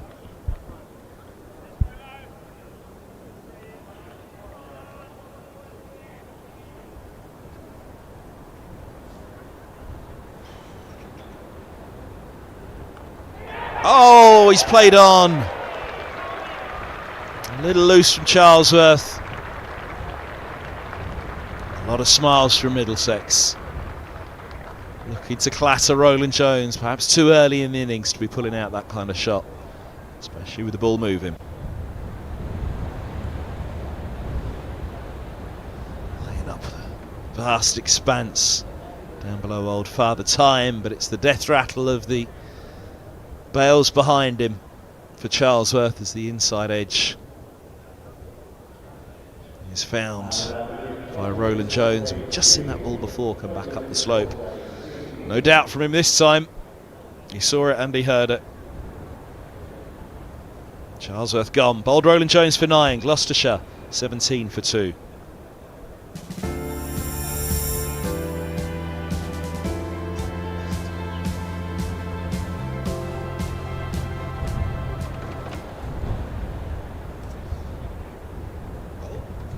And that is tea on day 2 at 20 to 4. So we've got a long old session to go this evening. 40 overs still to be bowled in the day and 2 to finish this one. But they'll go off with a smile on their face. There you go, Ryan Higgins with a big beaming smile. Roland Jones with 2 wickets for the season already. 2 for 8 from 4.4. Plenty of threat. A couple of jaffers in there. Jones already. Join us back 3:58. There you go. Play or resume. We'll be with you just before that here on the live stream from Lords of Middlesex. 17 for 2 Gloucestershire. Stream brought to you in association with Daffabet.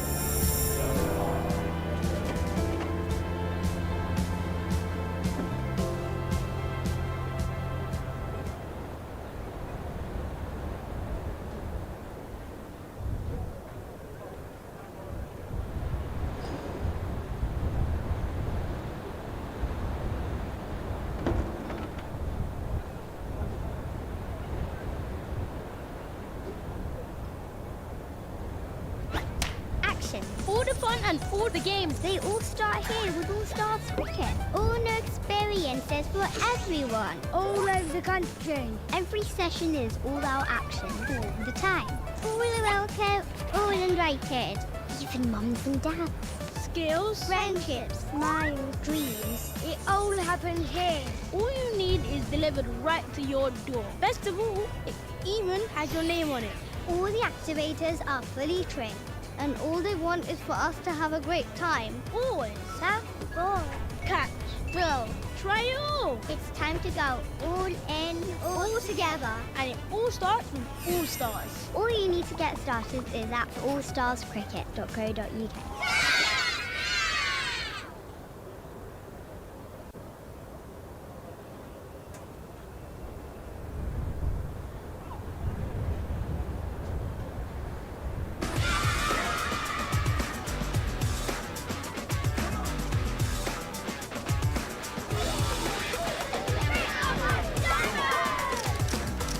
Power your play this holiday at Dynamo's Cricket.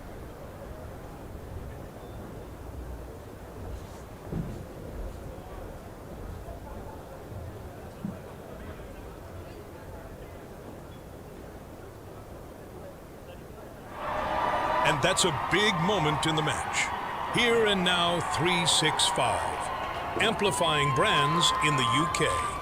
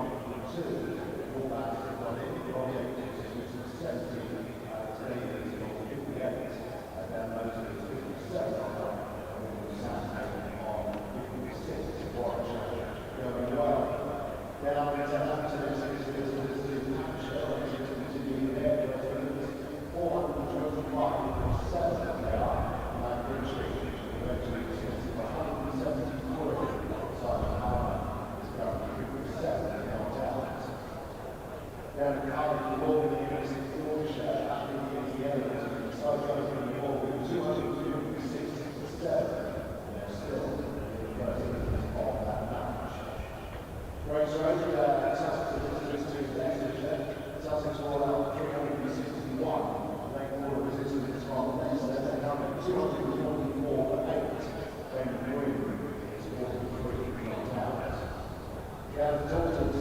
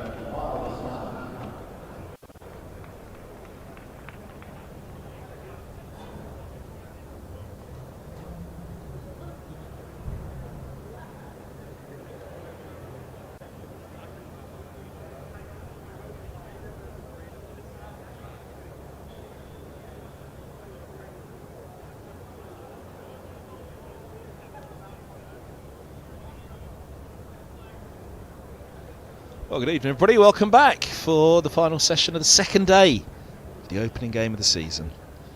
Gloucestershire 17 for 2. And the reply to Middlesex is 445 for 9 declared.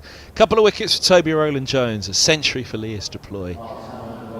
As far as Middlesex are concerned, all feels right at Lords, but Gloucestershire, the visitors, have their work cut out here. 40 overs to go. It's almost the best part of half of the second day. And it's Hammond on strike, as Rowland-Jones has 2 balls to finish his 5th over. Off the mark, first ball for Hammond.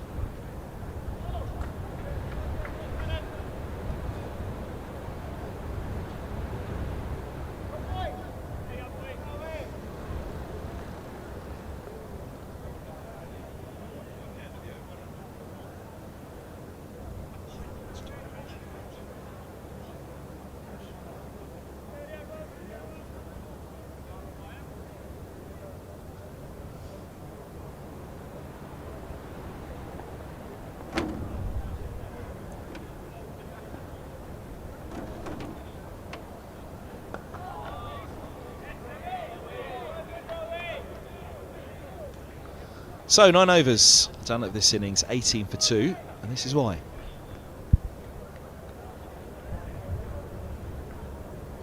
Through the gate.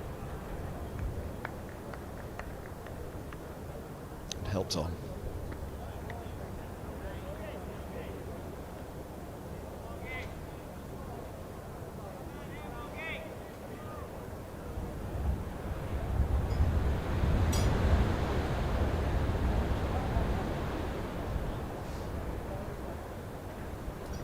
To Morgan. It's going to be around the wicket to Hammond. 3 slips and a gully. Might just tighten up slightly there. Lewis deploying. There's a gully, all right.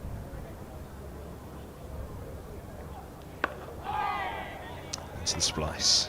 Good start after tea from Morgan. Middlesex declaring in the afternoon session.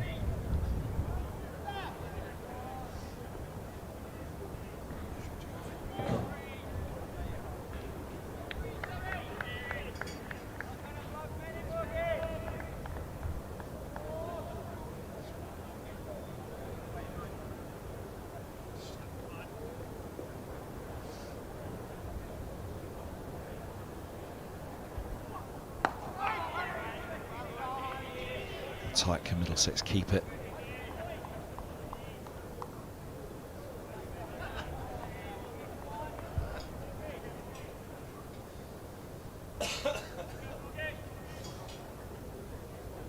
That's what we want.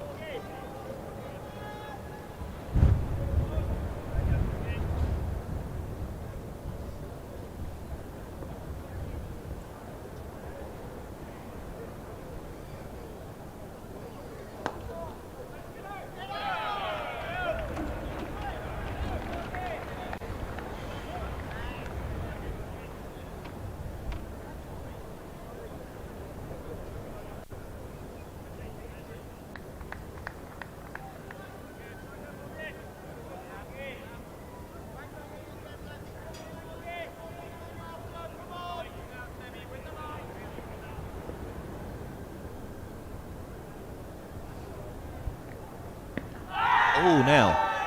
There have been a few that have kept low, and that's what the excitement is. The lines are wrong, the angle's wrong. But the trajectory of that bounce. Just hitting on the knee roll there. He's as much looking to play that off the hip, really, Hammond.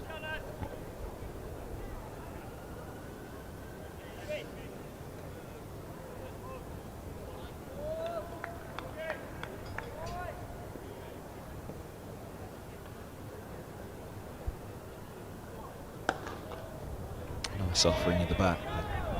Good tumbling stop there by Holden at mid-off. End of the 10th, maiden for Morgan.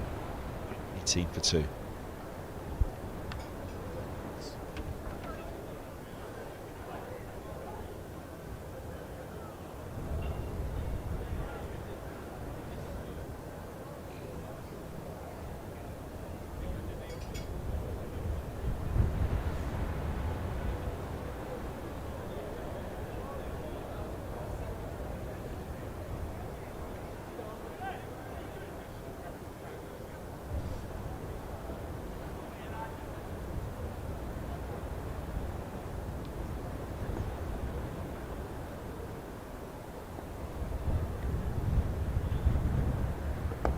Oh,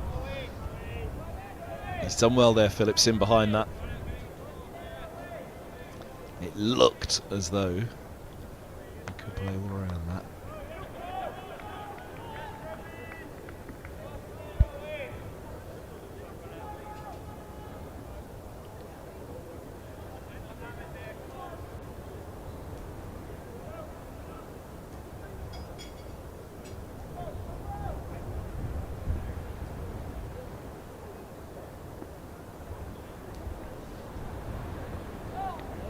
That's just died on the way through to Cracknell. Little early season bounce there through to the keeper. We saw a little bit of that on the edges from Gloucestershire. Just looking at where they're standing, actually. Wondered whether Middlesex might go a little bit further forward. At the risk of shelling a few rather than letting them drop short. Floodlights back on. And the party started. A few of the party hats still on as well.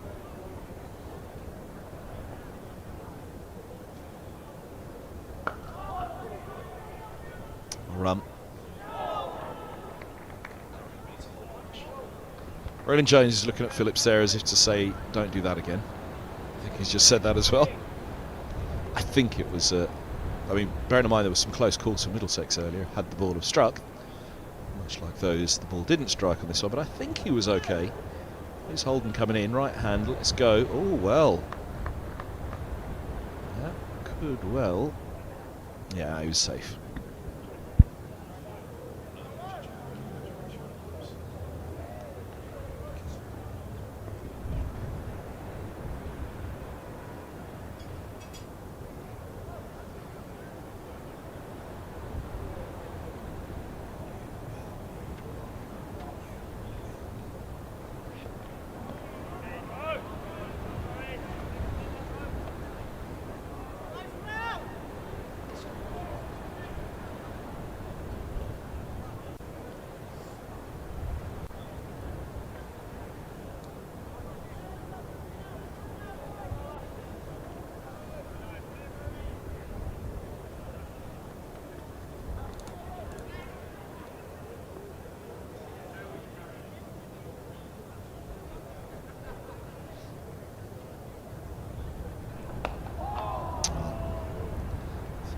Charlesworth dismissal, inside edge from Hammond, but safe.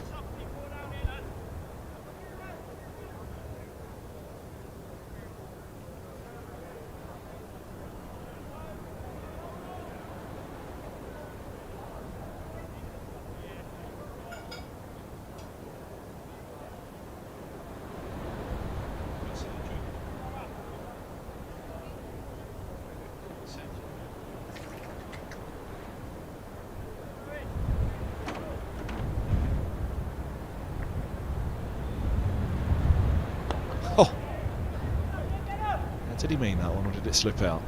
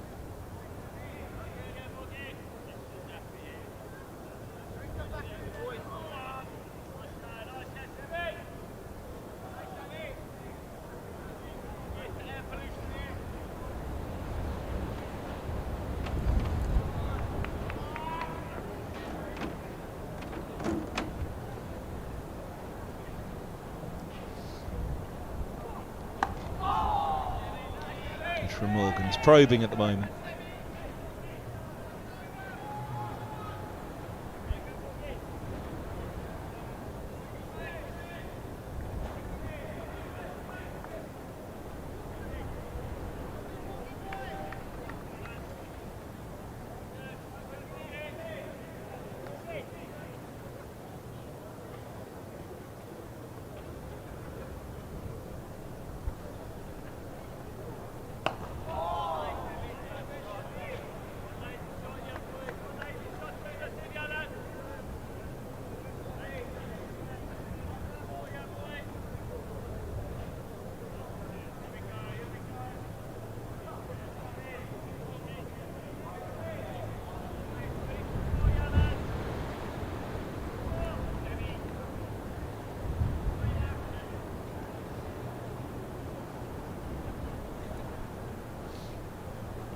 Crease, still attacking the top of that off stump.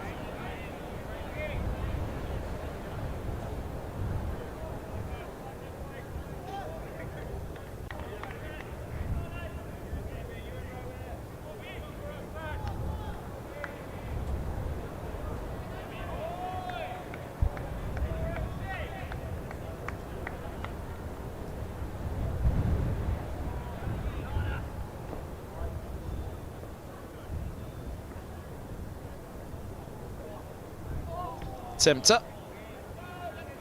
Not tempting enough. 12 bowled, 20 for 2 here at Lords.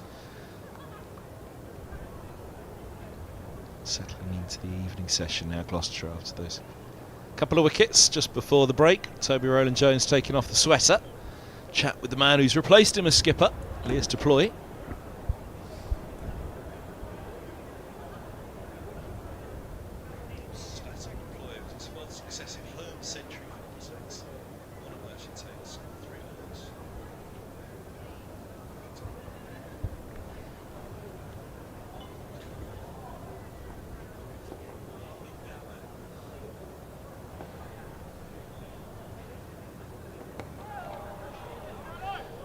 Stat on Deploy, who we just saw there. It's his 4th successive home century, 1 at MTS and then 3 at Lords now.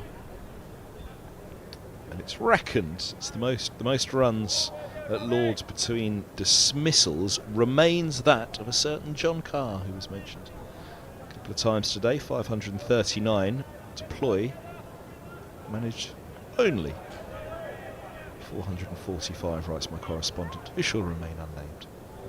For the only, otherwise I'd have given him the stats.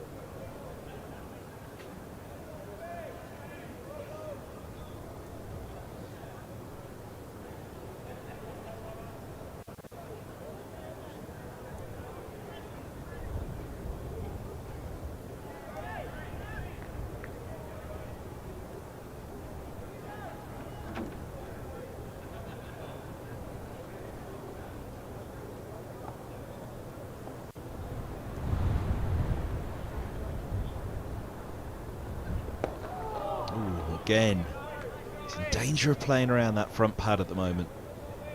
So the thought process is to smother Rowland-Jones on the front foot as best they can. I think you're better attempting that, to be fair, than playing back to him at all.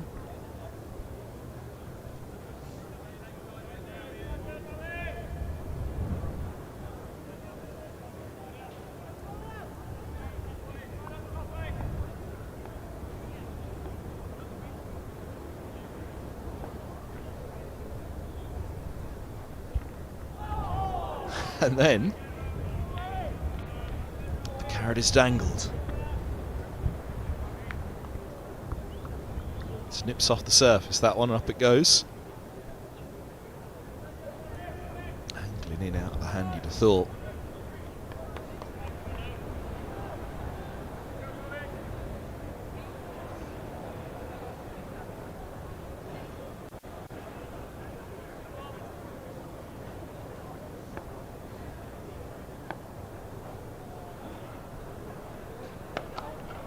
Does angling. Well kept out. 20 for 2 after 13.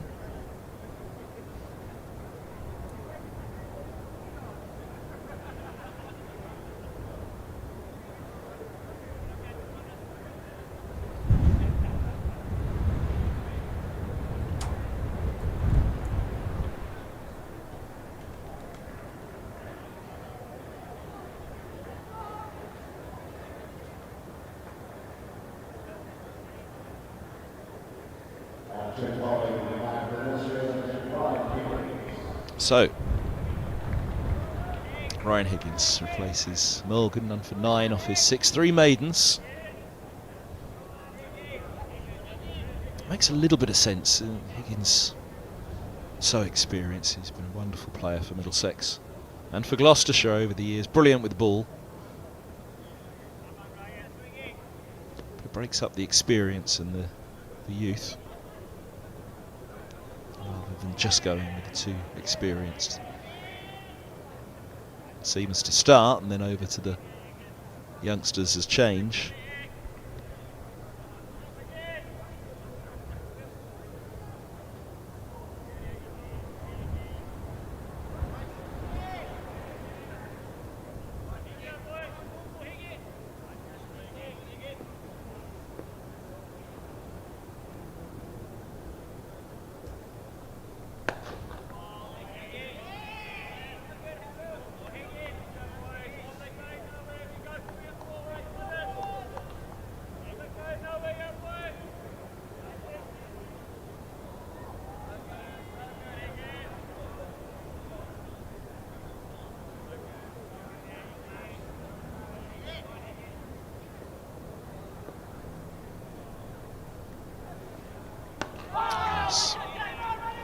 Oh, now that could be gone. Another miss.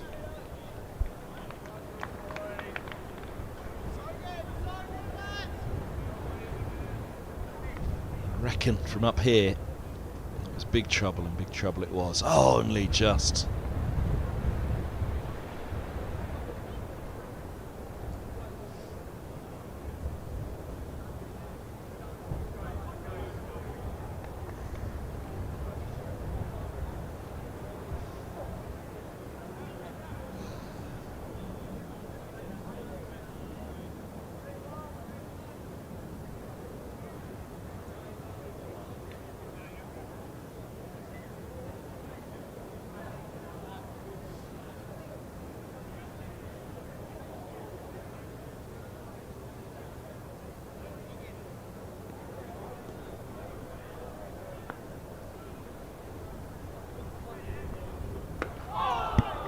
Ball to the right-hander, that comes back up the slope. Side edge onto the pad, rolling away into the offside. Tentative from the right-hander there, let's have a look. He's worried that that's going to straighten on him and take the outside edge. He's obviously, and rightly, concerned that it's going to come back in and go through the gate, so hedging the bets as best you can.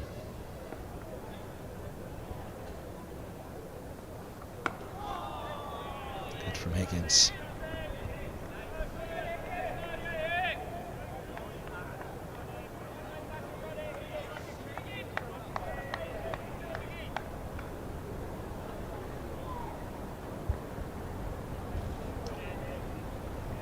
The great Ramondo. Middlesex's official snapper.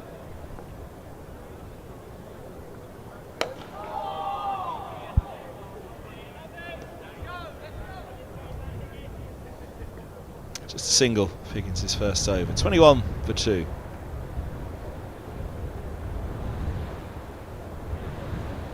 There we go. It's the commentary team. Tim Mercer on the right, Ian Salisbury second right. Spike. Now there's a great New Zealander of Middlesex cricket that we didn't mention earlier, the masseuse. Rory Coots. Coach, second to right. To Peter Fulton. Barnes, the physio on the left.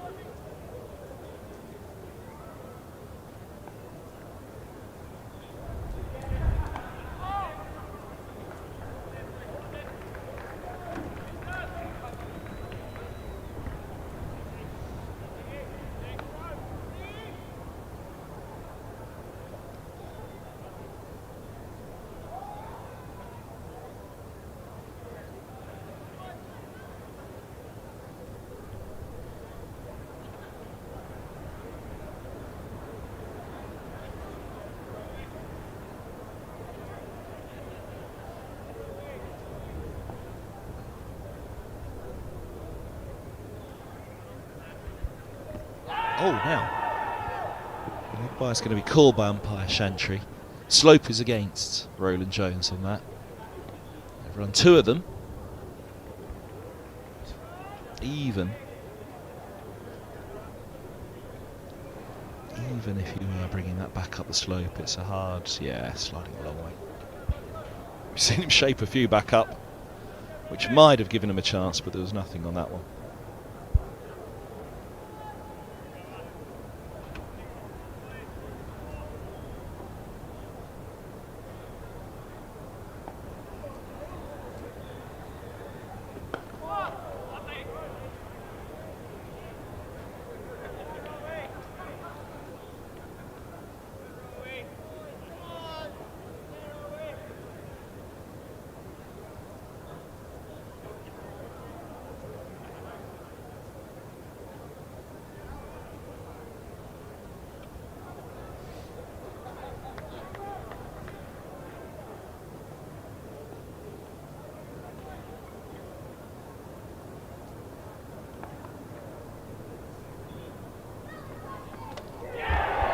Well, would you believe it? He knew it that time, and he points to exactly where the damage was done. Another one through the gate. 3 for Roland Jones. And his first 8 overs of the new season. And he's wreaking havoc here with the top order of Gloucestershire.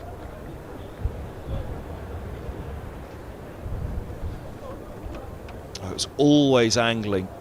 And then boom.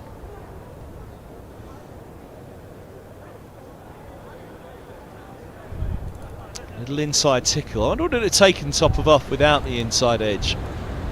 This is the angle that will tell us was that, yeah, it might adjust. I think it probably was going to hit that off peg anyway. It ended up hitting the leg. There it all is. In all its glory for Roland Jones, not so much glory for Gloucestershire at the moment. It's been a tough couple of days so far to start the new season. They've won the toss. It hasn't gone so well so far. Bowled Roland Jones for 3. Phillips is gone, 26 for 3. And that's a big moment in the match. Here and now, 3-6-5. Amplifying brands in the UK.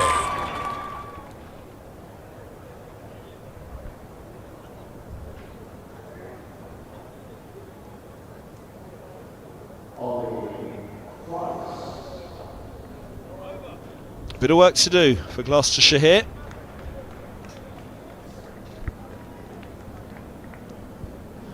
Still more than a session to play on this second day, 34 overs remaining.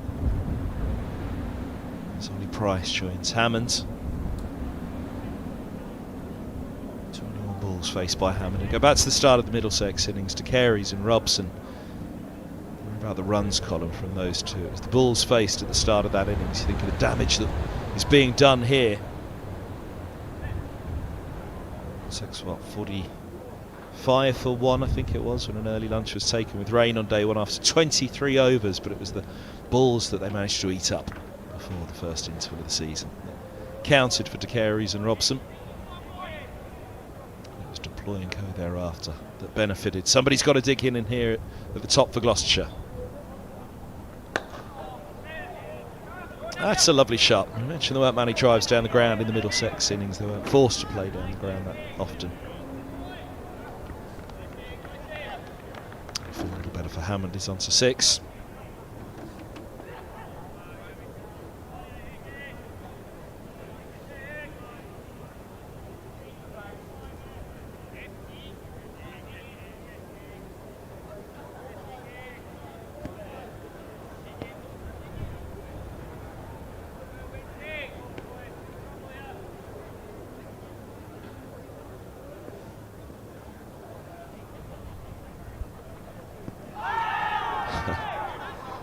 Excitement from behind the stumps. They're in the game, Middlesex. Gloucestershire got to get in the game here fast. Tough couple of days with the ball. It's a tough start to their own innings.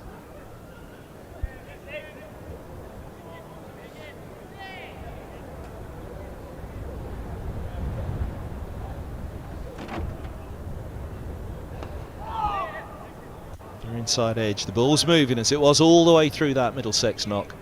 We wondered how costly the dropped catches would be. There hasn't been a chance to hand yet for Middlesex. 3 bowled by Roland Jones.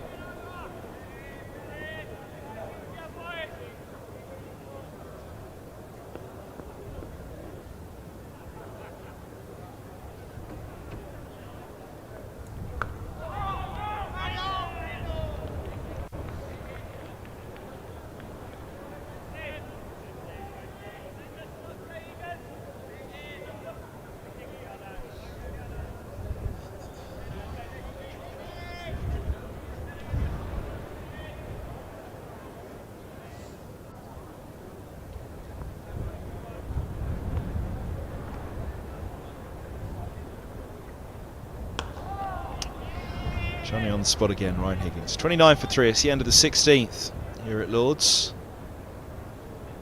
MCC welcomes you to the home of cricket, or welcome to the new season, Gloucestershire. It's been a testing. As I say, we're not quite complete. well, we're far from complete 5 sessions of the match, because we lost a good number of overs yesterday. You're only making up one of them today, and of the ones today, not quite at the scheduled final session of the day, with only 32 remaining.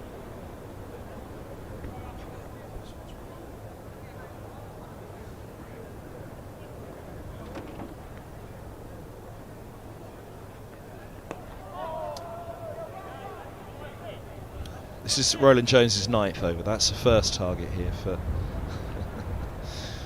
for Gloucestershire. Jack Shantry having a little look there on a length. What's going on? Roland Jones around the wicket to the left-hander.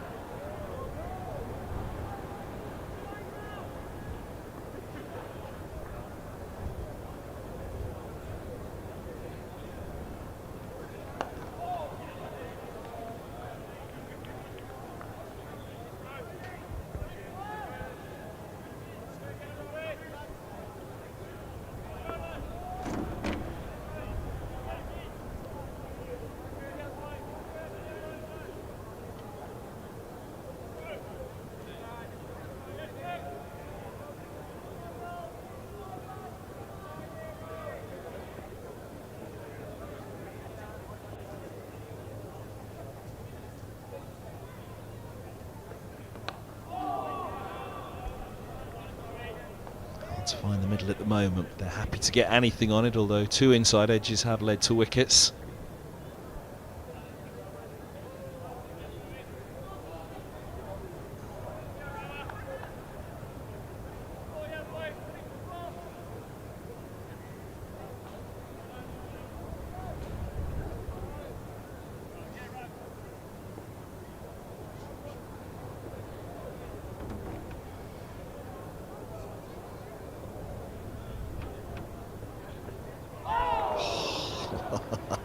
Floats that one past the drive. Here it is. There it goes. Just a fraction of movement away, not much. The line, the length, the pressure, the situation. Not easy this for Gloucestershire.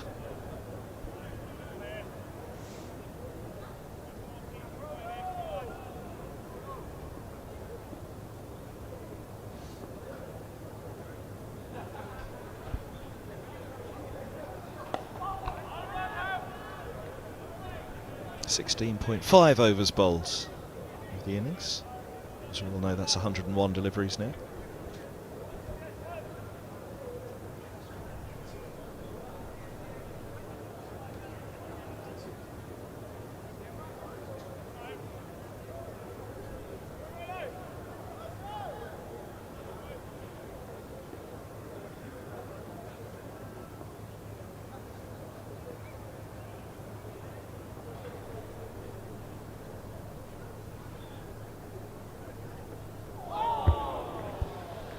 Goes another one. 17 bowled, 29 for 3 Gloucestershire.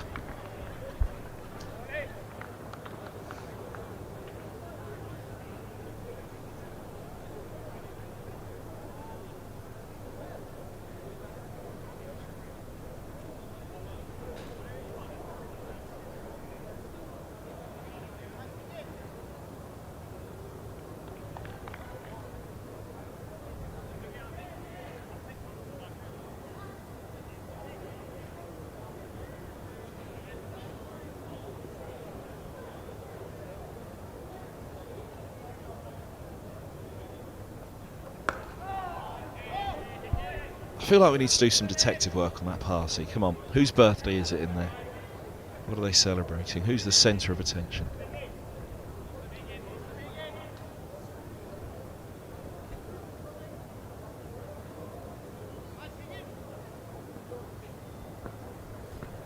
Someone in the middle there somewhere.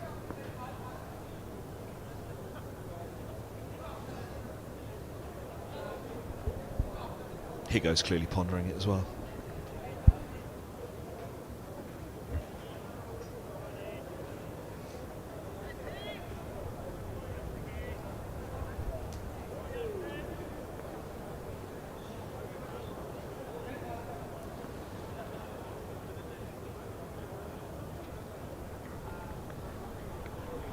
Nice bit of bounce on that.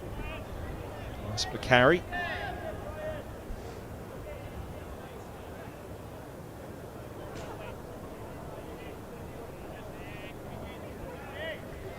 A satisfied balcony, I'd suggest.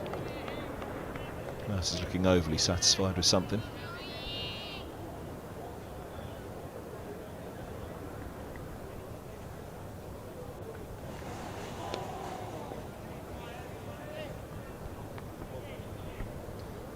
Bit of wobble. Away it goes, and then jags the other way back up the slope.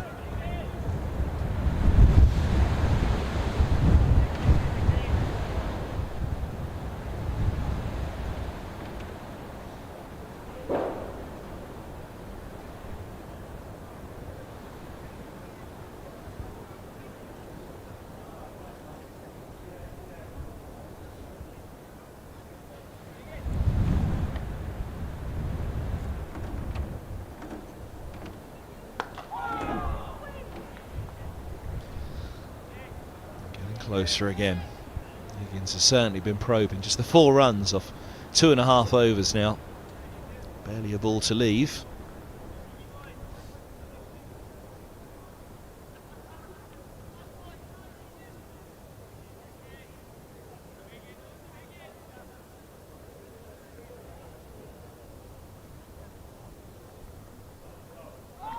Oh, goodness me.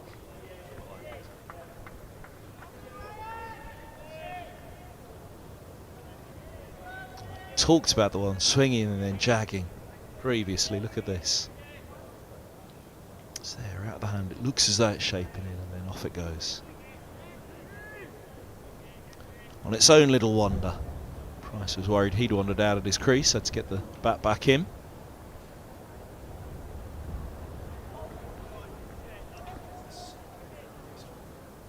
$18 bowled, 29 for 3.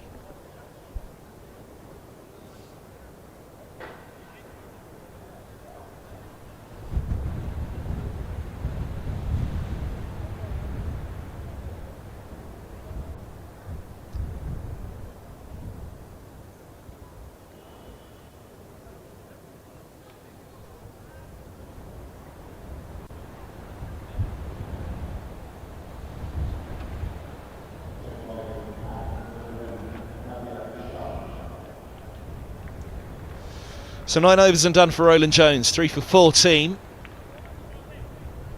Over to Navya Sharma. Grace Road last year, he really announced himself. Blew open a game against a Leicestershire side who weren't doing too badly.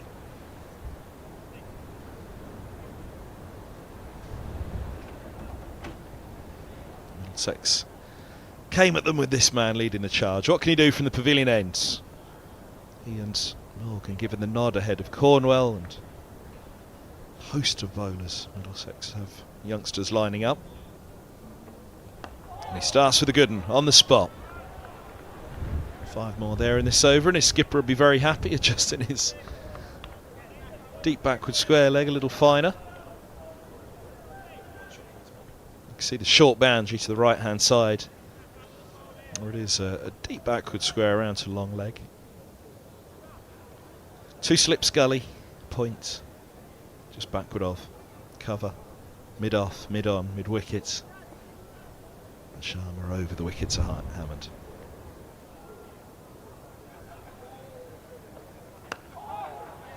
He's on the spot here.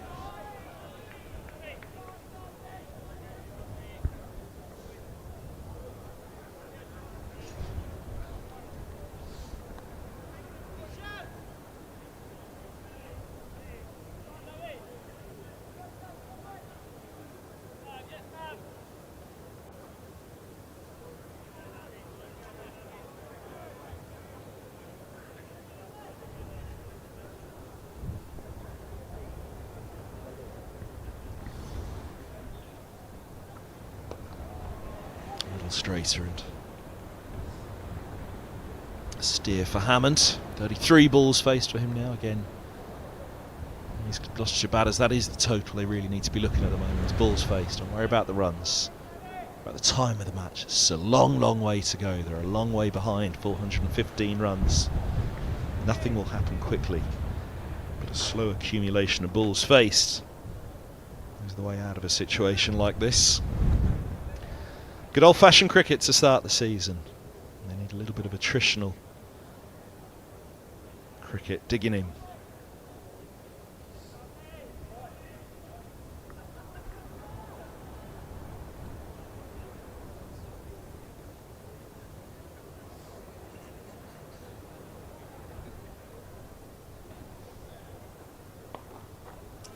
Just straying a little to the right-hander, a little too straight.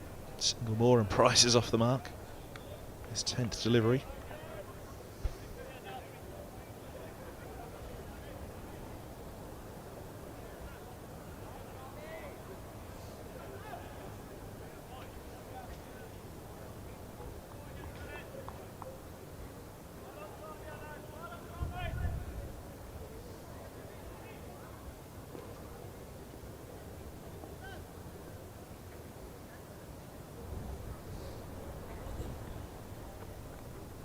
Well, that's a beaut. That's a beaut. That's what he was looking at first 2 deliveries of the over. It's really gone across him.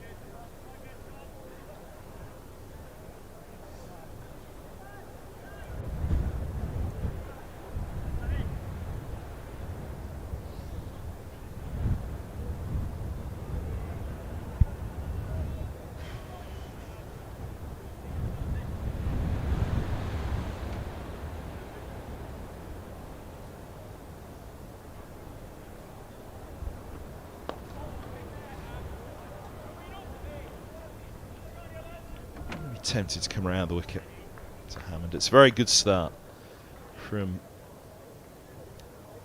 Navia Sharma. Pushing it through at pace, the quickest of the 4 we've seen on show so far. Just that seam movement that he seems to be getting there, that angle across, it's not as much of a wobble as the others. A few wobbles up there, you'd imagine.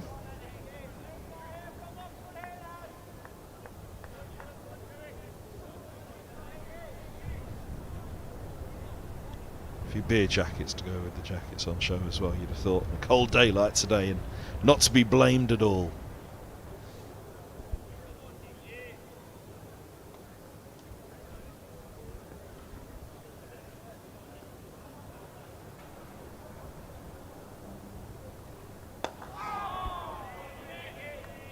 Full and straight from Higgins. It should be where it needs to be. As much for Middlesex as well. You know, they don't have to do anything in a rush here. Don't go hunting for it. Put the ball there and say score off that. But equally, only the natural deviations. It's also survive that, keep that out.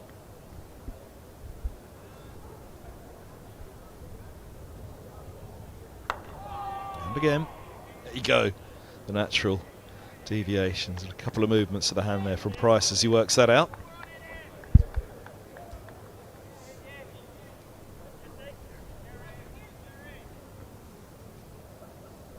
Bottom of the bat. The suggestion was it had just come back up the slope there, and even the trajectory would suggest that it would bounce, and well, that's not necessarily the case. I just think the ball comes down the slope, the angle that it could keep lower. But even going back up the slope, it can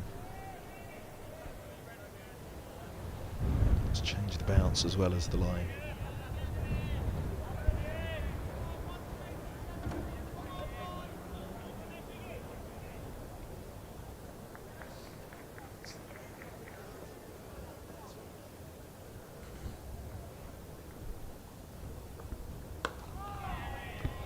This is good to watch from Higgins. There's no get out here for Price, and Gloucestershire comes down to have a look at the surface, tap away. Talked about it in the Middlesex innings when the ball was doing all sorts, and just trying to make sure that you give yourself every chance against unplayable deliveries.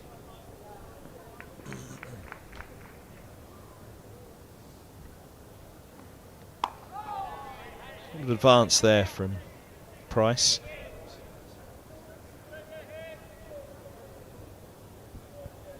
Just watch the starting position of Price here. He's already out of the crease. Look at that shuffle to get a little further forward as a trigger. Get the stride and try and negate the movement of Higgins and smother the ball.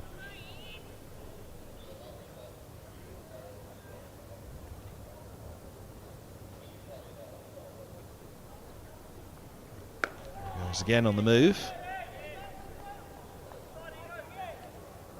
Maiden for Higgins.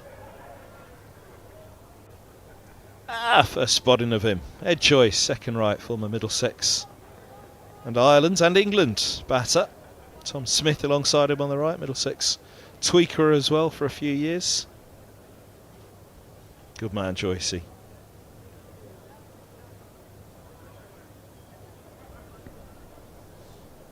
Football on the big screen in the background as well.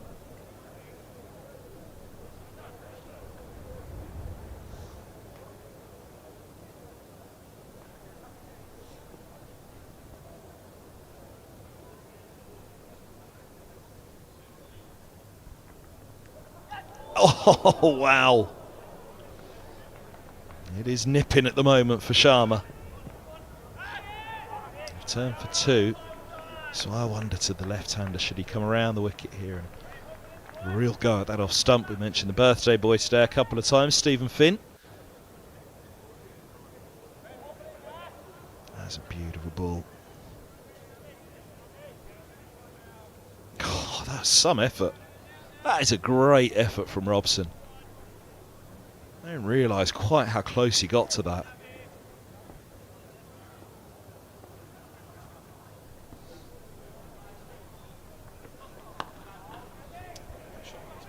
Yes, no is the correct answer. They got two slips.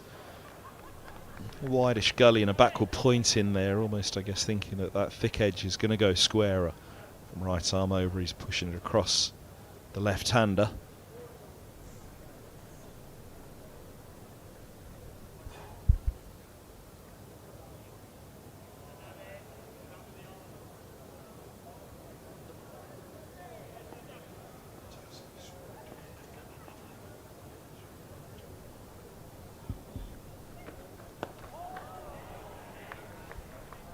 Straighter and kept out.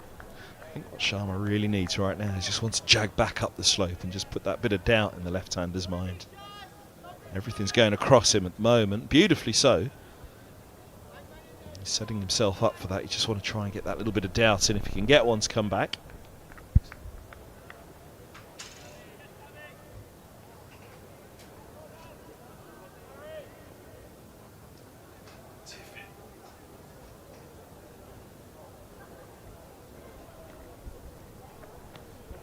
Oh, now, speak about a little bit of doubt in the mind. What did Hammond see there?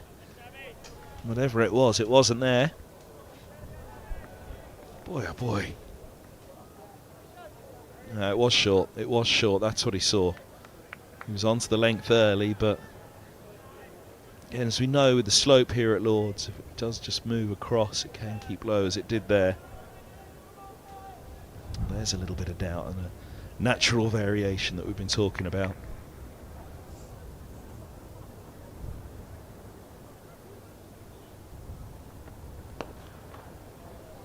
Lovely shot. No doubt in that at all from Hammonds.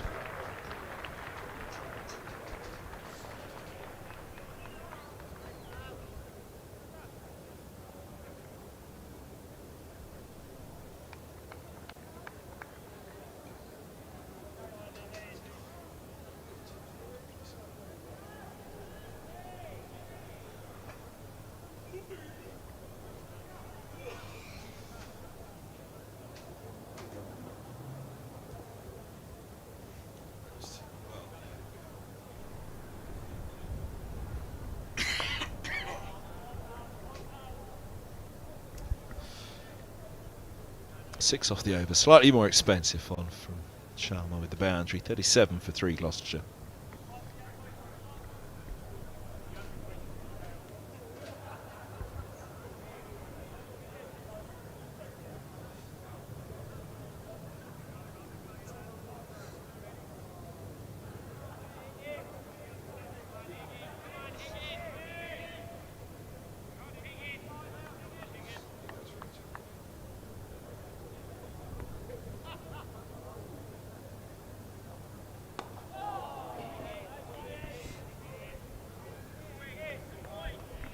Mr. Shelley. The magician to his mates, Don Shelley. Middlesex had on in the middle there. Scorer's box. Down below old Father Time.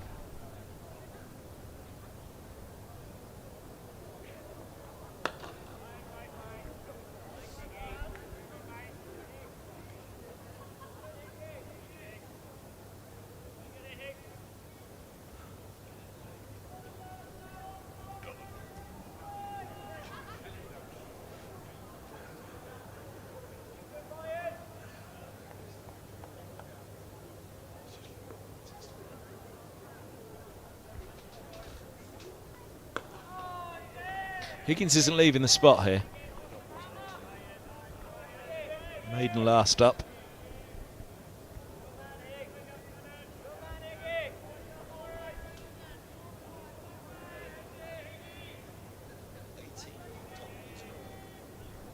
$18 dot balls in a row now for Higgins.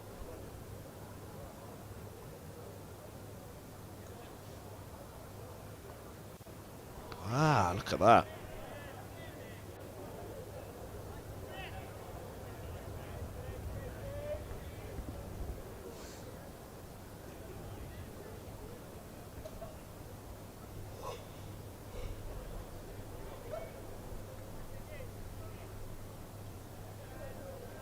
Looking good for Middlesex.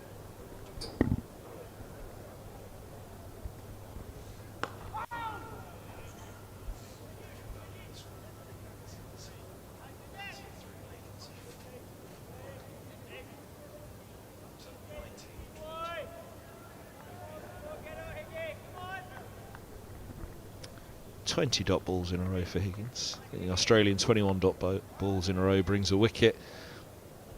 It's both ends, you can't just have it from one end.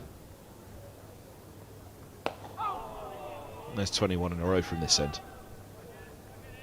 Fifth over from Higgins, third maiden. Gloucestershire 37 for 3.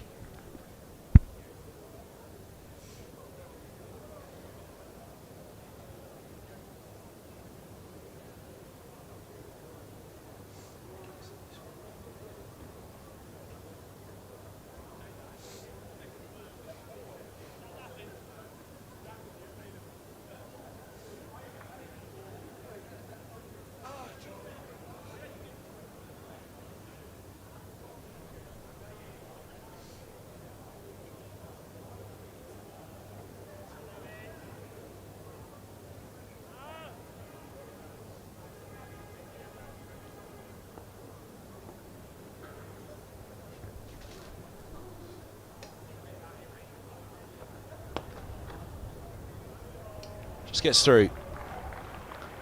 And Jones going down, trying to stop it at mid-on. Deploy the scamperer to return the throw to Holden.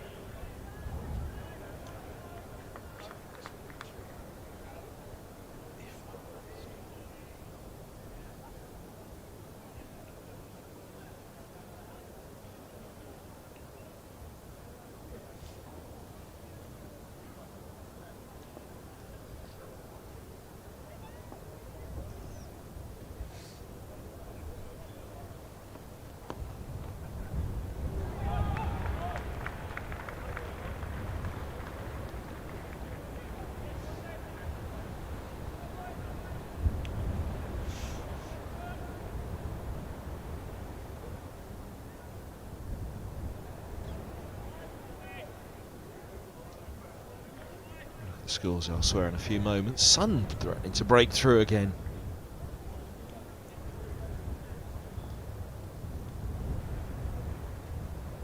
Currently above the Warner stand. Floodlight, you can see. He's right up to the sun at the moment.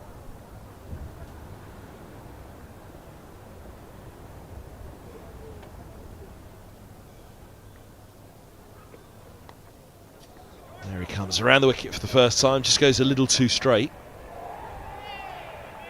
Stop from Zafar.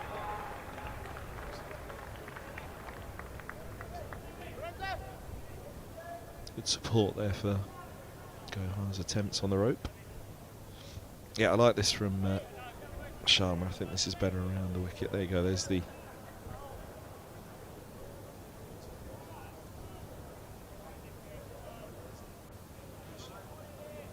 That's the one above the wall, and I said it was pointing up to the sun a moment or two ago.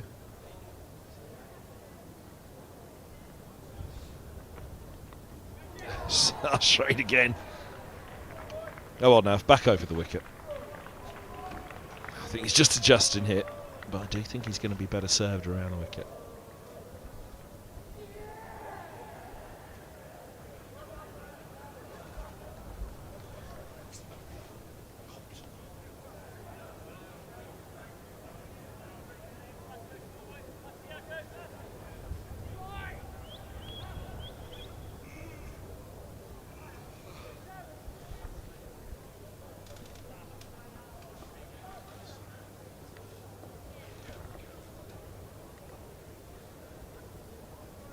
Let's hear the Compton.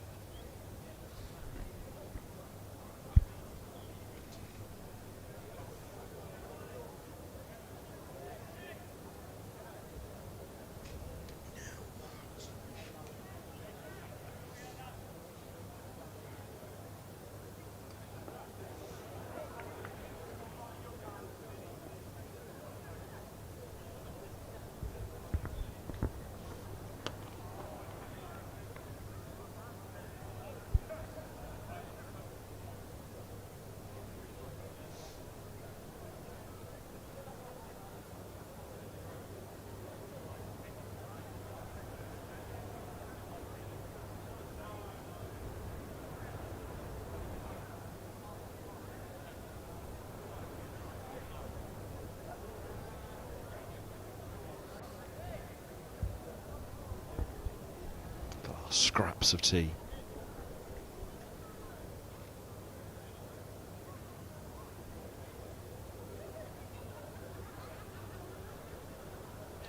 Time for some spin, is it? Zafar Gohar replacing Higgins. Or is Higgins going to be sent to the pavilion end? But we'll see.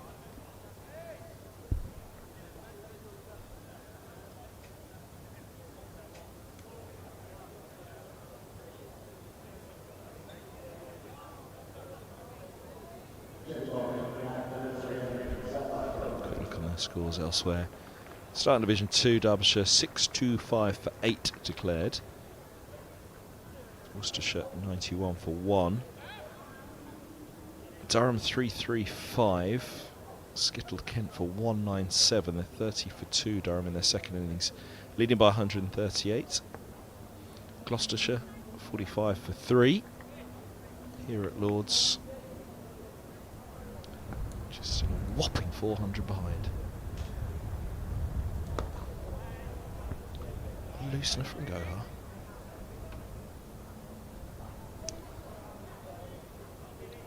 And Northamptonshire 201 for 9 in reply to Lancashire's 384. Division 1, Glamorgan 277 for 7 against Yorkshire. Essex 461 for 7 now at Hampshire. Sussex are 42 for 1 in their second innings, leading Leicestershire by 158. So games elsewhere have moved apace. Sussex with 361 and then Skittle Leicestershire for 245. Somerset 347 all out, Nottinghamshire 168 for 3 and Surrey all out for 328, a recovery there. But Warwickshire 320 for 2. It's nice from Gohar, a bit of flight.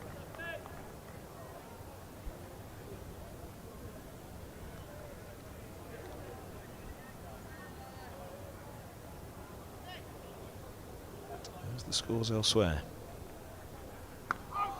Ooh.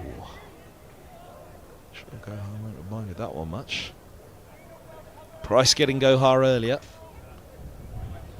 Going to get him in return.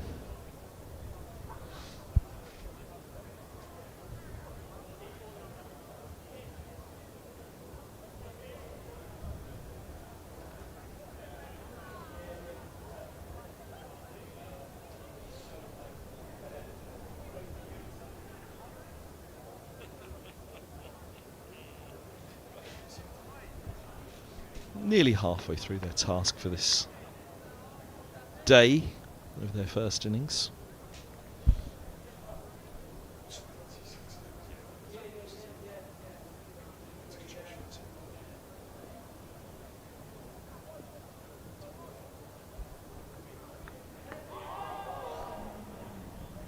Careful backing up. Miles Hammonds.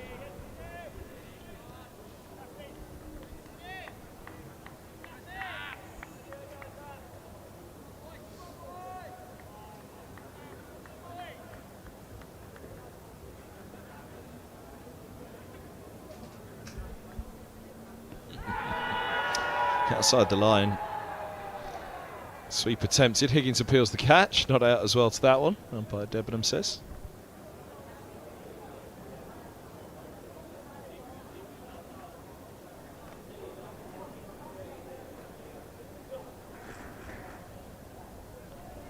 .46 for 3.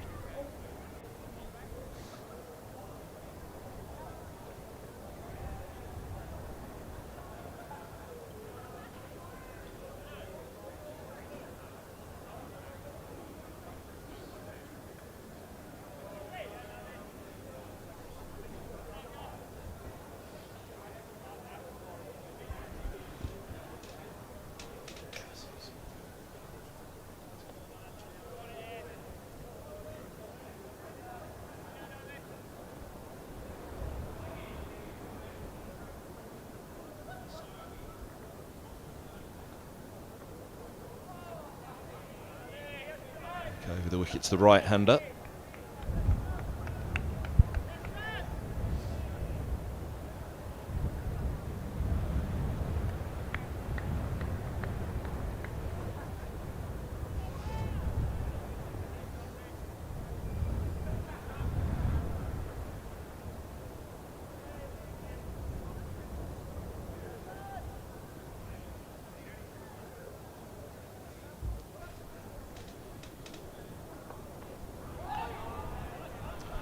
Wobble through the air after it passed the batter.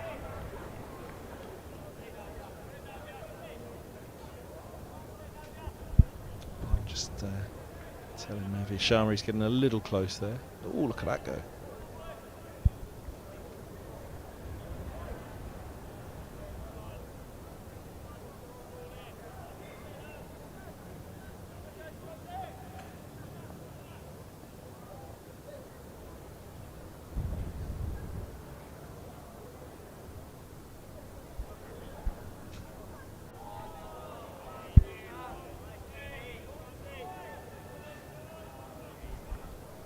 Warming to the task here, just pushing it a little quicker through now. Sharma perhaps into his 4th over.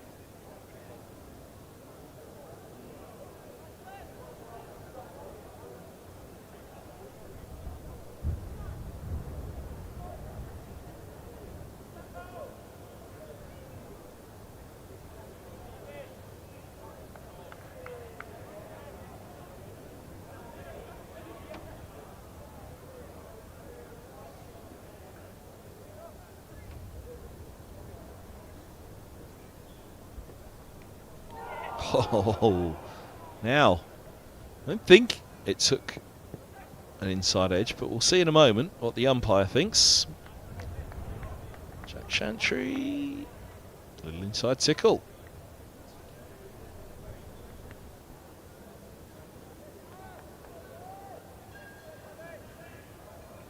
Don't think it carried. Let's see, there's the potential edge.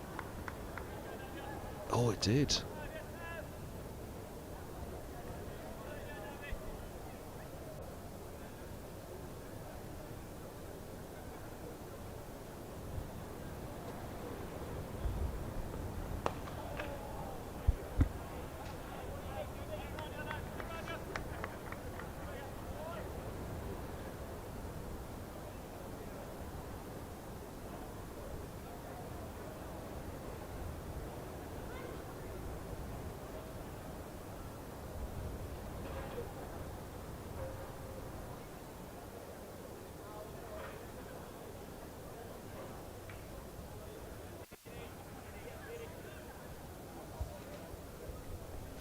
We need soon the cake's brought out, never mind the crisps.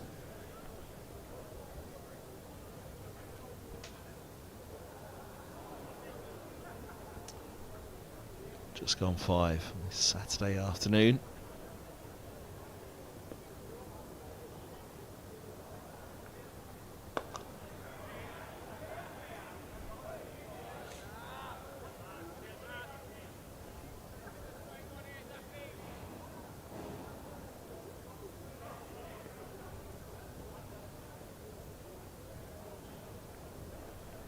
I don't think Gohar will mind that too much. A little dance from Hammonds.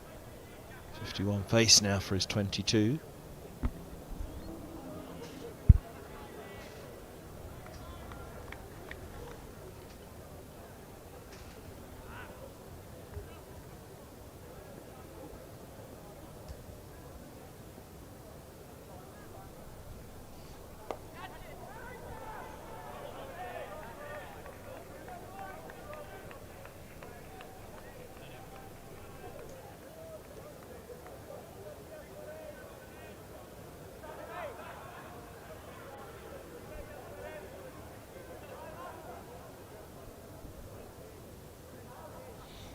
Sure, they're going to slip the two close catches.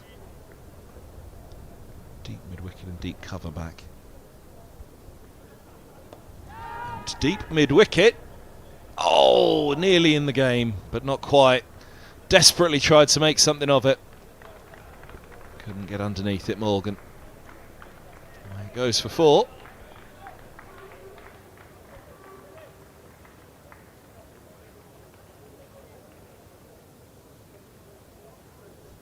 Just short. Nearly a dentist job that as well from Morgan. Fortunately not.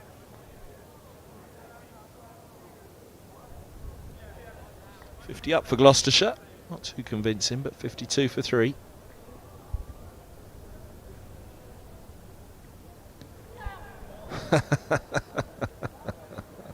You just knew something was coming from Higgins. What was it going to be, though?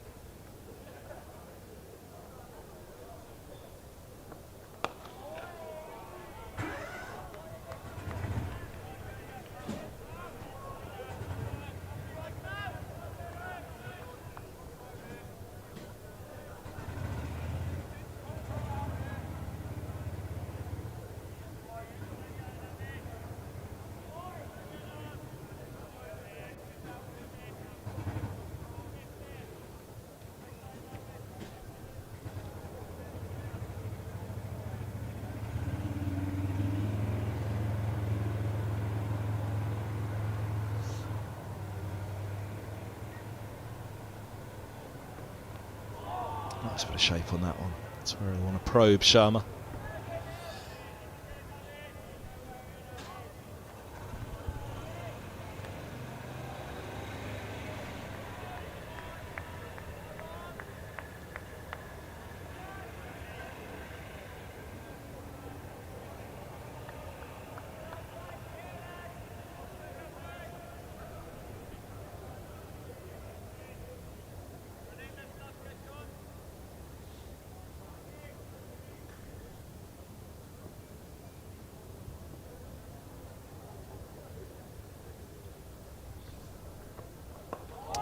That's probing. That's what that fella does so well, particularly from the pavilion end.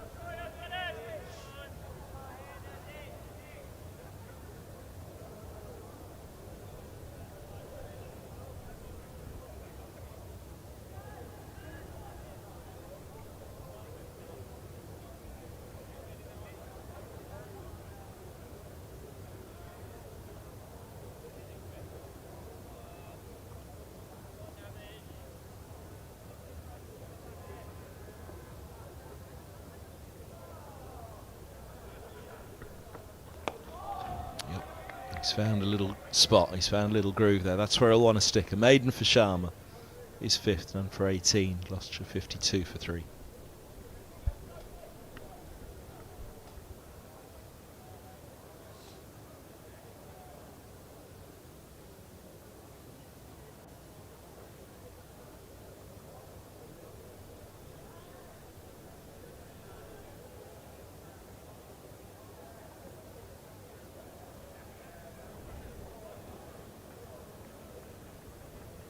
One cup or something there, or a strong cup or something. Send it up here if you want. Don't send any in there. One on the inside, far too much already.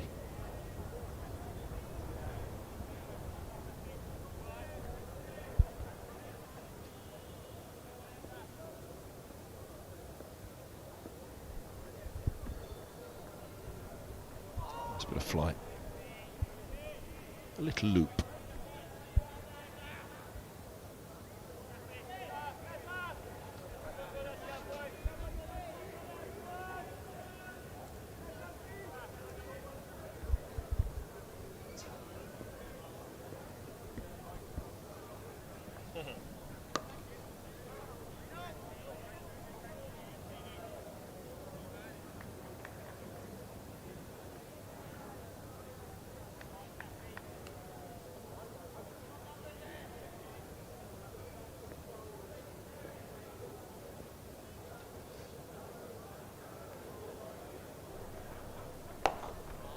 The use of the feet, sir. Safagoha.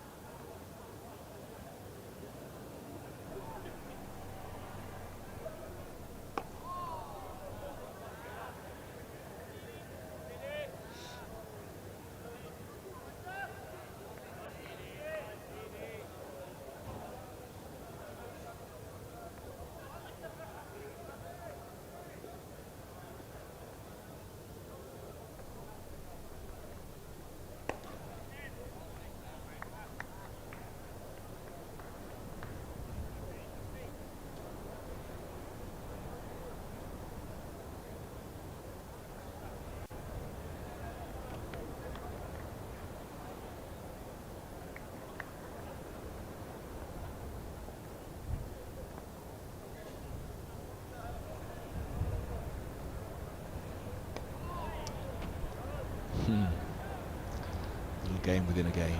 Gohar and Price. 53 for 3.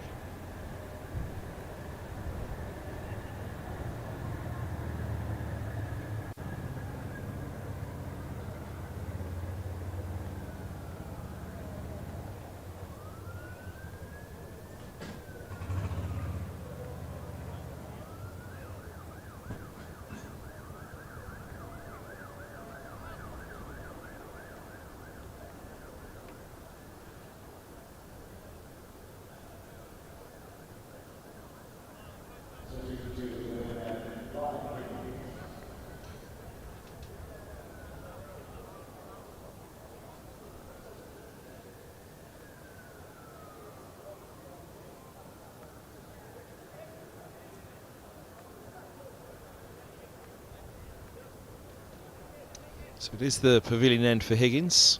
Could wonder whether the premature end to his nursery end spell meant that it was head on up.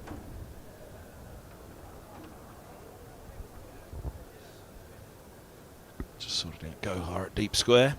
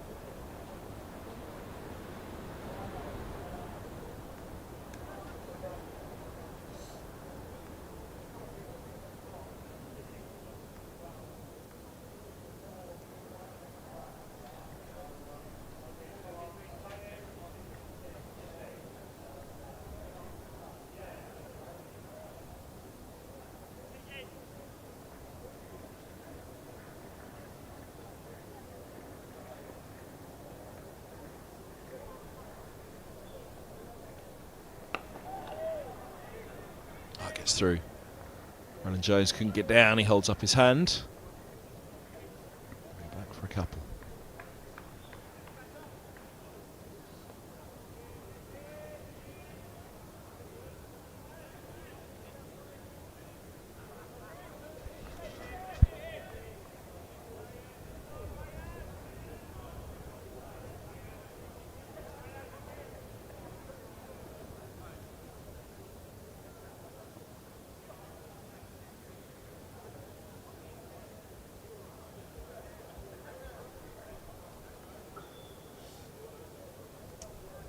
Ball check.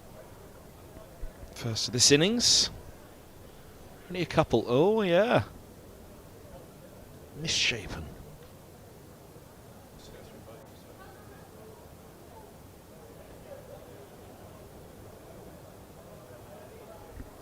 Yeah, ball change. Oh no, get on with it.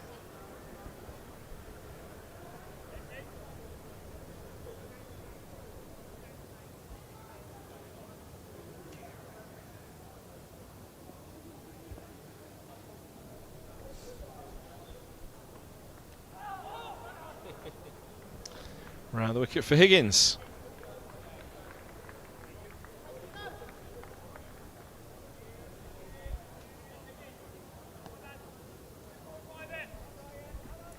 Four runs clipped fine.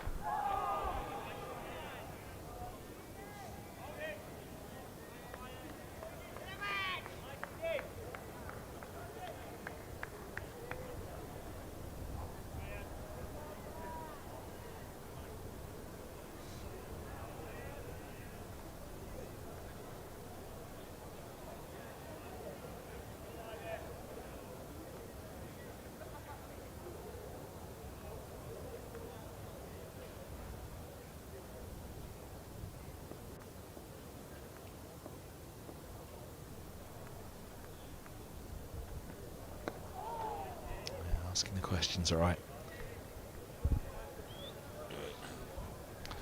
29 done, still 20 to go today, 59 for 3.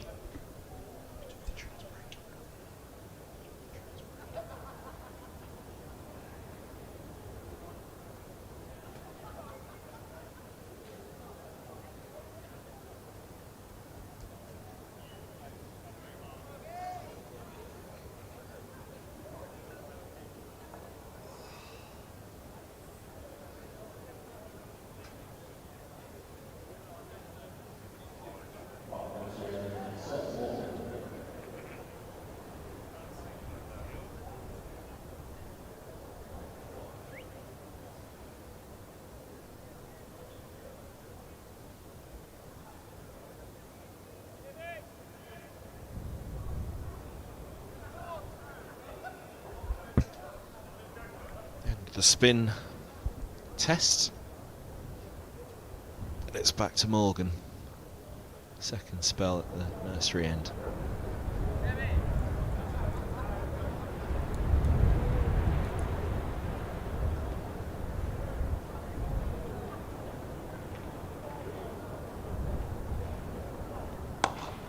Good start.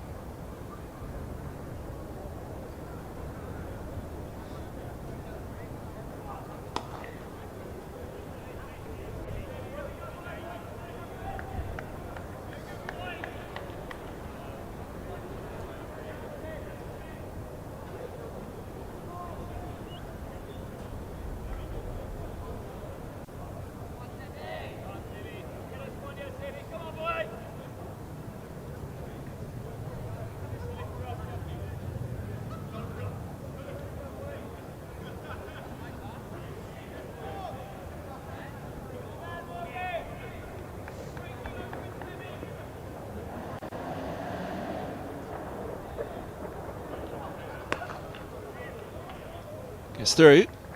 Oh, he's got a chance though on a slide. Hold them to a single.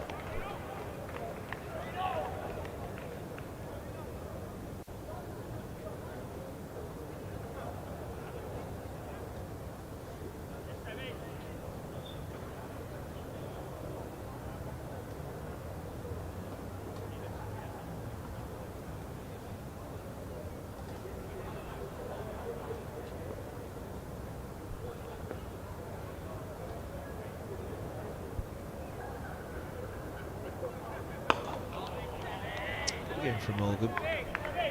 He's on the spot here.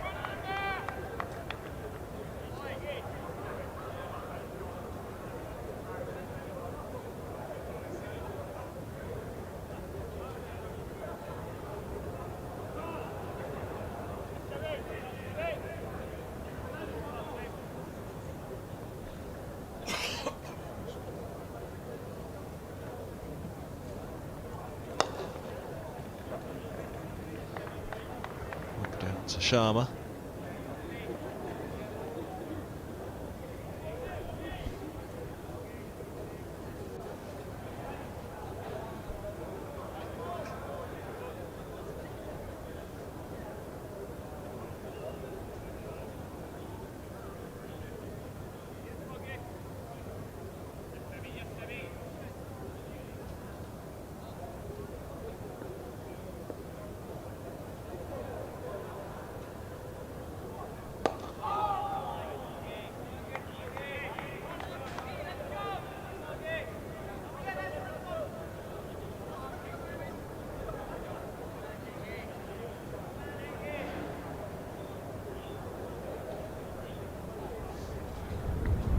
Feeding time at the zoo. Oh, sorry, producer. I thought you were conscious of that.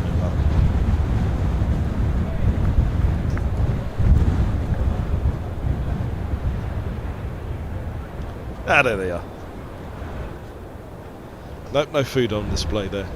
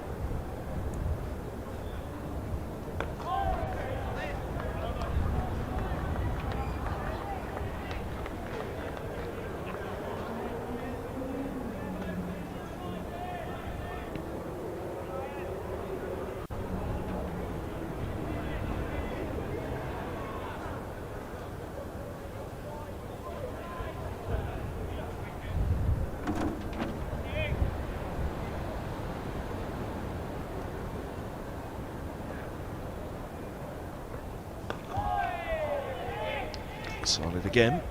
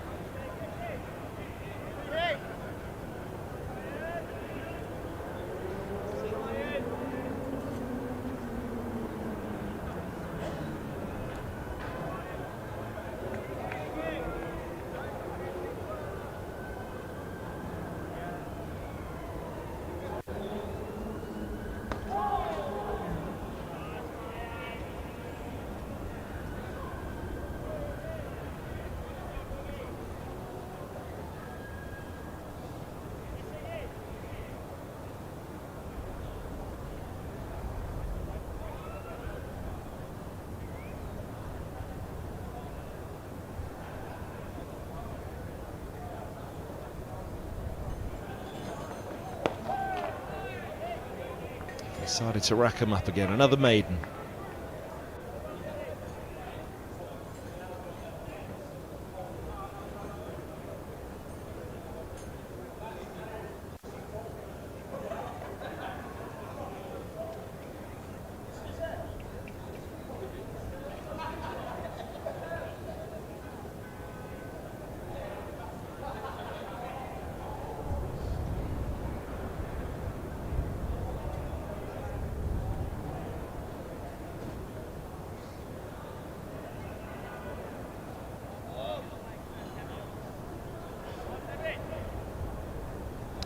It's down, all three of them to Roland Jones still.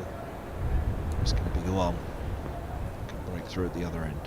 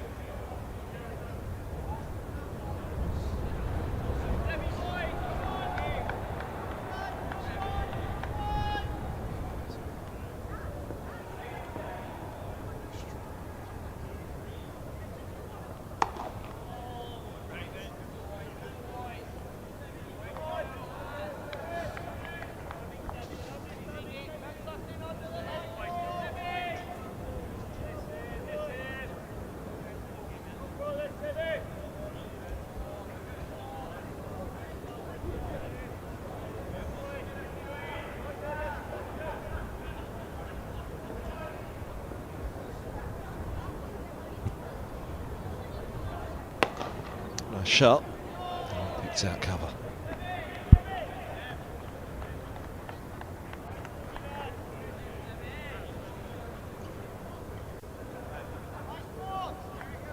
A well positioned Max Horn.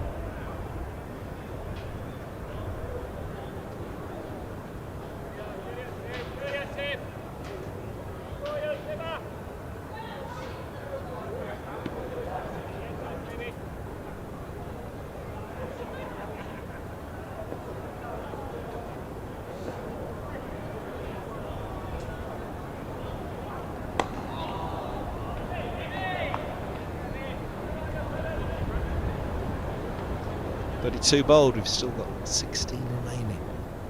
17 indeed on the second day. 62 for 3.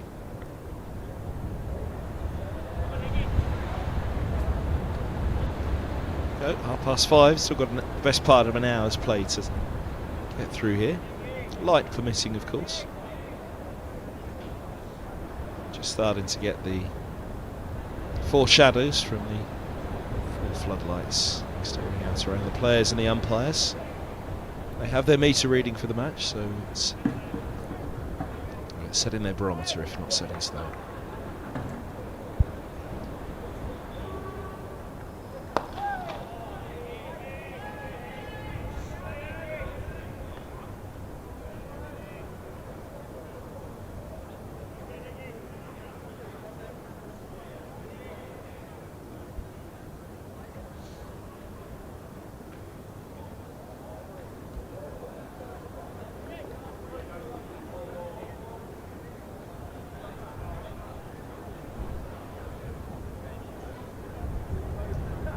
Check.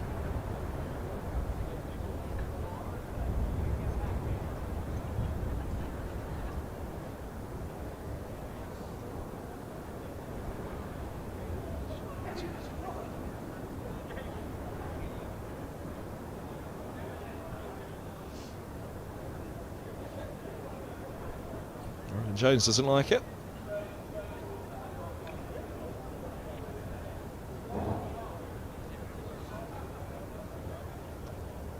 Chantry does, so get on with it.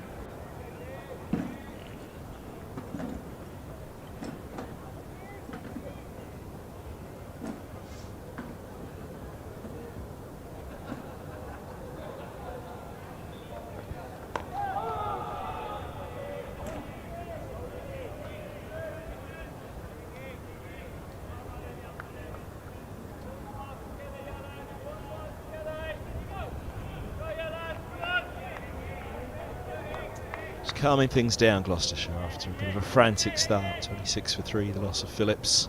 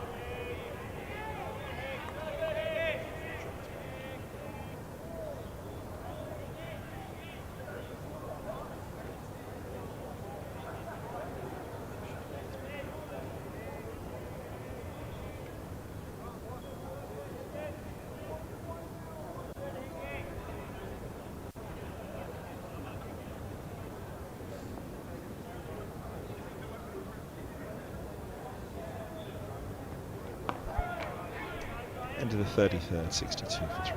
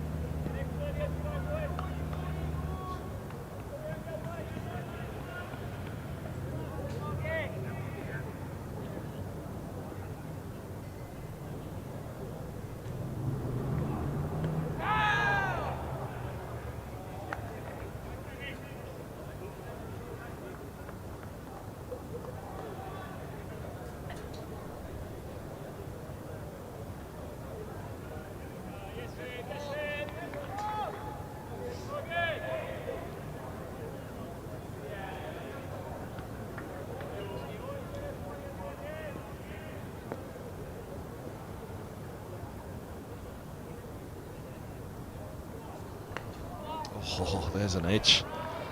Away it goes, and all along the floor though.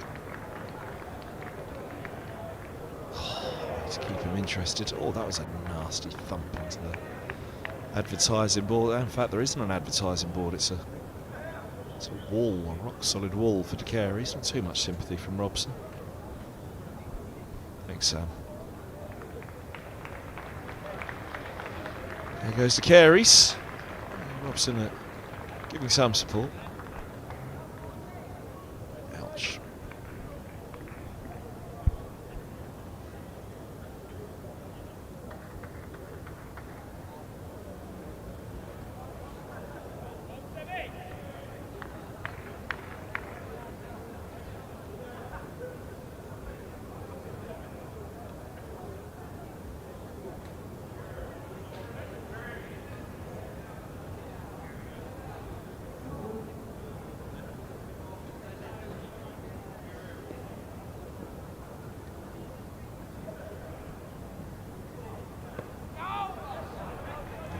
Just the leg by.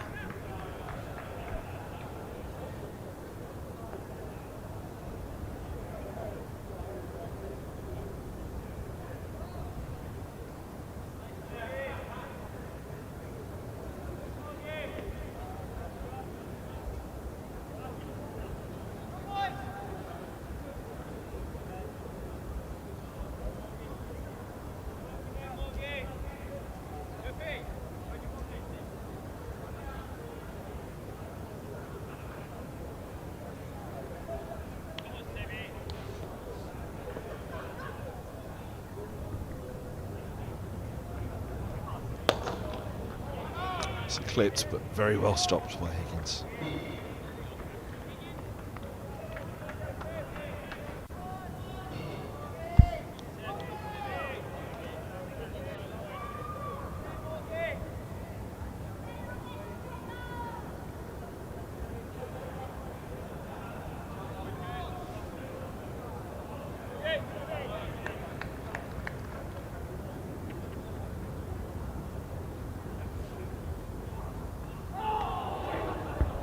Nice.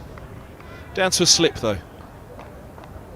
57 balls now face for Price. Here's 6, Hammond 38, 67 for 3.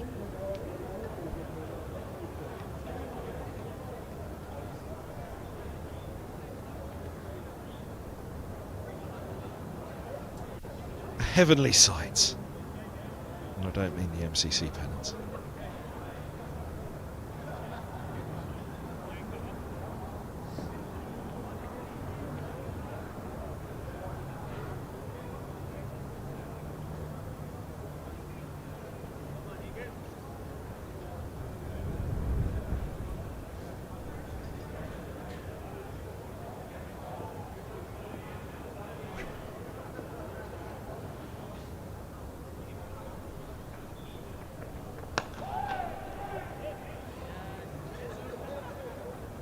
Even Higgins is trying to keep himself entertained.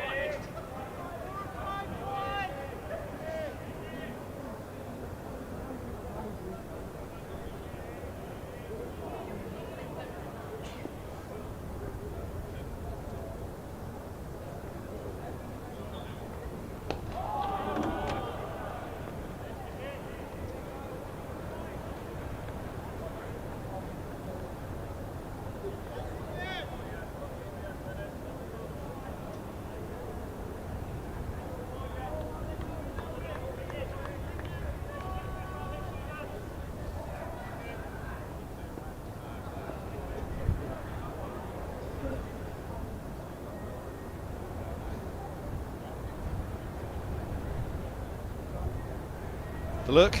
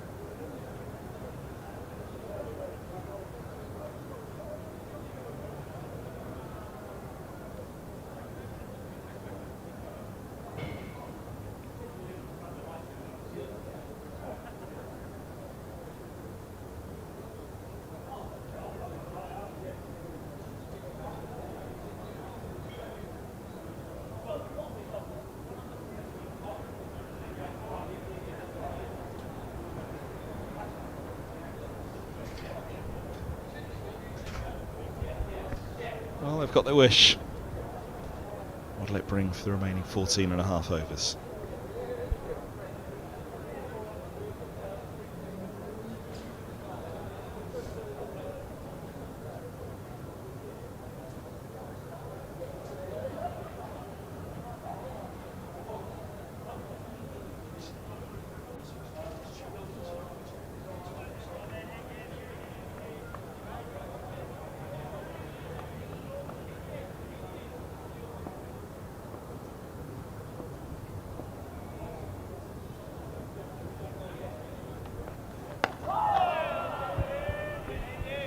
Should have their tails up for a moment while they've got this replacement ball.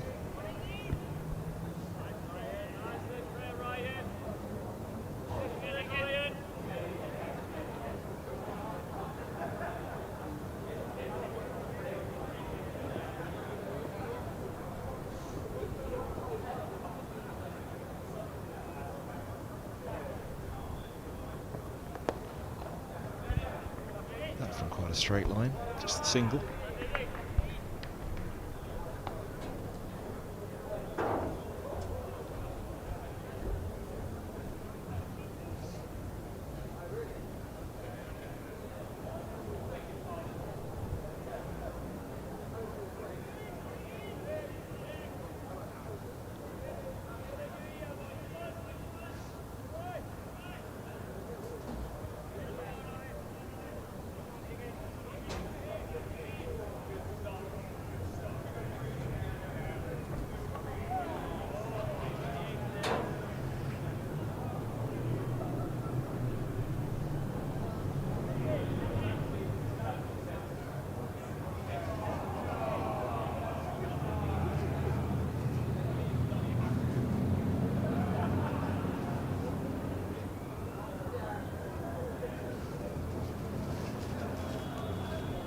So 14 more remaining of the second day. 68 for 3.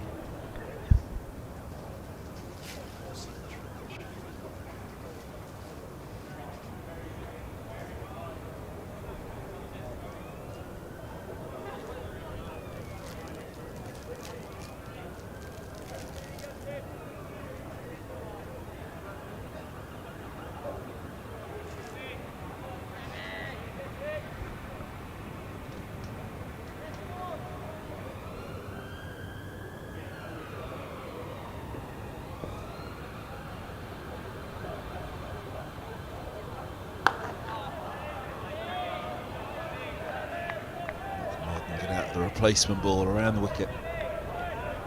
To Hammond again.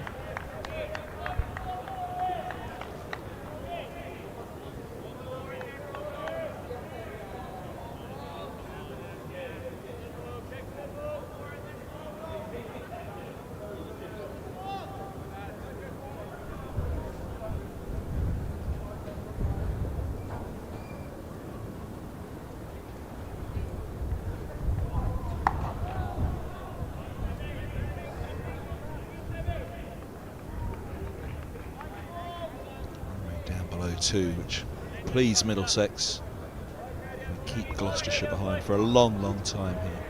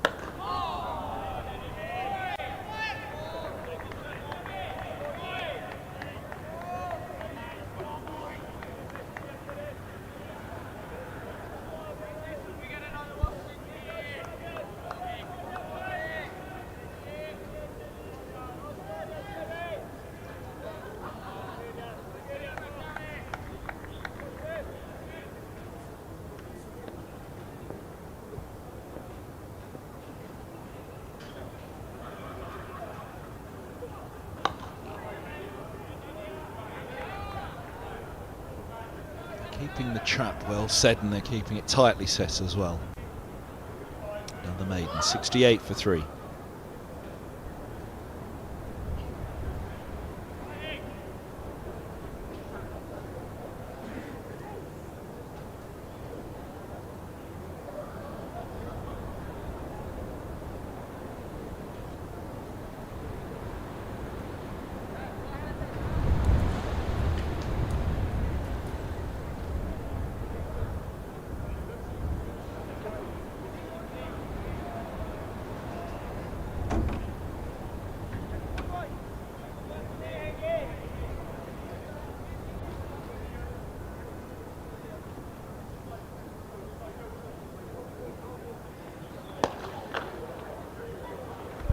That's a lovely shot down the ground from Price. He's into double figures, I think. No, it's going to hold up. A couple. Higgins is happy.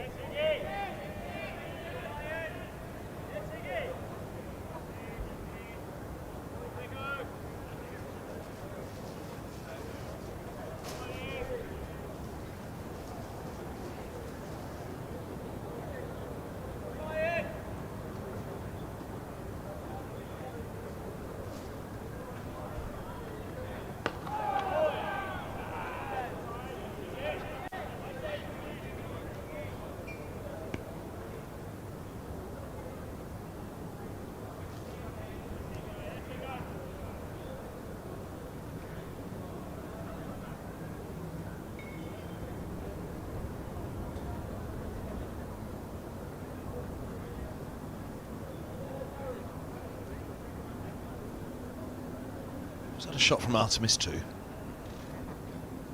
Or was it the media centre?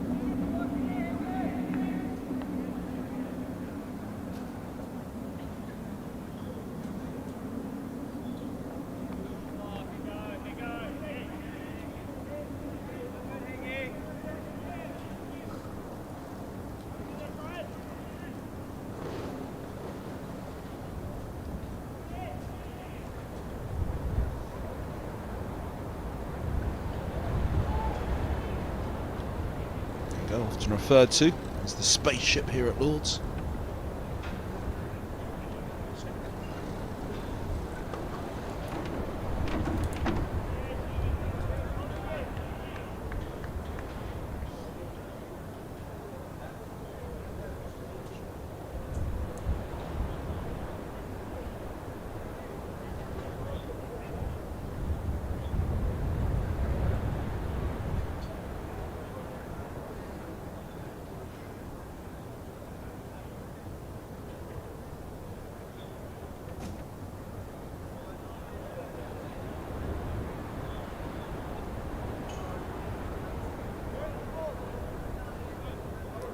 Hold up top.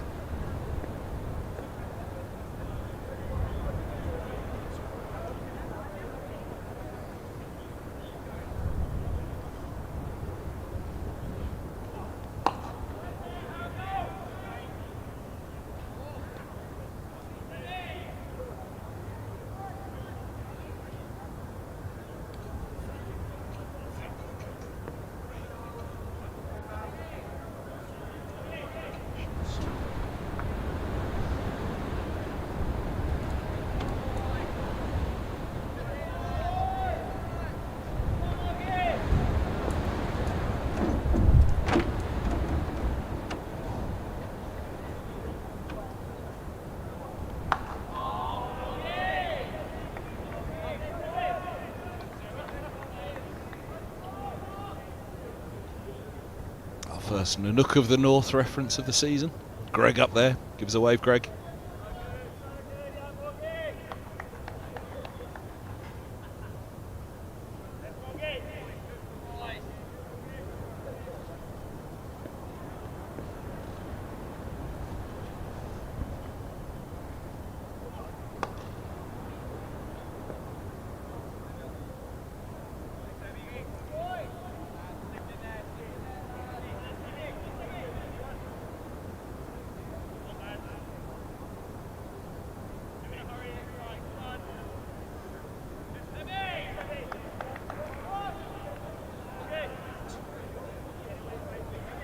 T-shirts. Just thought they were going to a Durham game.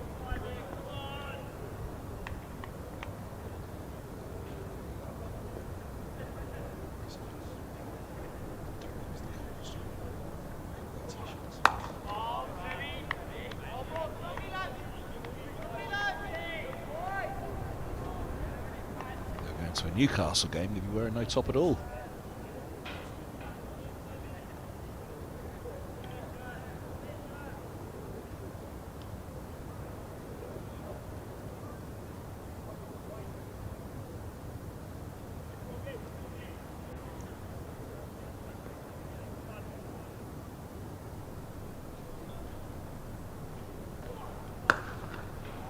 That's a lovely shot. Look at the point it goes.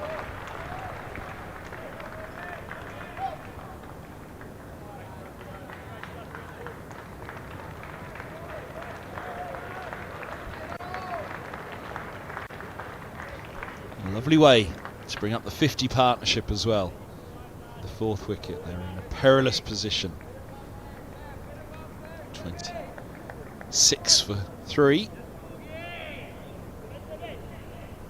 But now they've got a glint of light at the end of the tunnel.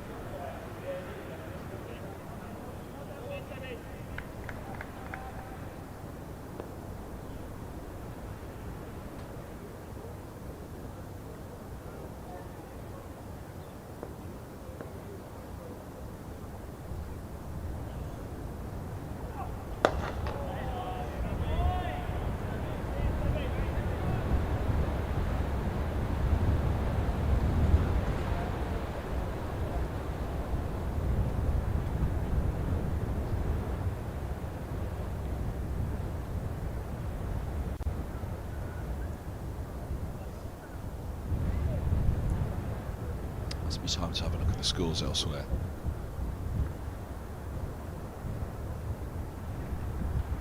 What do we reckon is going to be the first result of the season? The first wicket, the first century. Starting Division 1, Yorkshire won without loss in reply to Glamorgan's 302. Essex 461 for 7 declared. Hampshire 6 for 2. Cook with both wickets, Weatherly and Gubbins. Sussex 105 for 2. They lead Leicestershire by 221. Chance that could be the first one. It's in their second innings. Nottinghamshire are 216 for 3, trailing Somerset by 131 at Taunton. Warwickshire leads Surrey by 2 runs with 8 wickets remaining at Edgbaston. 330 for 2. Worcestershire 113 for 2 in reply to Derbyshire 625 for 8. Double century for Martin Anderson. That's close, but not close enough. Was there a little bit of bat involved? Yes. There's a look at the inside edge. And there it is.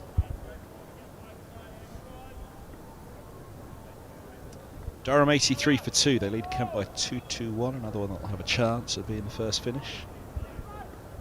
First victory of the new season. Or not other. Bad light at Northamptonshire. 215 for 9. Reply to Lancashire's 384.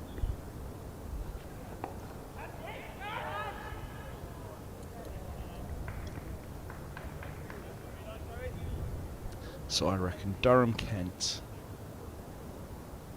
Or Leicestershire, Sussex. The ones that are going to be closest to the first result of the season.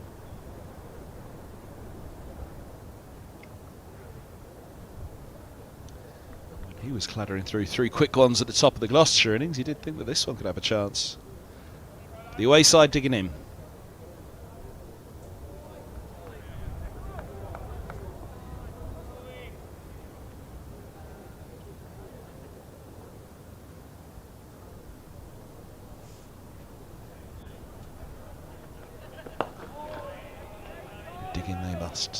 Still trail by 367. So the follow-on is a whopping 218 runs away.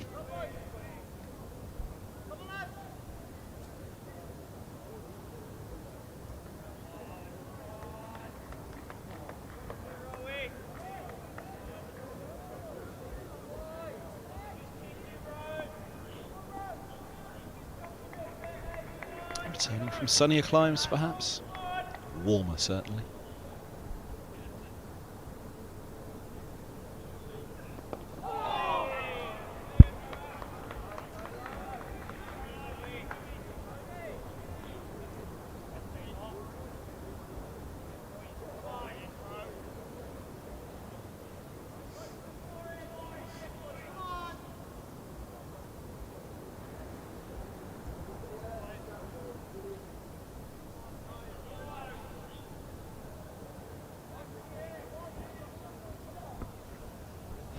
Producer Dan's going for a red tail there, Turkish Airlines. I was wondering whether it was an orange tail.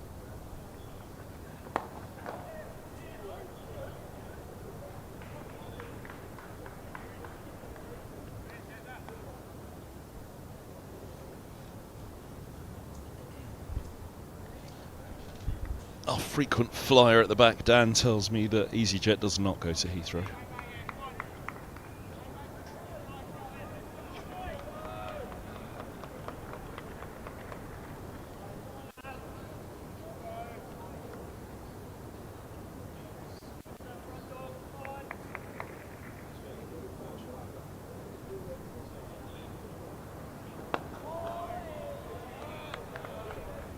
was returning from the Maldives, that flight.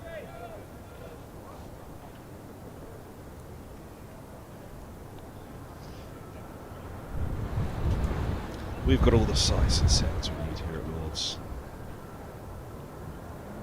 Pigeons pecking.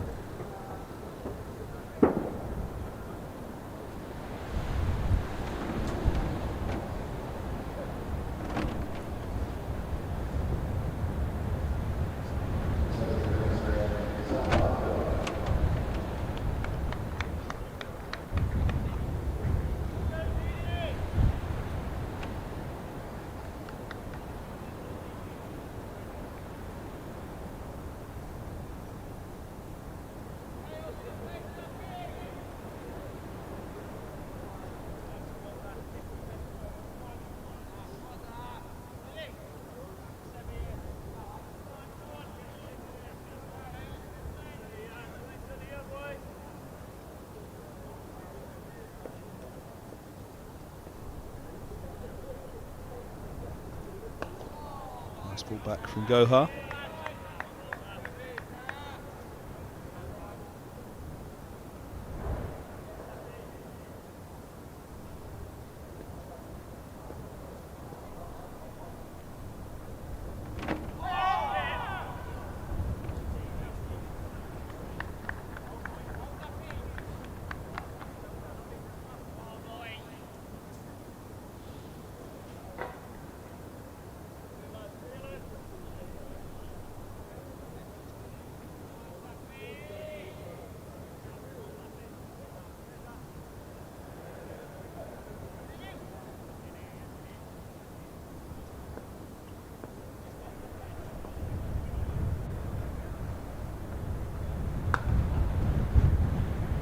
Stroked away, but there is a sweeper back, so just a single.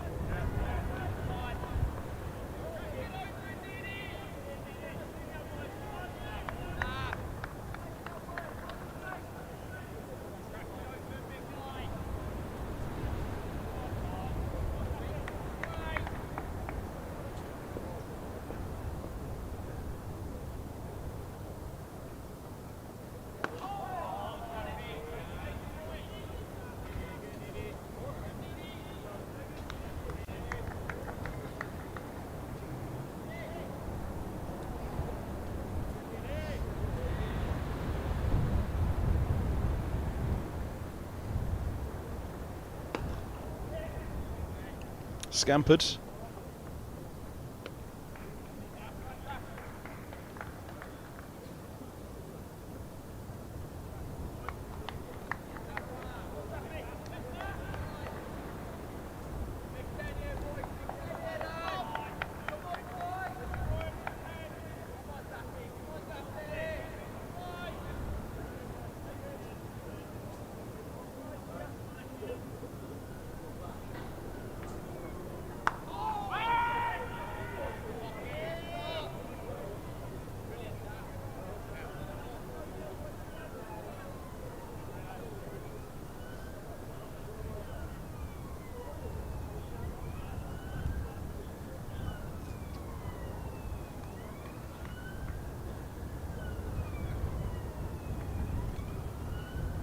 Direction of play is pointing in Middlesex's favour at the moment, but certainly this is a fine recovery, or start to the recovery from Gloucestershire after those three early wickets. Felt ominous at that point. They'd be scythed down through all of their ranks in this first innings as quickly as Roland Jones was doing it.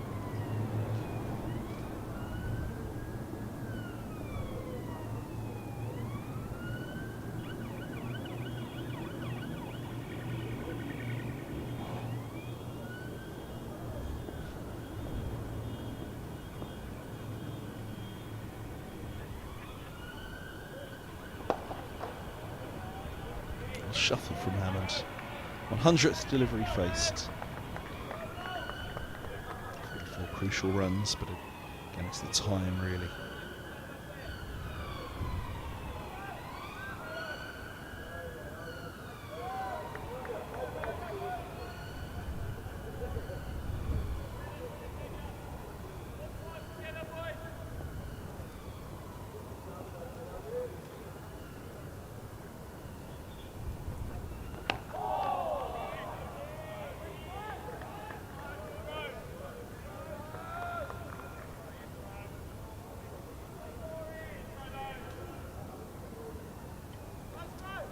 we think the skipper thinks.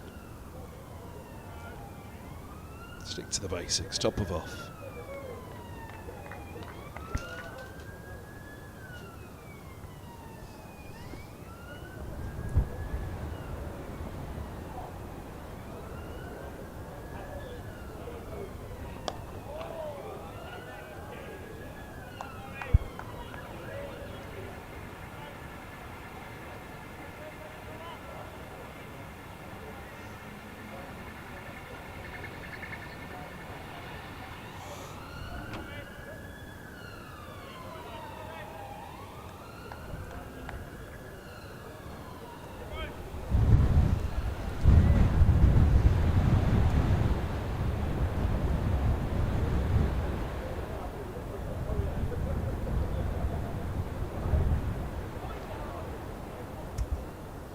Through, gets away for 4 byes.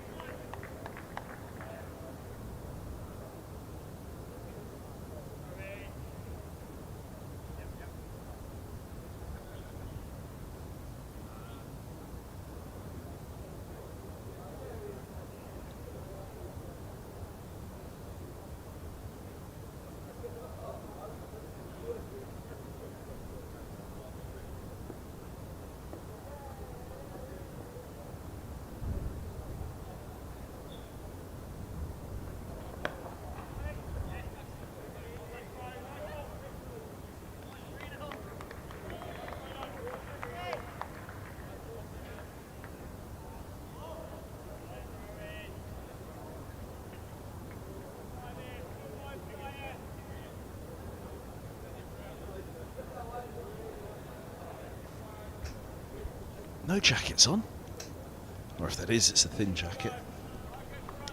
Still see this funny side of life though.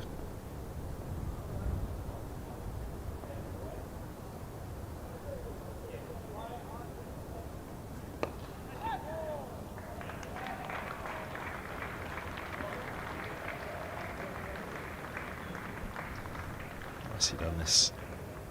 It'll work through the leg side.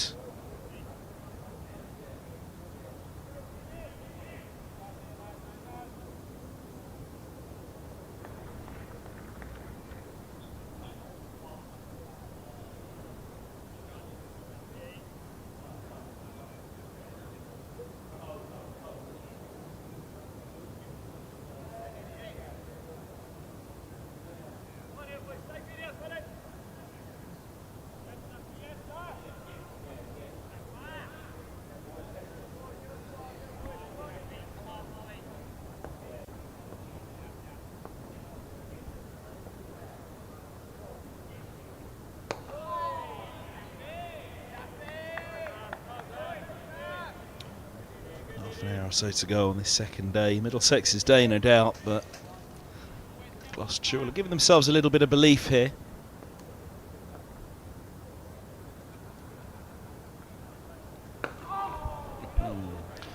Pinching him from the top of middle and off. So if I go, I will not mind that. Conforming himself to Price earlier.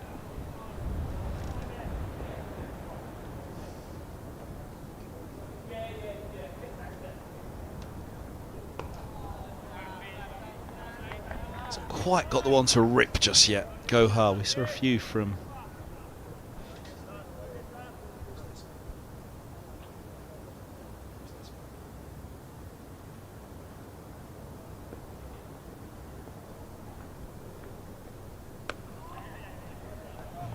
got a few to do a bit. That's cut nicely though. A little whip there and Price.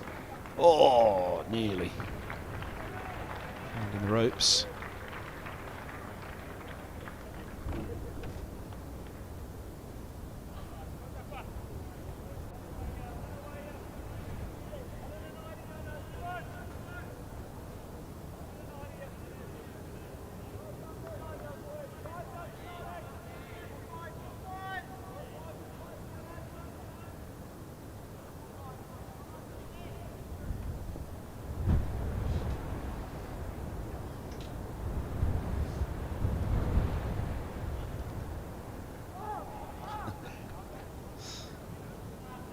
Started wide enough that not too much panic required from Hammond.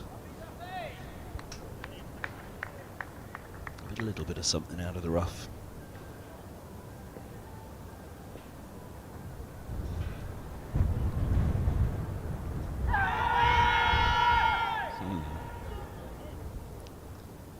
Worth a question. The answer is get off the pitch.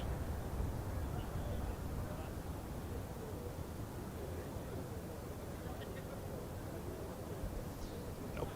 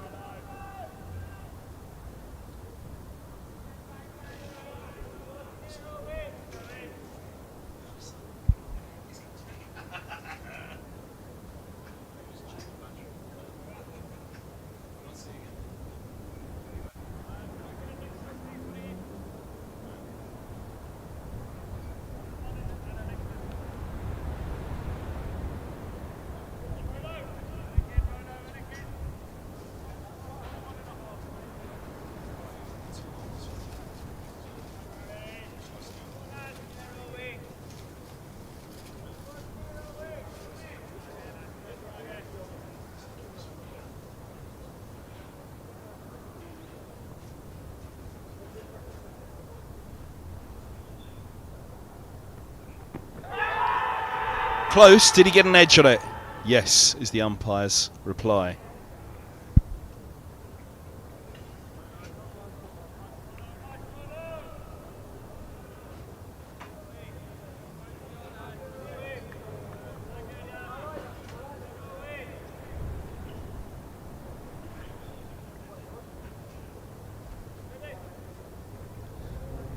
Let's see. There it is.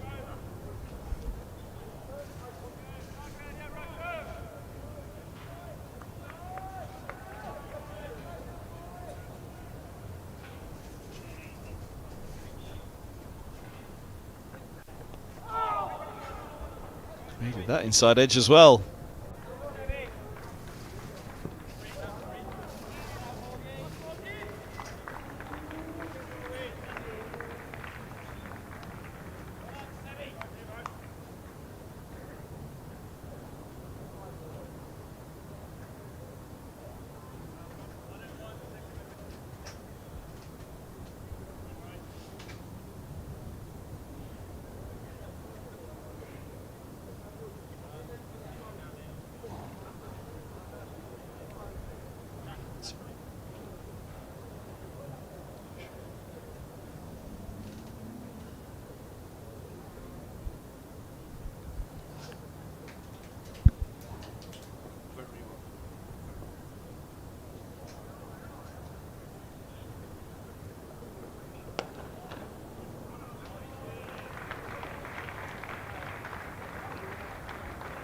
Shot again.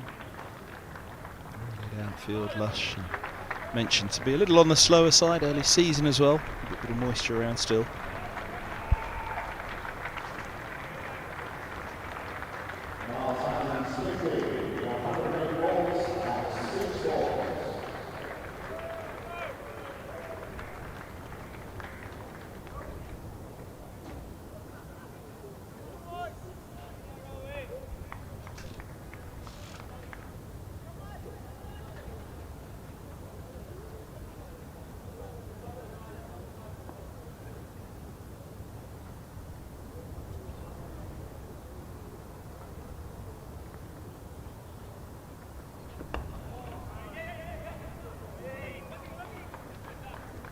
Jones is as disgruntled as ever as another inside edge gets away.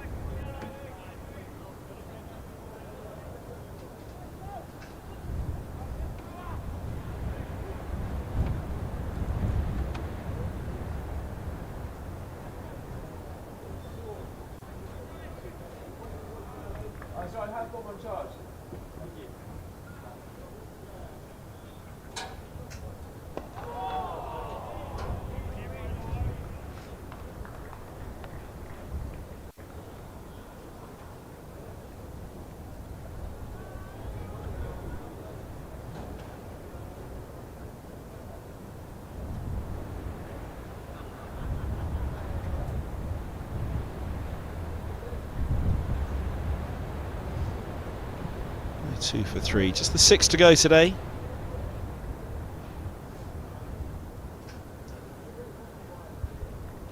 No bad light to interrupt us by the looks of it today, although there is one thicker cloud. I suppose if the sun were to dip quickly enough over in the west.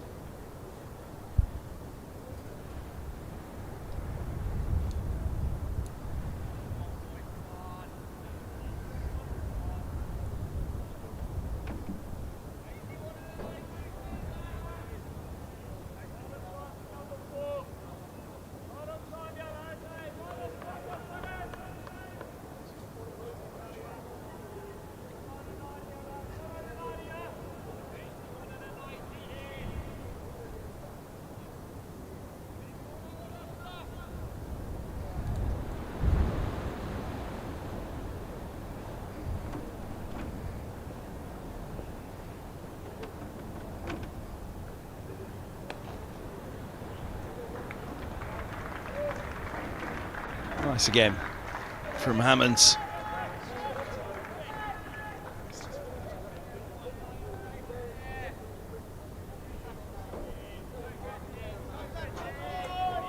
.55 now for Hammond.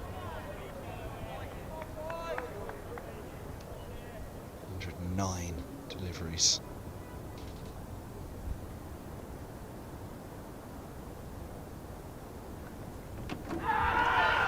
It's closer, but not close enough.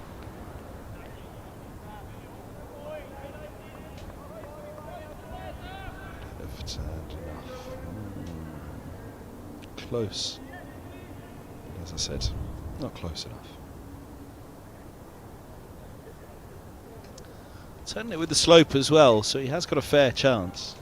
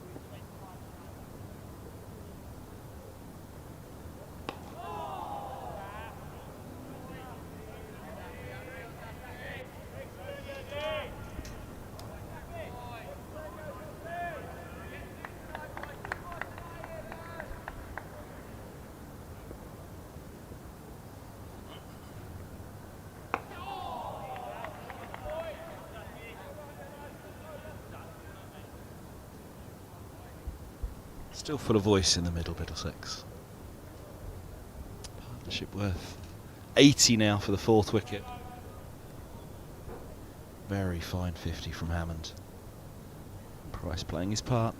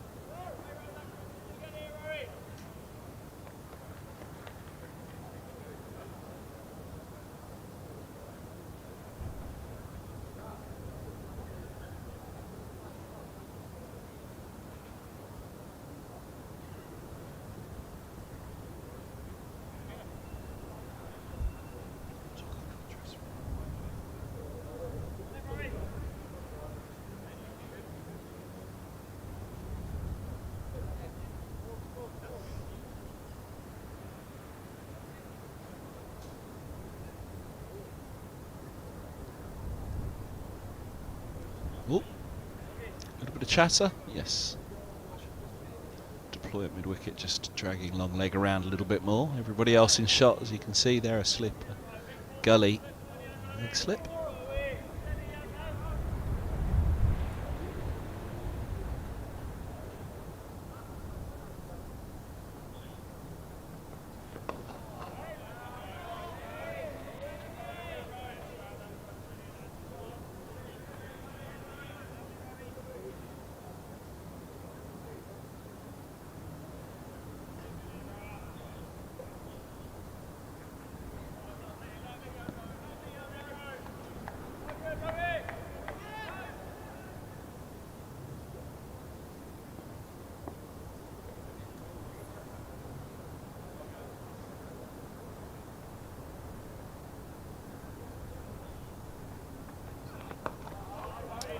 Again. We're starting to think about tomorrow now. Close enough, 4.4 overs. They'll go fully into their shell, but are on the side of caution.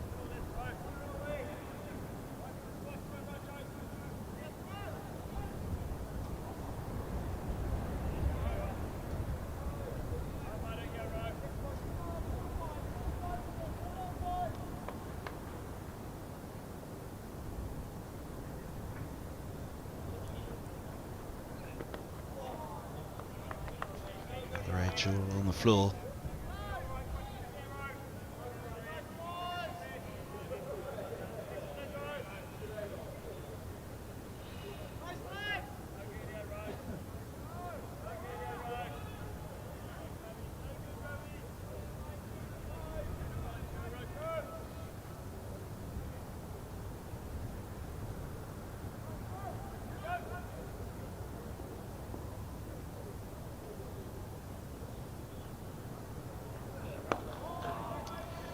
Plugging away. And plugging the gap there is Wickets.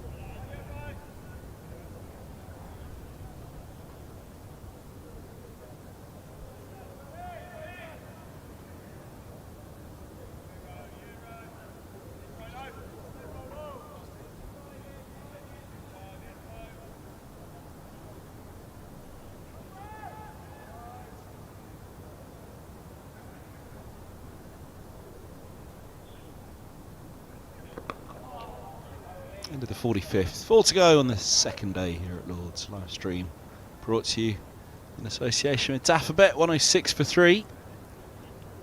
339 behind.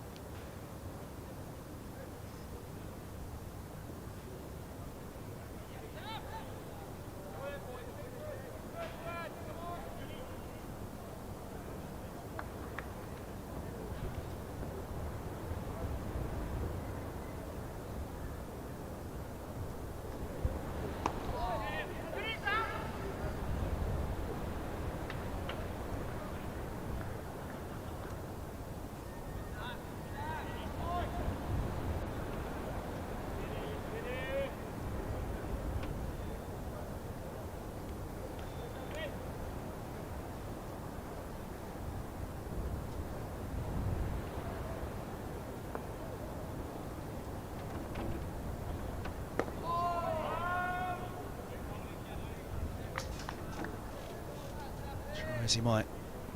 So for Gohar, he can't quite find a way through here this evening.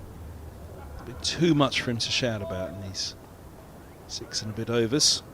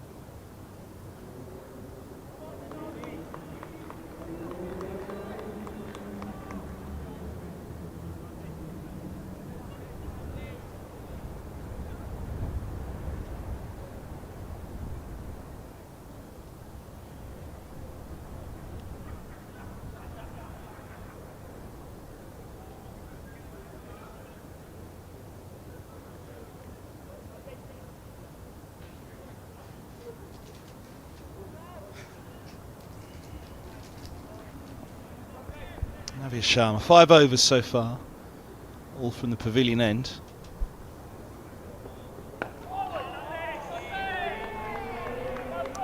The nippiest of the quartet on show. Can he find something?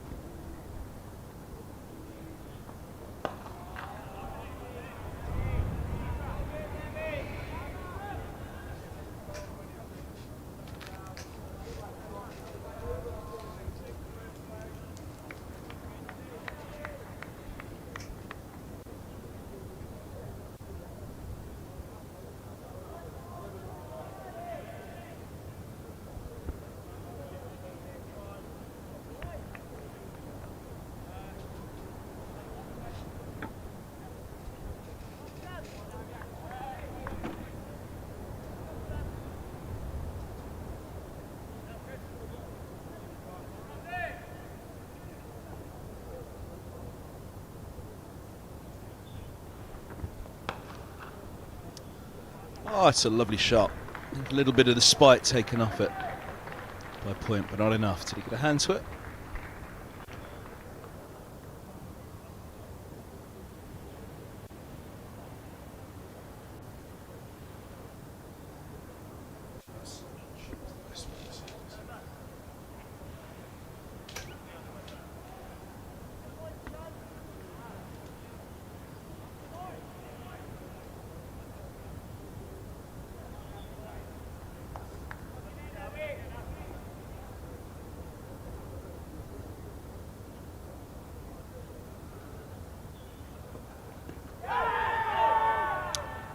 Nope.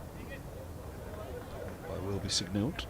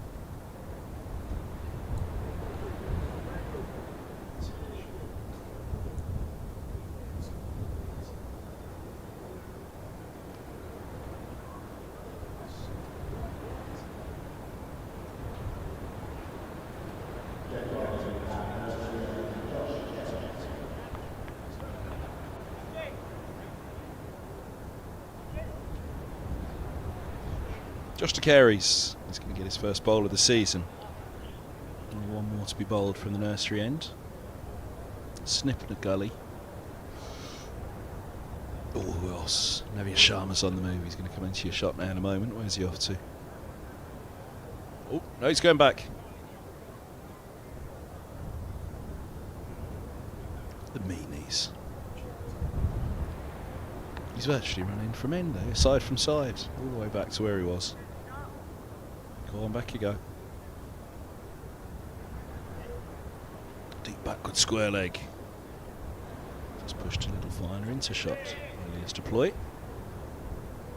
Here's some Josh De Carey's, but possibly a little overdue here with the left-handed hand.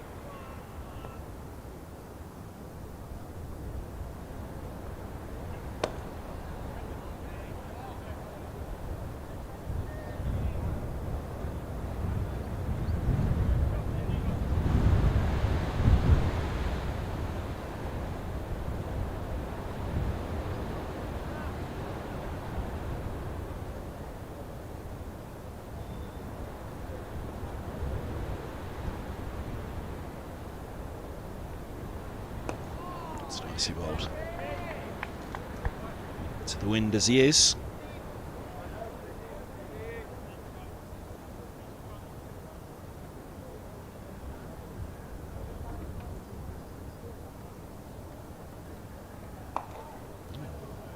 Rip that one down. Price acknowledges it.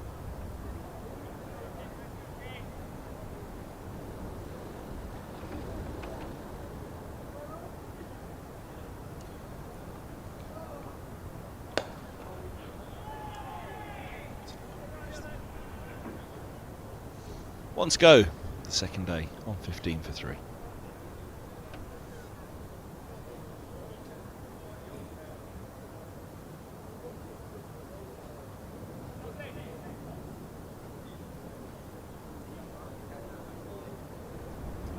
Can he do it? Navia Sharma.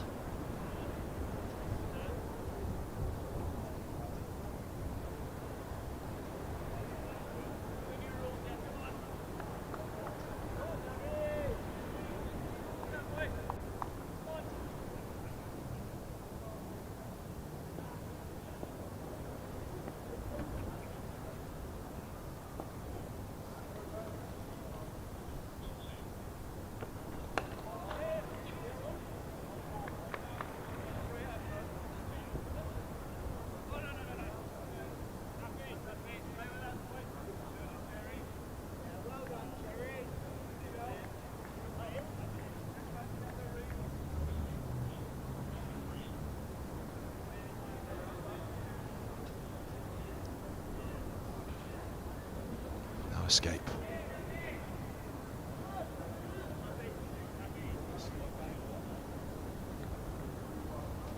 Very good, Greg, on the camera. Will there be an escape for Gloucestershire?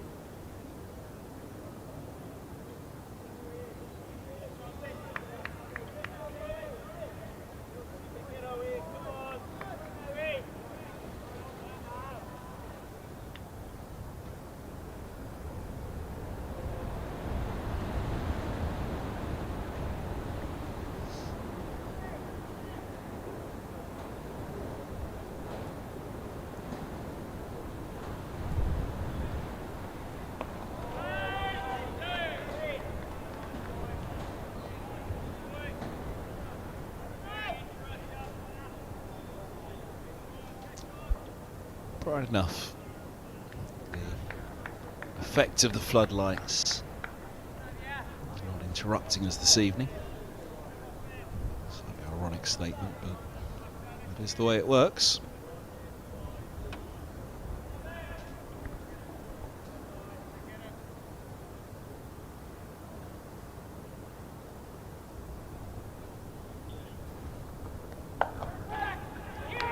He hasn't, he has. Oh, wow. Sharma has his first wicket of the season. Holden with a big happy smile holding on. And Price falls for 29. 116 for 4. And Middlesex won't believe their luck with that one.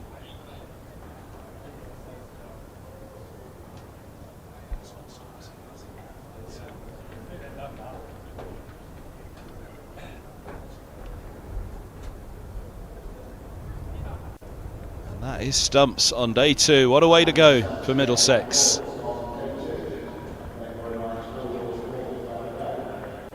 There we go. Good grab. Should have held it, did hold it, but you can see the joy for them all. Sharma on for 24. Price has his bat on his head. And Middlesex have their 4th wicket. 116 for 4 it is. We'll be back in the morning. Gloucestershire resuming. 6 wickets standing in their first innings. They trail by 329. Live stream here at Lord's being brought to you in association with Dafabet.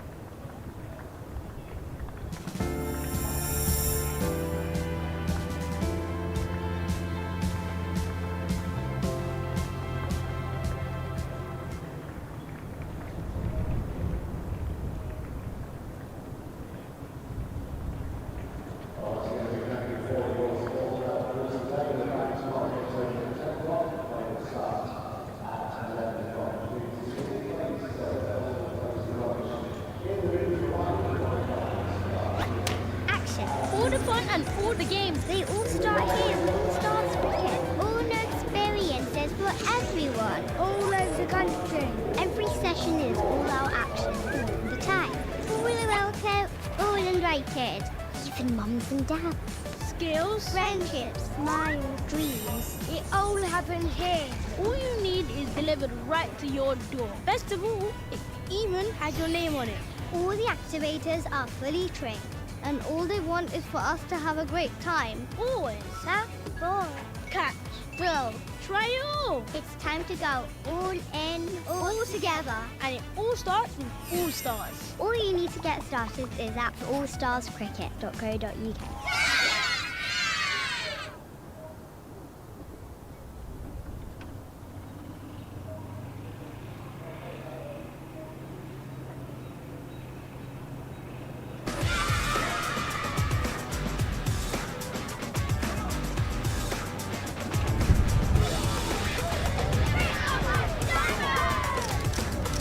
Power your play this holiday at Dynamo's Cricket.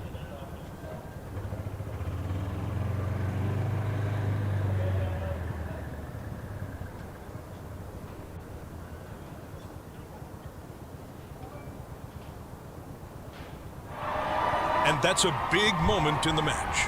Here and now 365. Amplifying brands in the UK.